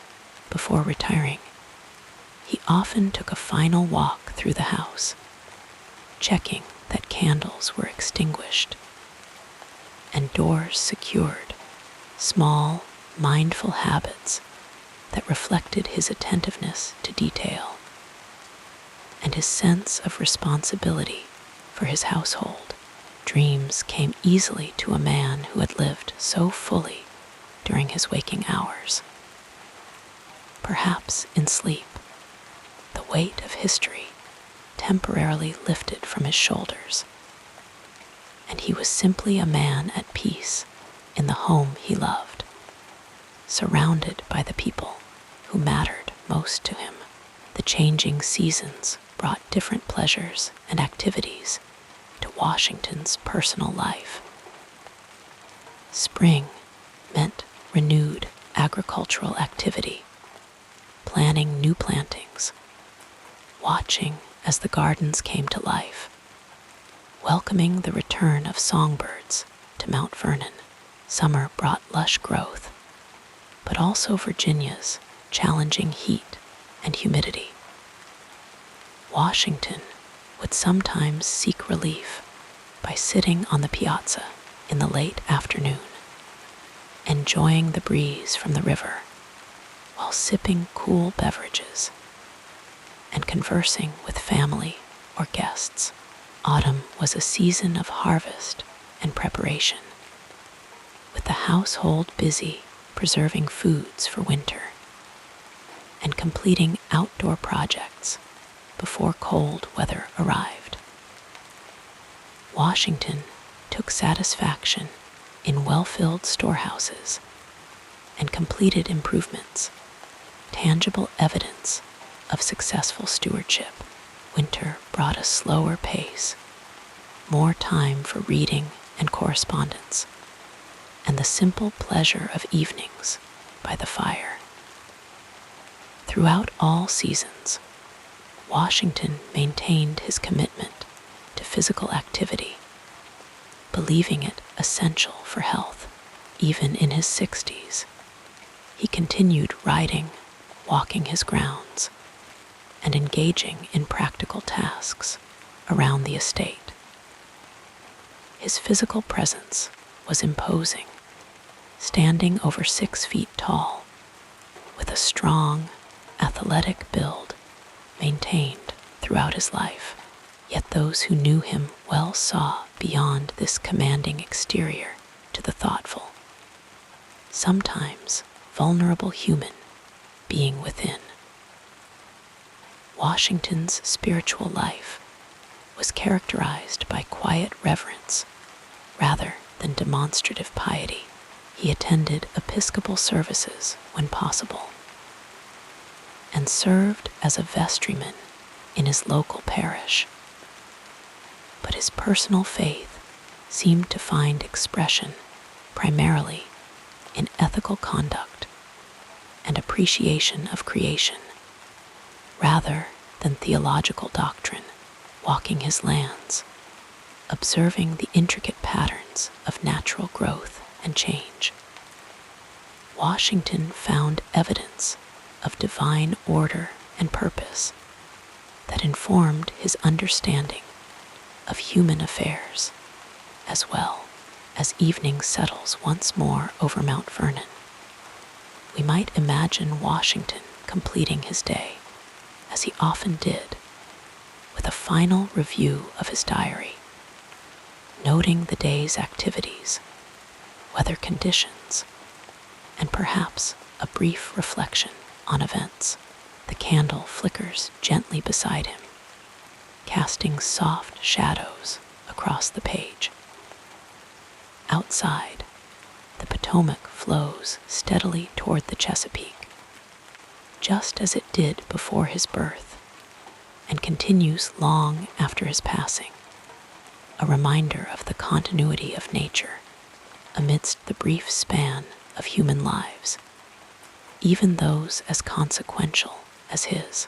In these quiet moments, away from the weight of command and the scrutiny of history, we glimpse the essential Washington, thoughtful, disciplined, attuned to the rhythms of the natural world, devoted to the people and places he loved. His greatness lay not only in dramatic moments of leadership, but in the consistent application of character and principle to daily life, creating patterns of thought and action that would influence a nation. As sleep approaches, we might find comfort in contemplating this balance of ordinary and extraordinary that defined America's first president, the farmer of Mount Vernon, who changed the course of history. Let your mind float with these gentle recollections as we move forward in our story.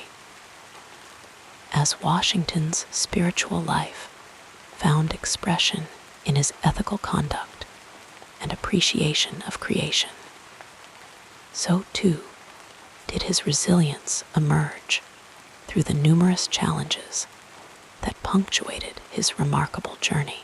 Throughout his life, George Washington encountered a tapestry of difficulties that would have overwhelmed lesser individuals. Yet, he met each with a quiet determination that would become his hallmark. In his early years, young George faced the profound loss of his father when he was merely 11 years old. This early encounter with grief reshaped his childhood, as he could no longer pursue the formal education in England that his older brothers had received. Instead, he relied on local schooling and self-instruction, developing a lifelong pattern of learning through observation and experience. The gentle winter evenings at Ferry Farm would find him copying mathematical formulas and practicing penmanship by candlelight, his young face serious with concentration as he worked to educate himself without the advantages his father had planned for him. The wilderness presented Washington with some of his earliest professional challenges.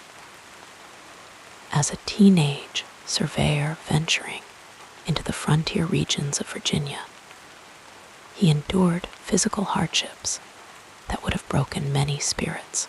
Imagine him there, just 16 years old, sleeping on the cold ground beneath a canopy of stars, the forest around him alive with unfamiliar sounds. Rain would sometimes soak through his simple tent, leaving him shivering until dawn. Yet even then, Washington displayed his characteristic adaptability, learning from local guides how to find shelter in adverse conditions, how to read the landscape for signs of water and safe passage during these formative expeditions. Washington once wrote of crossing an ice-clogged river in winter, where he nearly drowned when his raft broke apart in the freezing current. The water closed around him, shocking his system with its bitter cold. But somehow, he managed to grasp a fragment of the raft and pull himself to safety on a small island. There he spent a miserable night, his clothes frozen stiff around him, waiting for morning when the river might freeze solid enough to walk across. This early brush with mortality taught him respect for natural forces and the value of careful preparation, lessons that would serve him well in the years to come. His military career began with what many would consider a significant failure. In 1754, as a young lieutenant colonel in the Virginia militia, Washington was dispatched to the Ohio Valley to counter French expansion. At a place called Great Meadows, he constructed a makeshift fort aptly named Fort Necessity, a circular palisade barely 60 feet in diameter. When French forces arrived with superior numbers, a day-long battle in pouring rain led to Washington's only military surrender. The rain fell in gentle sheets, turning the fort's interior to mud, spoiling gunpowder and dampening spirits. As darkness fell, Washington made the difficult decision to negotiate terms rather than sacrifice his men in a hopeless last stand. The terms of surrender, written in French, which Washington could not read, included an inadvertent admission of assassinating a French diplomat, a diplomatic embarrassment that rippled across 2 continents. One can imagine the weight of this moment. The young officer signing by flickering lamplight, unaware of the exact contents, feeling the heavy responsibility of command for the first time, rather than becoming bitter about this setback. Washington absorbed valuable lessons about preparation, language barriers, and the fog of war that would inform his future leadership. The French and Indian War provided further challenges and learning experiences. During General Braddock's disastrous expedition against Fort Duquesne in 1755, Washington witnessed the limitations of European military tactics in American wilderness. The column of British regulars, resplendent in their red coats, marched confidently through the forest until ambushed by French and Native American forces, who used the natural cover to devastating effect. Amidst the chaos of that defeat, with Braddock mortally wounded and British regulars fleeing in panic, Washington remained composed. Despite having 2 horses shot from beneath him and 4 bullets passing through his coat, he helped organize a retreat that saved many lives. The experience left him with a deep appreciation for adaptive tactics and the importance of understanding one's environment, concepts he would apply during the Revolution. Perhaps the most sustained period of challenge in Washington's life came during the long, uncertain years of the Revolutionary War. Valley Forge stands as the most poignant example of adversity during this time. As winter descended in December 1777, Washington led his depleted Continental Army to this Pennsylvania encampment after successive defeats. The cold settled over the valley like a heavy blanket, seeping into bones and spirits alike. Men lacked proper clothing, adequate food, and sufficient shelter. Disease spread through the ranks, claiming more soldiers than enemy bullets had taken in battle. On those bitter winter nights, Washington would walk among the crude log huts, witnessing the suffering of his men firsthand. The snow crunched softly beneath his boots as he moved from fire to fire, offering what encouragement he could. He shared their privations, declining comfortable quarters nearby, choosing instead to remain present with his army during its darkest hour. One soldier recalled seeing the general kneeling in the snow, praying quietly for divine assistance when he thought himself unobserved. The challenge at Valley Forge was not merely physical, but psychological, maintaining the fragile flame of revolution when its prospects seemed dimmest. Washington wrote poignant letters to Congress describing men without blankets huddling around fires all night, unable to sleep in the bitter cold, soldiers marking the snow with bloody footprints from their tattered shoes.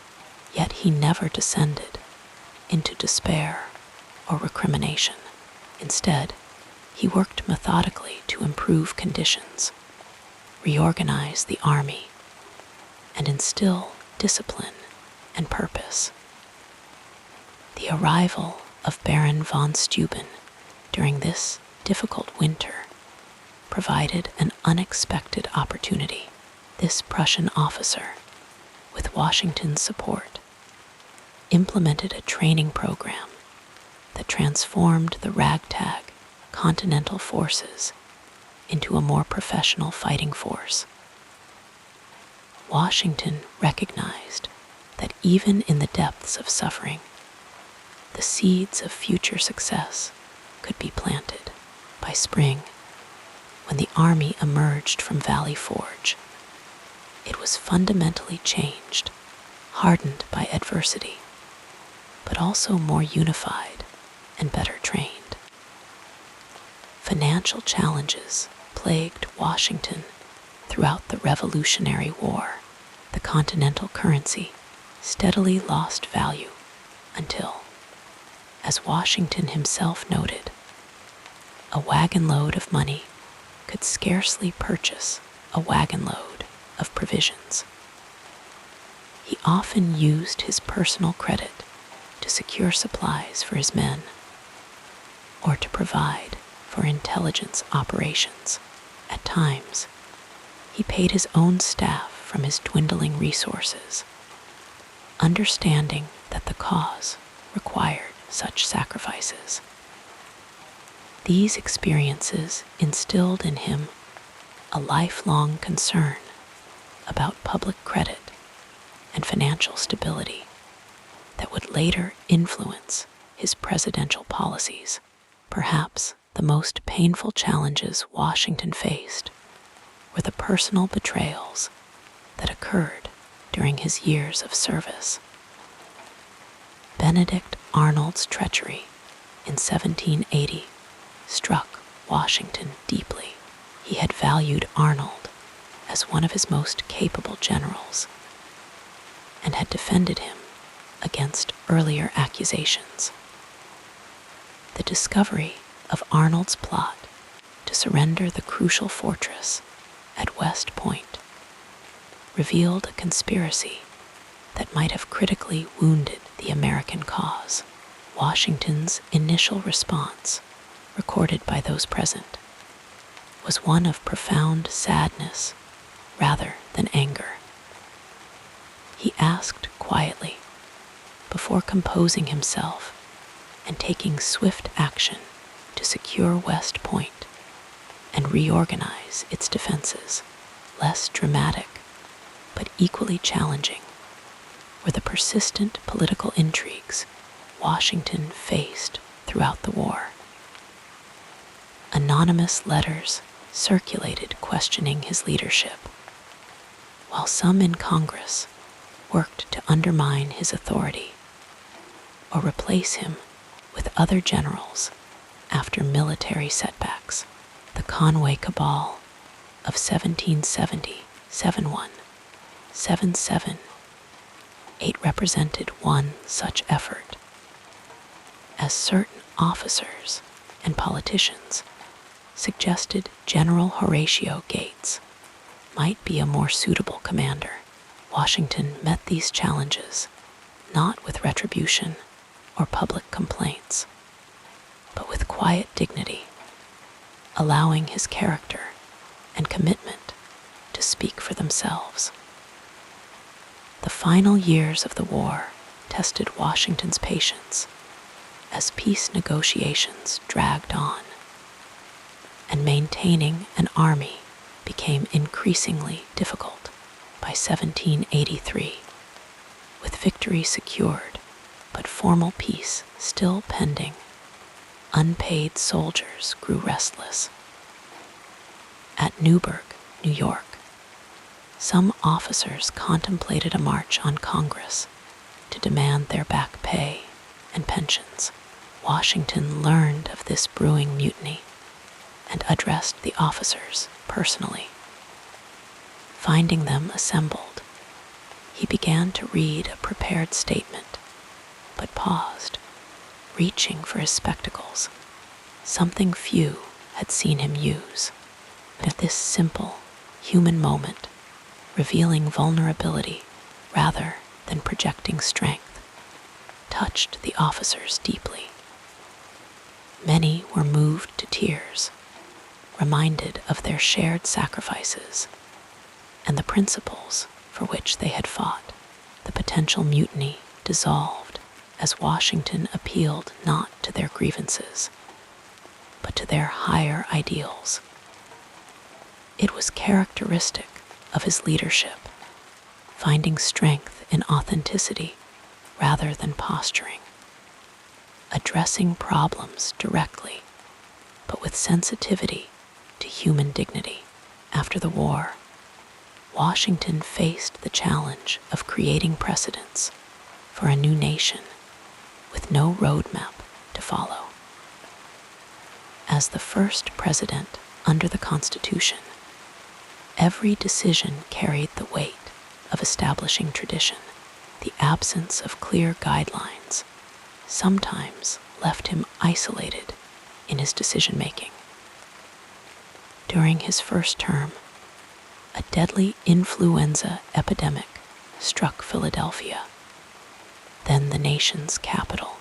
Washington was faced with competing advice about whether to flee the city or remain.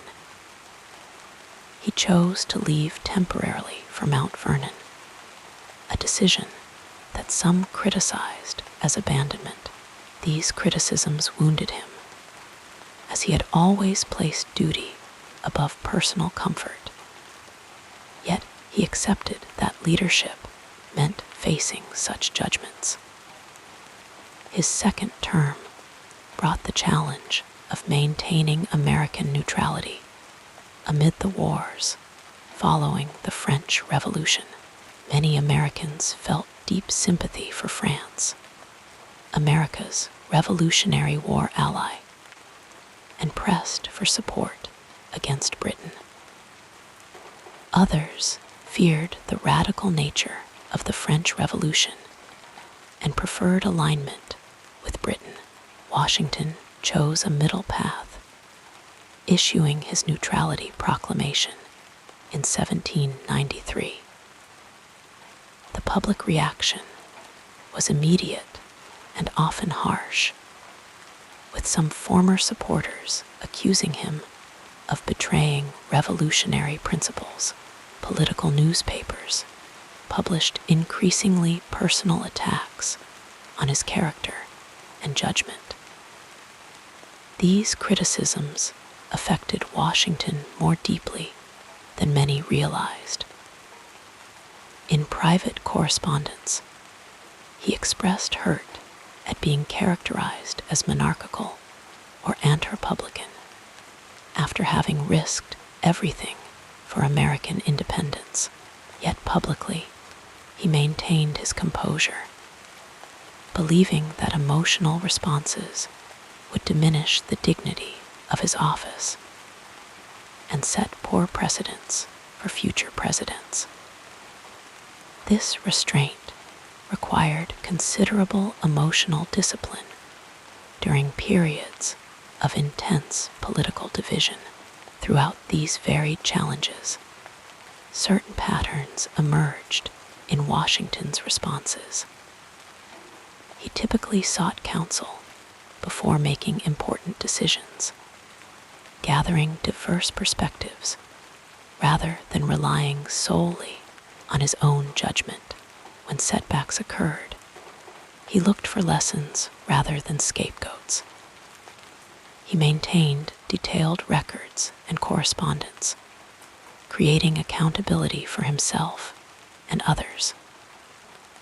Most distinctively, he cultivated a long-term perspective that allowed him to place immediate difficulties within a broader context of purpose and meaning. Washington's approach to adversity reflected his agricultural background. just as a farmer understands that seasons of difficulty inevitably yield to renewal, Washington maintained faith that present challenges served some larger purpose. This perspective allowed him to persevere when others might have surrendered to despair or resentment. This gentle vision of peaceful coexistence, drawn from biblical imagery familiar to Washington from his regular Bible reading, reflected his ability to look beyond current divisions toward a more harmonious future, even in retirement, when partisan divisions threatened the fragile national unity he had worked to establish. Washington maintained this longer view. Though troubled by the increasingly bitter tone of politics, he continued to believe that the constitutional system, if respected, contained within it the capacity for self-correction and renewal. As sleep draws nearer, we might find comfort in this aspect of Washington's character, his ability to face adversity without being defined by it, to acknowledge difficulties without surrendering to them. The soft rhythm of his response to life's challenges offers a soothing template for our own encounters with hardship. Observe carefully, consider thoughtfully, act deliberately, and maintain perspective always, like the steady flow of the Potomac past Mount Vernon. Washington's approach to life's challenges suggests continuity amidst change, purpose within difficulty, and the gentle persistence that ultimately shapes both landscapes and lives. Drifting like clouds across the evening sky, we now move to the next part of this calming life story. In the quiet stillness of the late 18th century, a time when candles flickered against evening shadows and the world moved at the unhurried pace of horseback and sailing ships, George Washington's life unfolded against a backdrop of remarkable transformation. Imagine yourself there, in those gentler times, as the soft whisper of history surrounds you like a comfortable blanket, warming your thoughts as we explore the world that shaped America's first president. The Virginia into which George Washington was born in 1732 was a place of rolling landscapes and agricultural rhythms, where the changing seasons dictated the flow of life. The gentle rustle of tobacco leaves in the plantation fields provided the economic heartbeat of colonial society, while the stately homes of wealthy landowners dotted the countryside, islands of European refinement in the American wilderness. Washington's early years passed in this tranquil setting, where time seemed to stretch endlessly across the horizon, much like the expansive skies above the Potomac River that would later border his beloved Mount Vernon.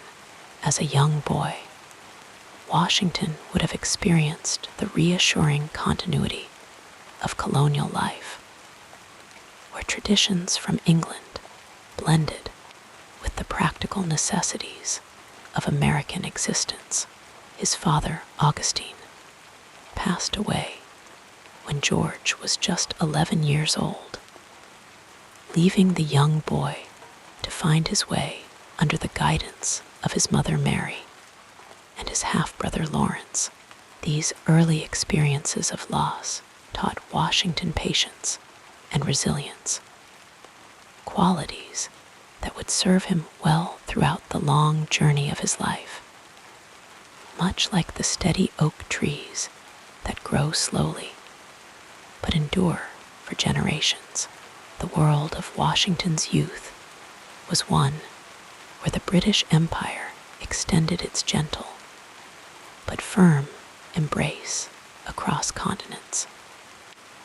The soft chiming of church bells in colonial villages reminded settlers of their connections to England, while local governance allowed for a sense of self-determination that Americans increasingly came to cherish. This delicate balance between imperial authority and colonial autonomy created a soothing rhythm in political life that would eventually be disrupted. But in Washington's early years, it provided a predictable framework for society. Washington's education came not from universities, unlike many of his contemporaries, but from practical experience and self-improvement. He learned surveying, a skill that took him into the tranquil wilderness of the Virginia frontier, where he developed an appreciation for the land that would inform his vision of America's future.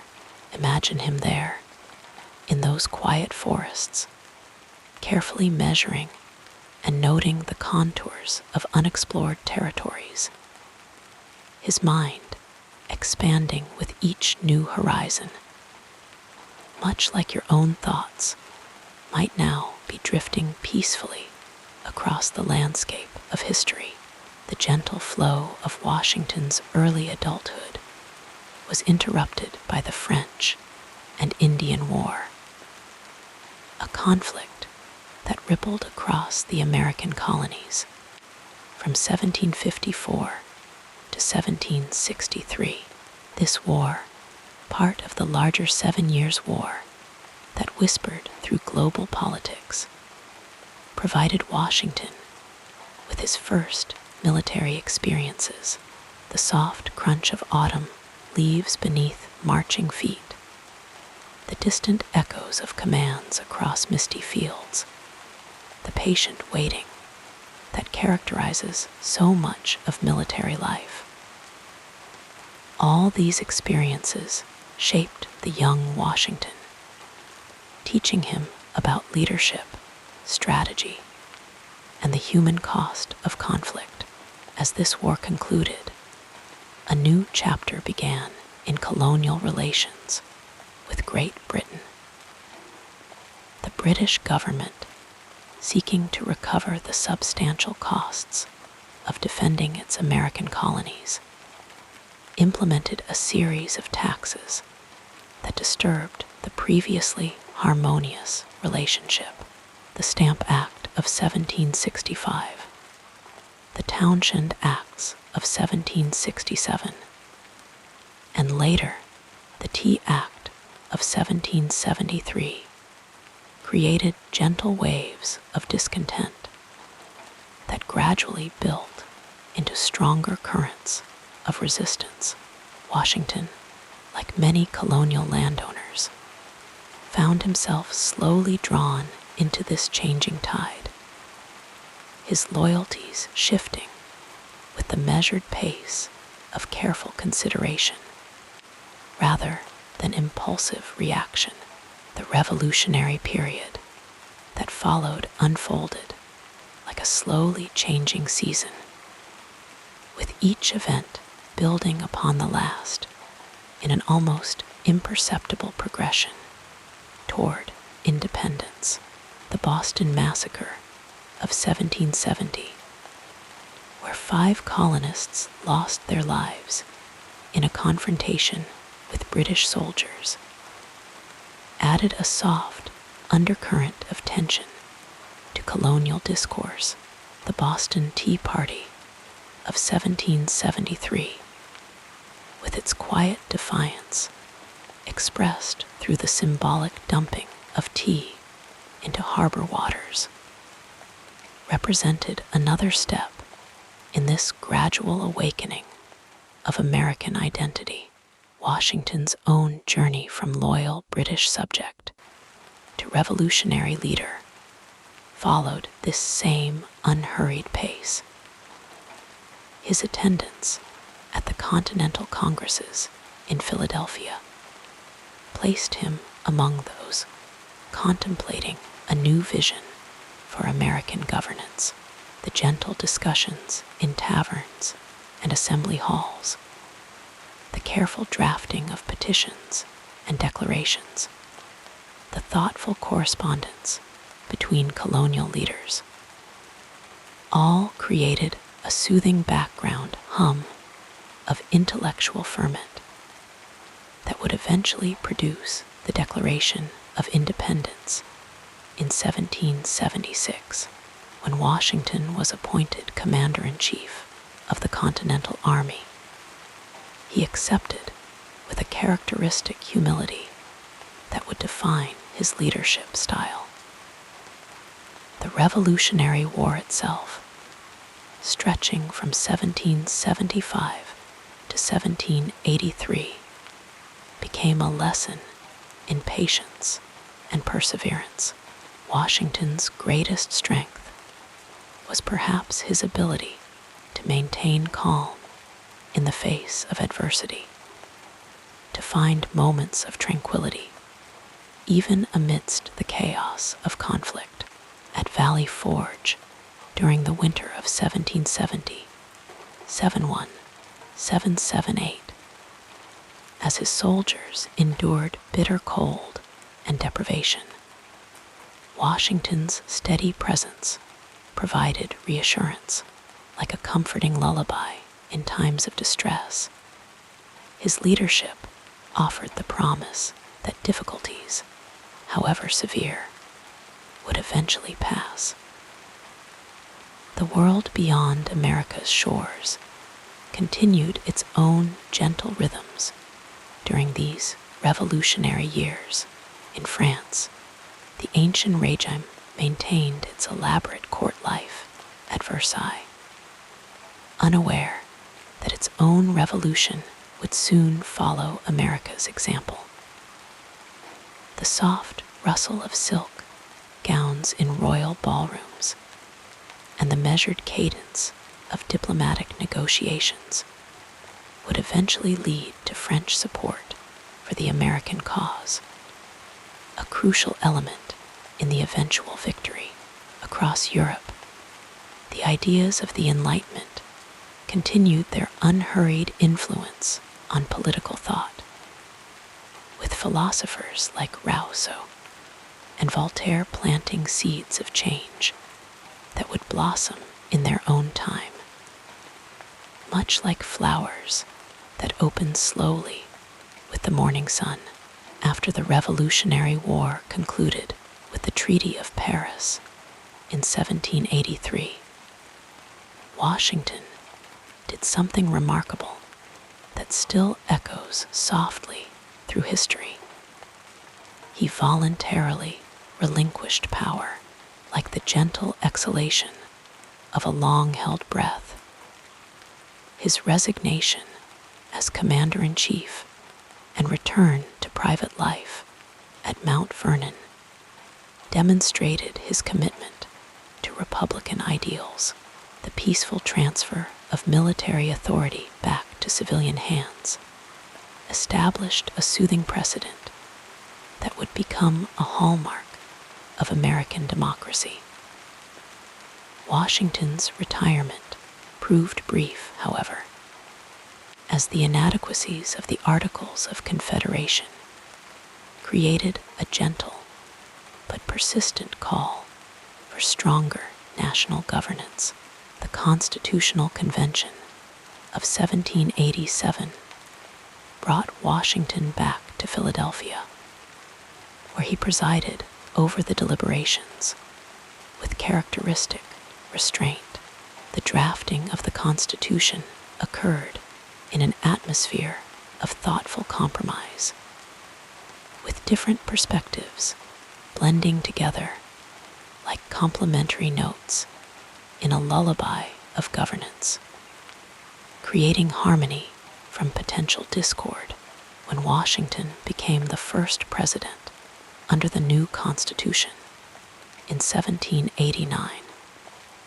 He approached the unprecedented role with the same measured dignity that had characterized his military leadership. His administration established gentle patterns and precedents that would guide the Republic for generations to come. The creation of the cabinet, the development of diplomatic protocols, the establishment of the federal judiciary, all emerged from Washington's patient approach to governance. His understanding that institutions, like gardens, require careful tending and time to flourish. The world context during Washington's presidency included the beginning of the French Revolution in 1789, which initially seemed to echo America's own recent experience, but eventually took a more turbulent path. Washington's administration maintained a policy of neutrality in European conflicts, creating a peaceful space for the young nation to develop its own identity and institutions without becoming entangled in distant disputes.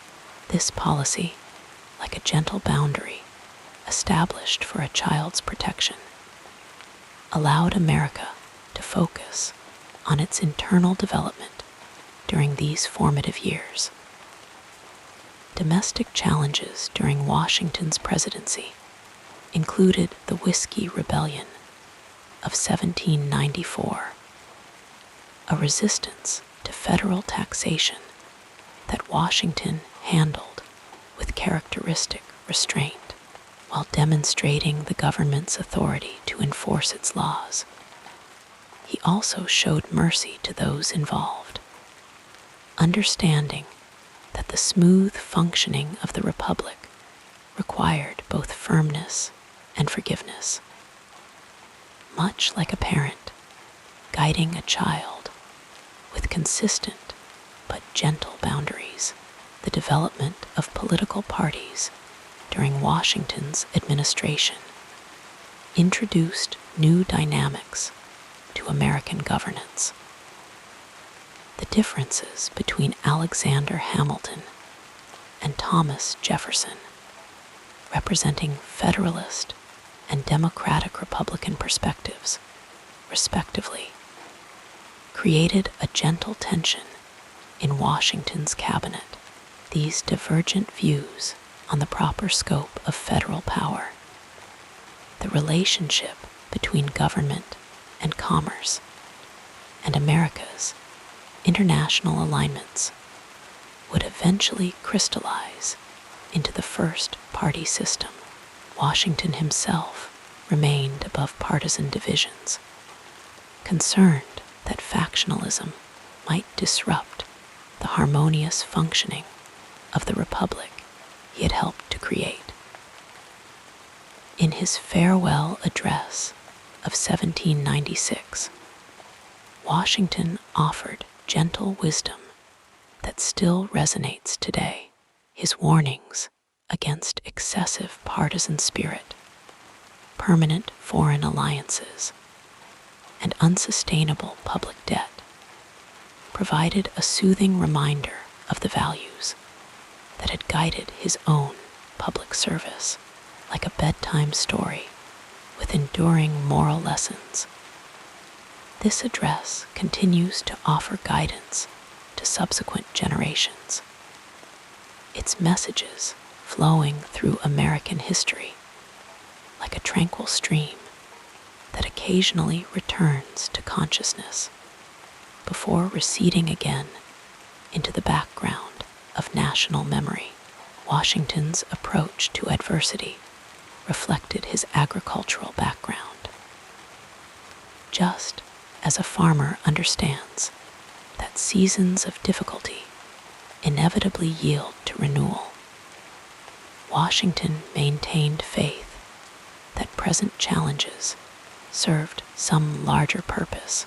This perspective allowed him to persevere when others might have surrendered to despair or resentment. This gentle vision of peaceful coexistence, drawn from biblical imagery familiar to Washington from his regular Bible reading, reflected his ability to look beyond current divisions toward a more harmonious future. Even in retirement, when partisan divisions threatened the fragile national unity he had worked to establish, Washington maintained this longer view. Though troubled by the increasingly bitter tone of politics, he continued to believe that the constitutional system, if respected, contained within it the capacity for self-correction and renewal.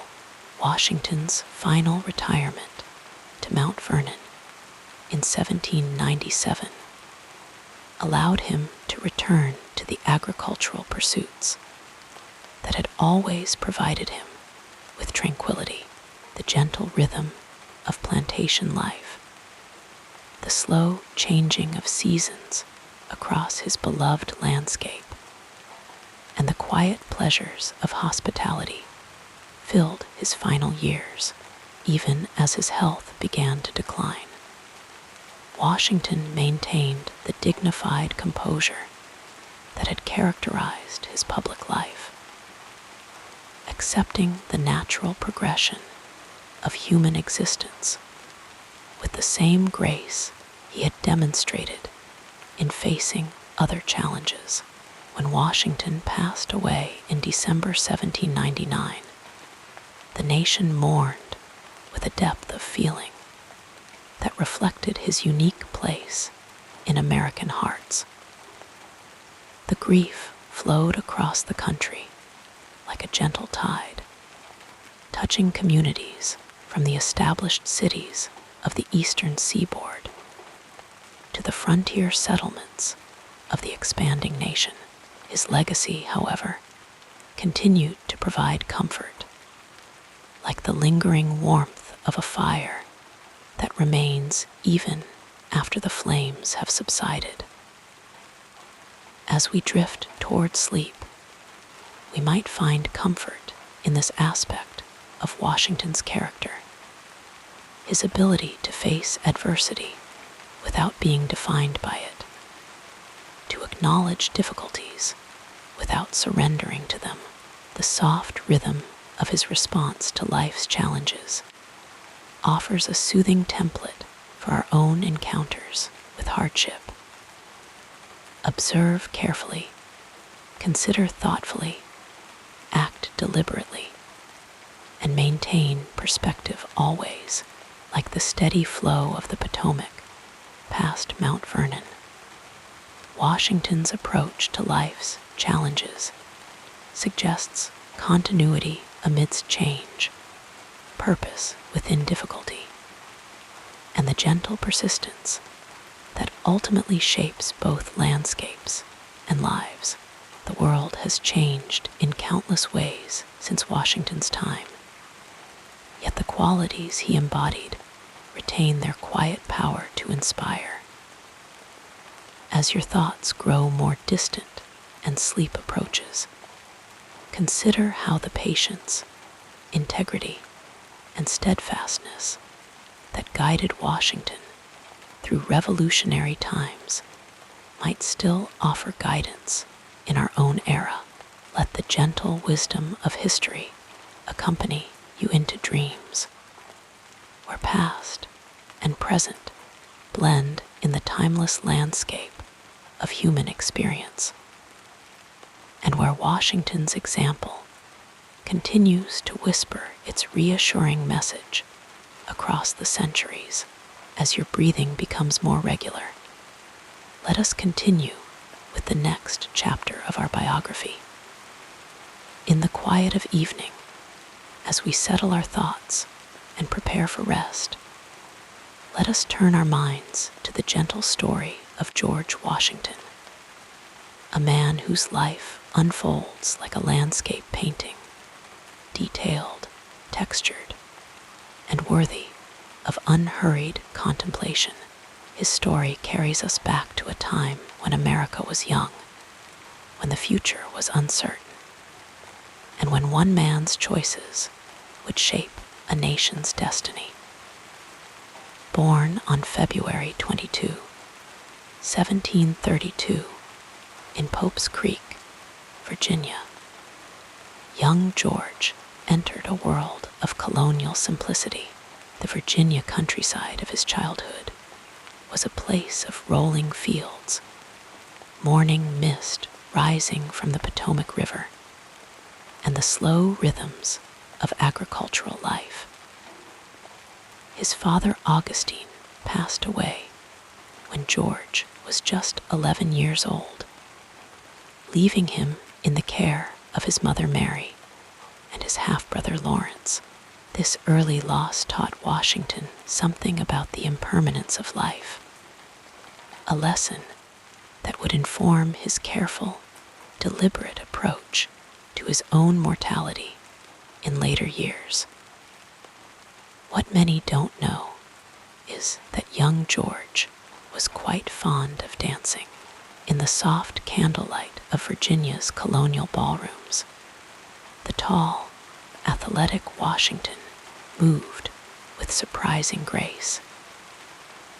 Dancing was more than mere entertainment in those days. It was a social necessity, a way of demonstrating refinement and building connections. Washington practiced his steps with the same diligence he would later bring to military drills and presidential protocols. This image of Washington moving carefully through the measured patterns of a minuet offers us a glimpse of the man behind the monument, someone who found joy in the gentle arts of living. Washington's handwriting provides another window into his character. His penmanship was remarkably consistent throughout his life, measured, controlled, and legible, with letters that flowed across the page like a stream moving over smooth stones.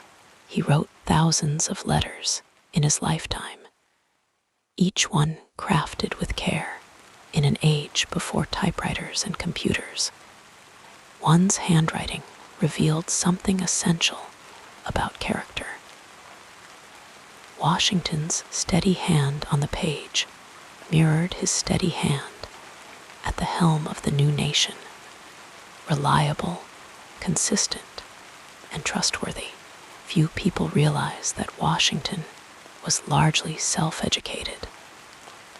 Unlike many of his contemporaries, he never attended college or studied abroad. This gap in formal education was something he felt keenly, and throughout his life, he worked to compensate for it through disciplined reading and careful observation. His personal library at Mount Vernon grew to nearly 900 volumes, books on agriculture, military science, history, and philosophy. In the evenings, by the warm glow of candlelight, he would often read aloud to Martha, his voice a gentle rumble in the quiet of their home. Washington's relationship with sleep itself was complex and revealing. During the Revolutionary War, he often slept on a portable camp bed, rising before dawn to write letters and plan the day's movements.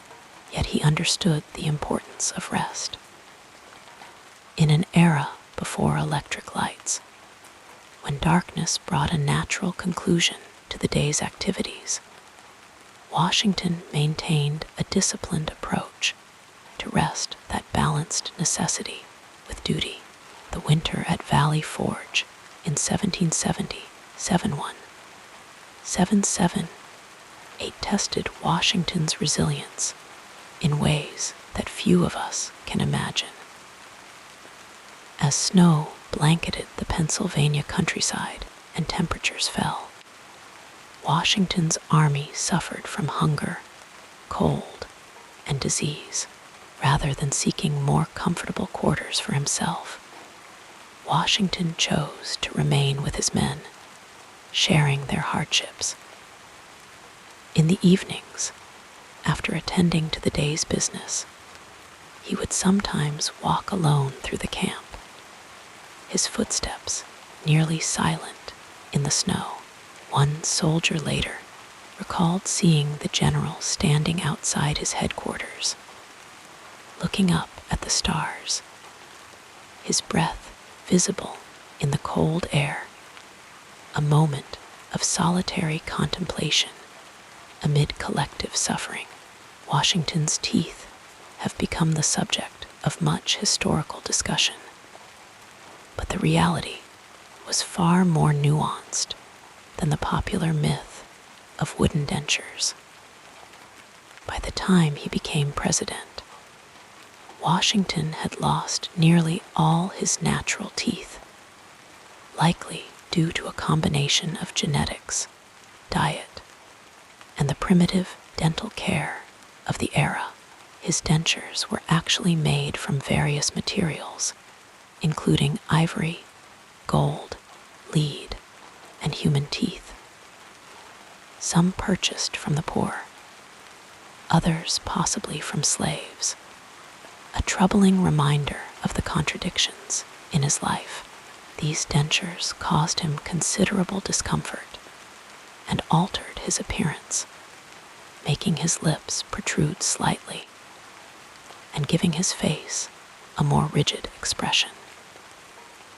Washington's dental suffering was a private burden he carried through his public life, a reminder that even the most revered historical figures experienced the ordinary pains and indignities of the human condition.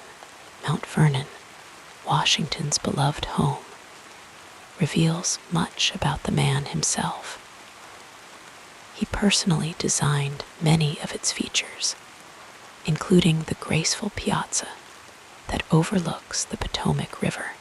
Washington would often sit there in the evening hours, watching the play of light on the water as day faded into dusk. The gardens at Mount Vernon reflected his careful attention to beauty and order. He selected the varieties of trees and flowers himself, creating pathways that invited leisurely strolls and moments of quiet reflection. Even today, visitors to Mount Vernon can feel something of Washington's presence in these thoughtfully designed spaces.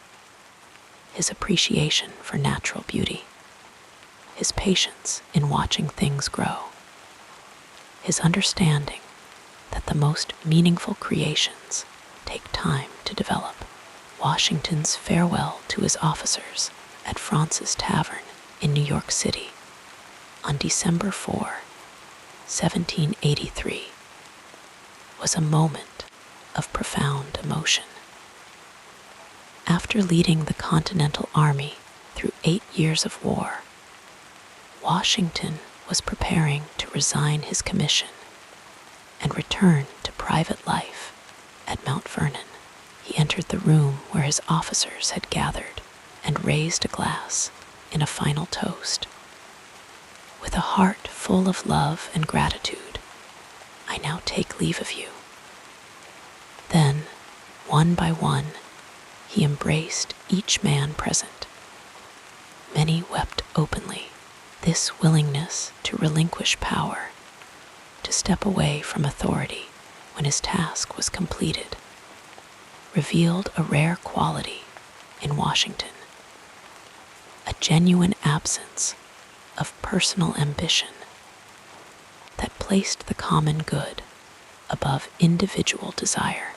Washington's relationship with slavery represents the most troubling contradiction in his life. He owned enslaved people throughout his adult life, yet his thinking on the subject evolved over time. By the end of his life, he had come to view slavery as morally wrong and economically inefficient. In his final will, he arranged for all the enslaved people he owned directly to be freed after Martha's death. This provision, while falling far short of the moral clarity we might wish for, was nonetheless unusual for a Virginia plantation owner of his time. Washington's slow journey toward this partial rejection of slavery reminds us that moral growth is often gradual, incomplete, and complicated by the customs and economic realities of one's time and place. In his final days at Mount Vernon, Washington continued his practice of riding around his estate each day, checking on crops and livestock, greeting workers, and simply enjoying the landscape he loved. On December 12, 1799, he rode out as usual, despite snow and freezing rain. The next day, he developed a severe throat infection, what we now believe was epiglottitis. As his condition worsened, he faced death with characteristic composure. He gave instructions about his burial, asked for certain papers to be attended to, and thanked his physicians for their efforts. In his final hours, he seemed more concerned with the comfort of those around him than with his own suffering. When Washington passed away in December 1799, the nation mourned with a depth of feeling that reflected his unique place in American hearts. The grief flowed across the country like a gentle tide, touching communities from the established cities of the eastern seaboard to the frontier settlements of the expanding nation. His legacy, however, continued to provide comfort, like the lingering warmth of a fire that remains even after the flames have subsided. Washington's love of agriculture and gardening reveals a side of him that history books sometimes overlook. He experimented with crop rotation, soil conservation, and new varieties of plants with the same methodical attention he brought to military strategy. In his correspondence, he often expressed more enthusiasm about a successful harvest than about political victories. There was something deeply grounding about his connection to the land, a reminder that even those who shape history remain rooted in the fundamental cycles of growth and renewal that govern all life. Washington kept a weather diary for many years, recording daily observations about temperature, precipitation, and wind direction. This patient documentation of natural patterns speaks to his contemplative side, his awareness of forces larger than himself, and his recognition that human endeavors exist within the broader context of natural rhythms. On summer evenings at Mount Vernon, he and Martha would sometimes sit outdoors, watching fireflies rise from the fields as darkness settled over the estate. A simple pleasure shared by a couple who had experienced the heights of public acclaim, but found their deepest satisfaction in private moments of tranquility. Washington's handshake was frequently commented upon by those who met him. It was firm, but not overpowering, conveying both strength and restraint. This physical gesture embodied his approach to power itself, present, but controlled, authoritative without being domineering. In an era of elaborate court etiquette and rigid social hierarchies, Washington developed a personal style that balanced dignity with accessibility, creating a new model of Republican leadership that neither mimicked European monarchy nor descended into overly familiar democracy. As we drift toward sleep, we might find comfort in this aspect of Washington's character, his ability to face adversity without being defined by it, to acknowledge difficulties without surrendering to them. The soft rhythm of his response to life's challenges offers a soothing template for our own encounters with hardship. Observe carefully, consider thoughtfully, act deliberately, and maintain perspective always, like the steady flow of the Potomac past Mount Vernon. Washington's approach to life's challenges suggests continuity amidst change, purpose within difficulty, and the gentle persistence that ultimately shapes both landscapes and lives. The world has changed in countless ways since Washington's time, yet the qualities he embodied retain their quiet power to inspire.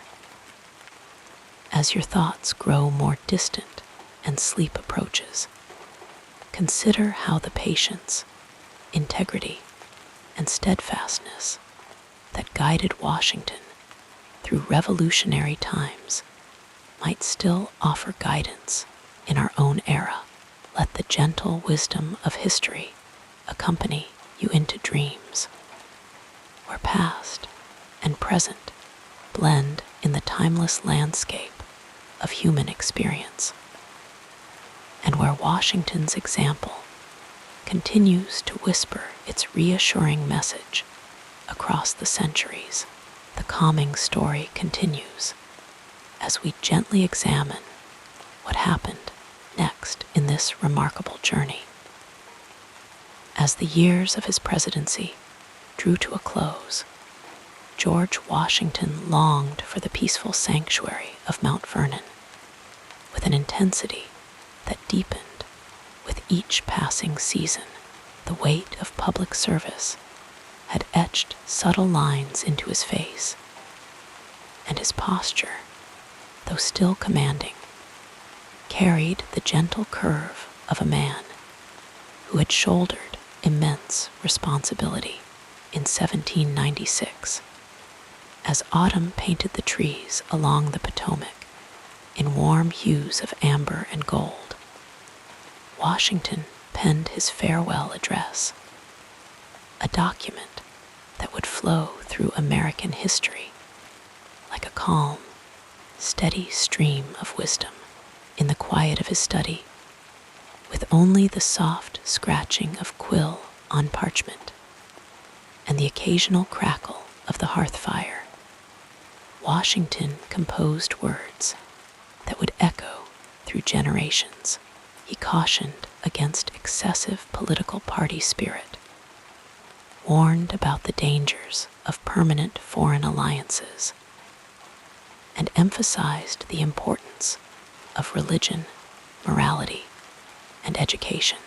His words came not from theoretical ideals, but from the lived experience of a man who had witnessed the fragility of the young nation and understood the delicate balance required to preserve it.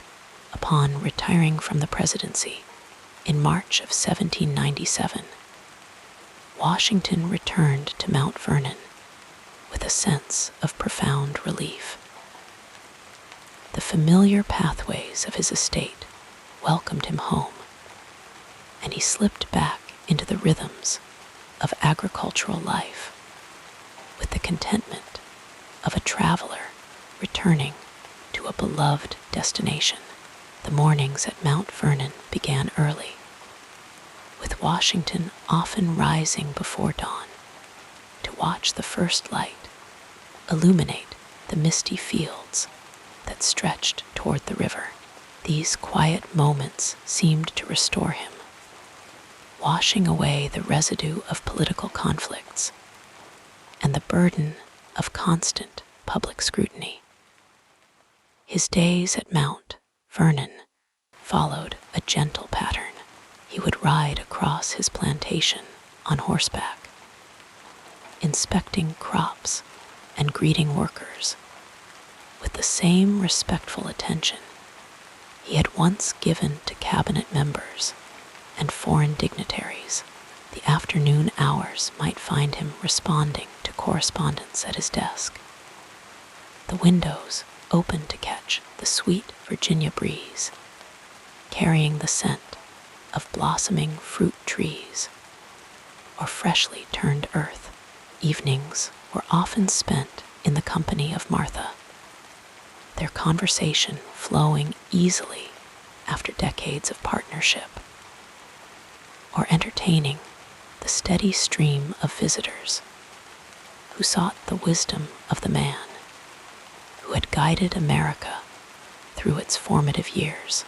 Washington's retirement was not merely a withdrawal from public life, but a thoughtful transition to a different kind of service. He continued to refine the agricultural practices at Mount Vernon, experimenting with crop rotation and soil conservation methods that would influence American farming for generations. His innovative 7-year crop rotation system demonstrated his forward-thinking approach to sustainability, revealing a mind that considered not just immediate yields, but the health of the land for future generations. The former president also devoted considerable attention to his will, a document that revealed the depth of his reflection on his life's work and legacy. In the quiet evening hours, as candles cast their gentle glow across parchment, Washington carefully crafted provisions that would speak volumes about his values.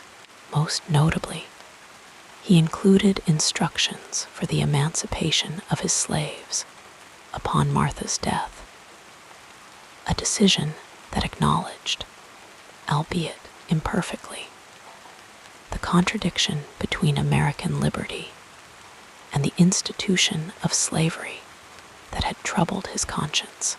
Visitors to Mount Vernon during Washington's retirement years often remarked on his serene demeanor. The fiery intensity that had carried him through battles and political crises had mellowed into a steady warmth. He listened more than he spoke, his eyes attentive and thoughtful as guests shared news from the capital or foreign lands. When he did offer his thoughts, they came with the unhurried cadence of someone who had learned that true wisdom emerges not from hasty reactions, but from patient consideration. The relationship between Washington and his successor, John Adams, reflected the complexities of political transition in a new republic. Though their interactions were sometimes characterized by the natural tension between past and present leadership, Washington maintained a respectful distance from government affairs, understanding that for democracy to flourish, former leaders must step aside with grace. This deliberate restraint established a precedent of peaceful transition that would become one of America's most precious political traditions. In the summer of 1798, however, the threat of war with France prompted President Adams to appoint Washington as commander of a provisional army, though he accepted this role out of duty. Washington served primarily in an advisory capacity, remaining at Mount Vernon and demonstrating through his actions that civilian leadership should guide military power, not the reverse. This subtle reinforcement of democratic principles exemplified Washington's ongoing contribution to American governance, even in his retirement. The rhythm of seasons at Mount Vernon brought Washington deep satisfaction. He noted in his diaries the first spring plantings, summer harvests, and autumn preparations with the attentiveness of a man who had found his place in the natural order. Winter evenings by the fire provided time for reflection, as the Potomac froze along its edges and snow blanketed the fields in hushed whiteness.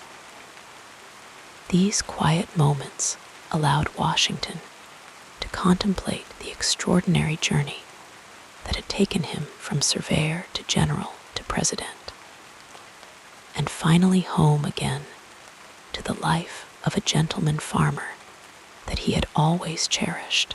On December 12, 1799, Washington rode out to inspect his farms, as was his custom, despite the cold, damp weather. Snow and freezing rain fell throughout the day, yet he remained outdoors for several hours, his dedication to his land unwavering even as the seasons of his own life drew toward winter. The following day brought a sore throat that gradually worsened, developing into what modern physicians believe was acute bacterial epiglottitis.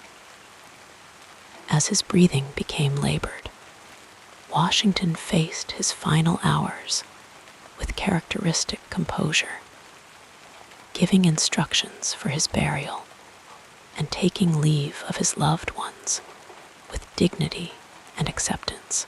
On the evening of December 14, 1799, as candlelight flickered softly against the walls of his bedchamber at Mount Vernon, George Washington drew his last breath. The news of his passing spread across the nation like a gentle tide of sorrow, touching shores near and distant with the realization that a singular presence had departed in cities and rural communities alike. Americans mourned not just as citizens grieving a leader, but as people who had lost someone who seemed, in some indefinable way, to belong to each of them personally. The funeral held at Mount Vernon was simple, in accordance with Washington's wishes. His body was laid to rest in the family vault, the ceremony lacking the elaborate pomp that might have attended the death of a European monarch. This simplicity itself spoke volumes about the nature of leadership Washington had helped to define for the new nation, one based not on inherited privilege or divine right, but on character, service, and the willing surrender of power when its exercise was no longer required. In the months and years that followed Washington's death, his legacy began to take shape in the national consciousness like a landscape, gradually revealing itself through morning mist. These tributes, while heartfelt, sometimes obscured the human Washington beneath layers of reverence, beginning a process of myth-making that would both preserve and distort his memory. Martha Washington, in her quiet grief, contributed unknowingly to this process when she burned most of their personal correspondence, an act intended to protect their privacy, but one that removed from history the intimate voice of their relationship. In the absence of these personal documents, the public image of Washington became more marble than flesh, more monument than man. Yet, even as this transformation occurred, those who had known him personally carried forward memories of his laugh, his occasional displays of temper, his dry humor, and his capacity for deep friendship. The human qualities that had endeared him to those in his immediate circle. The new century unfolded without Washington, yet his influence remained palpable in countless ways. The precedents he had established as president, from the cabinet system to the two-term tradition, provided a framework for his successors. His emphasis on neutrality in foreign affairs guided American policy for generations. His insistence on civilian control of the military became a cornerstone of American governance. Even his agricultural innovations continued to influence farming practices long after his death. Perhaps most significantly, Washington's willingness to relinquish power, first after the Revolutionary War and again after his presidency, set a standard for democratic leadership that distinguished the American experiment from the authoritarian patterns that dominated world history. This legacy of voluntary restraint, of power held temporarily and surrendered willingly, became one of America's most valuable political inheritances, a gentle but powerful antidote to the temptations of perpetual rule. As the 19th century progressed, the nation Washington had helped to found expanded westward, faced the terrible trial of civil war, and emerged transformed. Through these changes, his memory served as a point of continuity, invoked by Americans of all regions and political persuasions as a source of legitimacy and inspiration. In this way, Washington performed a final service to his country, providing a shared reference point that helped to maintain national cohesion, even in times of profound division. The physical legacy of Washington also evolved over time. Mount Vernon, after passing through the hands of family members, fell into disrepair until rescued by the Mount Vernon Ladies Association in 1858. Their efforts to preserve the estate, as Washington had known, it allowed future generations to walk the same paths he had walked, to stand in the rooms where he had made decisions that shaped a nation, to gaze out over the same Potomac vistas that had given him solace.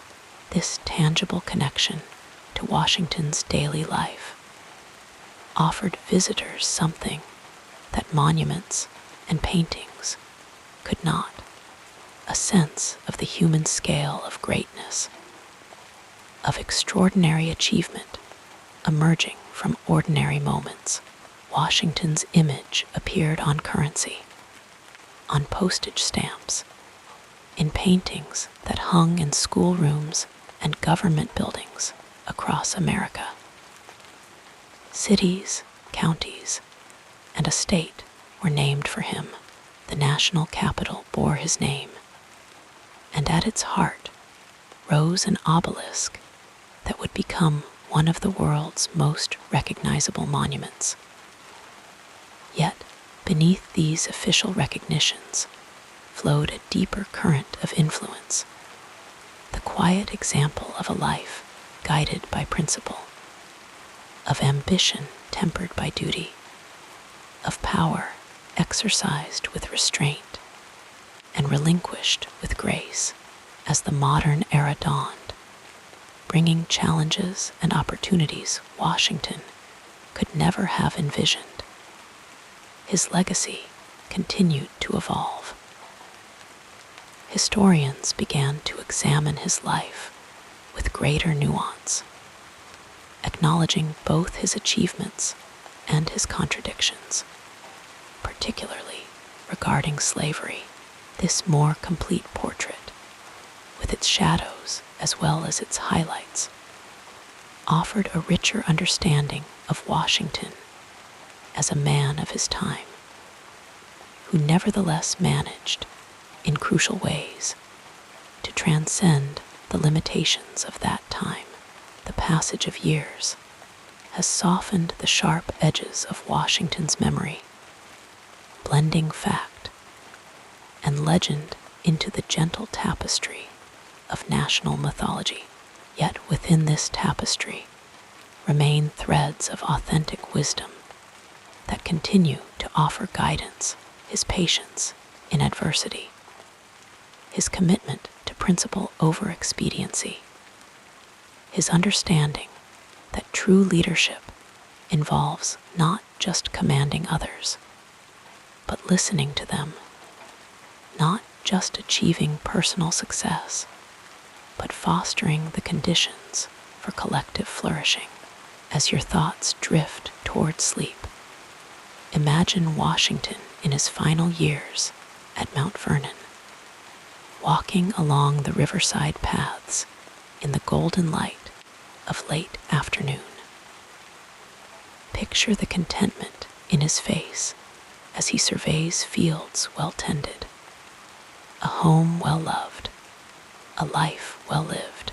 Consider how his journey from ambitious young surveyor to revered elder statesman traces an arc of growth and learning that mirrors our own best hopes for personal development. Let the steady rhythm of his life, its patient accumulation of experience, its gradual refinement of character, its ultimate achievement of wisdom, lull you toward restful dreams in those final Mount Vernon years. As Washington watched sunset colors play across the Potomac's surface, he might have reflected on the extraordinary times through which he had lived and the nation he had helped to create. That nation would continue to evolve long after him, facing challenges he could not foresee and achieving possibilities he might never have imagined. Yet in its enduring commitment to the principles, he championed liberty balanced by order, individual rights secured by collective responsibility, power tempered by law. America would carry forward something of Washington's spirit, like a melody that continues after the original instrument has fallen silent. Allow yourself to sink deeper into comfort as we explore the next phase of this soothing biography. As the evening light fades and our thoughts turn toward rest, let us gently contemplate the remarkable life of George Washington, whose story flows through American history like a tranquil river, constant and nourishing. In these quiet moments before sleep, there is something deeply comforting about reflecting on a life so completely lived. A journey that began in the soft, rolling hills of Virginia and ended with the peaceful formation of a nation. Washington's final years at Mount Vernon were perhaps his most cherished. After decades of service, he returned to the land he loved to watch the seasons change along the Potomac, to observe the morning mist rising from the fields, to feel the soil between his fingers once more. There is something soothing in imagining him there. This tall figure who had carried such weight, finally at ease, moving unhurried through gardens he had planned, sitting on his porch as evening descended, watching fireflies emerge in the gathering darkness. The passage of time has a way of softening our understanding of historical figures, blending what we know with what we need them to have been. With Washington, this gentle myth-making began even during his lifetime, yet beneath the legends of cherry trees and silver dollars tossed across rivers lies something more profound, a man who grew into greatness rather than assuming it was his birthright. There is a restful wisdom in this truth, a reminder that becoming is as important as being, that growth continues throughout our lives, like the slow, steady breathing that carries us into dreams. Washington's legacy rests not merely in what he accomplished, but in what he refused to do. When offered a crown, he chose a republic. When granted power, he relinquished it willingly. In a world accustomed to leaders who clung to authority, Washington's voluntary retirement after 2 presidential terms established a precedent that would guide American democracy for generations. There is something deeply calming about this restraint, this understanding that sometimes the most powerful action is stepping away, creating space for others to continue the work. As you settle deeper into comfort, envision Washington in his library at Mount Vernon, surrounded by books and maps, writing letters by candlelight to friends and colleagues scattered across the young nation. His correspondence reveals a mind always curious, always learning, always seeking to understand different perspectives. Even as age softened his features and whitened his hair, his intellect remained engaged with the world, his concern for the Republic's future undiminished by personal comfort or advancing years. The relationship between Washington and the land offers another soothing parallel to contemplate as sleep approaches. Throughout his life, he returned to the soil for renewal, finding in agriculture not just economic sustenance, but spiritual nourishment. There is a gentle rhythm to farming that Washington understood instinctively, the patience of waiting for seeds to sprout, the acceptance of factors beyond control, like weather and seasons, the satisfaction of harvest after long tending. His agricultural journals detail experiments with crop rotation, soil conservation, and new farming implements, revealing a mind that balanced innovation with respect for natural processes. Washington's final days in December 1799 unfolded with the same dignity that characterized his life. After riding his properties in light snow and rain, he developed a throat infection that gradually worsened as physicians attended him. He faced his approaching end with characteristic composure, giving instructions for his burial and comforting those around him. There is something peacefully instructive in how he met death, not with fear, but with acceptance, not with regret, but with the quiet satisfaction of a journey well completed. The grief that followed Washington's passing rippled across the nation and beyond.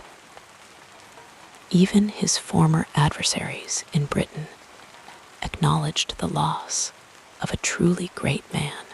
This universal mourning speaks to how thoroughly Washington had embodied the nation's highest aspirations, how completely he had fulfilled the role of not just leader, but symbolic father to a country still finding its way.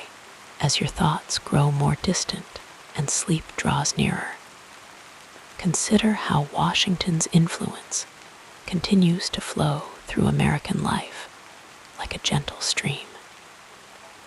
His name graces the nation's capital, countless towns and counties, schools and streets. His face appears on currency and stamps, in paintings and sculptures. Yet, beyond these visible remembrances lies his more profound legacy. The precedents he established for ethical leadership, for civilian control of military power, for peaceful transitions of authority. These principles have guided American governance for over 2 centuries, bending but never breaking through times of crisis and change. Washington's personal character offers another source of contemplation as your breathing deepens towards sleep. Though certainly imperfect, as all humans are, he demonstrated virtues worth carrying into our dreams. Patience during valley forges bitter winter. Perseverance through the war's darkest moments. Humility in victory. Wisdom in governance. He understood that character is revealed not in moments of triumph, but in times of testing, not when the path is clear, but when it disappears into uncertainty. The relationship between Washington and those he led provides another soothing narrative thread to follow towards slumber. Though naturally reserved, he developed a deep connection with ordinary soldiers during the Revolutionary War, sharing their hardships, understanding their sacrifices, earning their trust through presence rather than proclamation. This authentic connection between leader and led would become a touchstone for American democratic ideals. The understanding that authority derives from consent rather than coercion. That leadership means service rather than dominance. As sleep begins to envelop you like a warm blanket, imagine Washington's legacy as a constellation of guiding stars, points of light that have oriented American democracy through its darkest nights. The constitutional system he helped establish and then brought to life through his presidency has weathered civil war and economic depression, world wars and social upheavals. Though constantly evolving, its fundamental principles remain recognizable, a testament to the foresight of Washington and his contemporaries, who understood that they were building not just for their moment, but for generations yet unborn. Washington's relationship with time offers a final, comforting reflection as consciousness begins to drift. He lived with an acute awareness of history's judgment, consistently choosing actions that would bear scrutiny not just by contemporaries, but by posterity. There is profound wisdom in this long view. This understanding that true achievement transcends immediate circumstances, that worthy legacies require patience and perspective as your thoughts grow more distant. Consider how this relationship with time might inform your own approach to life's challenges and opportunities. The gentle cadence of Washington's story, from youthful ambition to mature wisdom, from private citizen to public servant, and back again, creates a narrative arc that satisfies our deepest need for meaning and completion. Like all the best stories, it offers not just events, but insights, not just facts, but understanding. As you drift toward dreams, carry with you the peaceful knowledge that lives well lived continue to instruct and inspire long after their conclusion.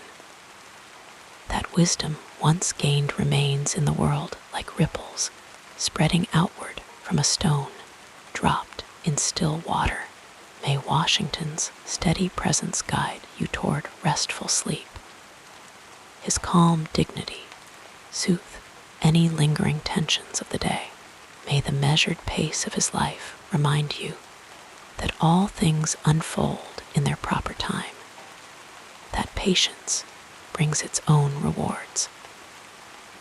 May his example of service inspire peaceful dreams of your own contributions, however humble, to the continuing American story, and may you awaken renewed, like Washington at Mount Vernon, ready to tend your own gardens with care and purpose, finding in daily tasks the quiet satisfaction of a life mindfully lived.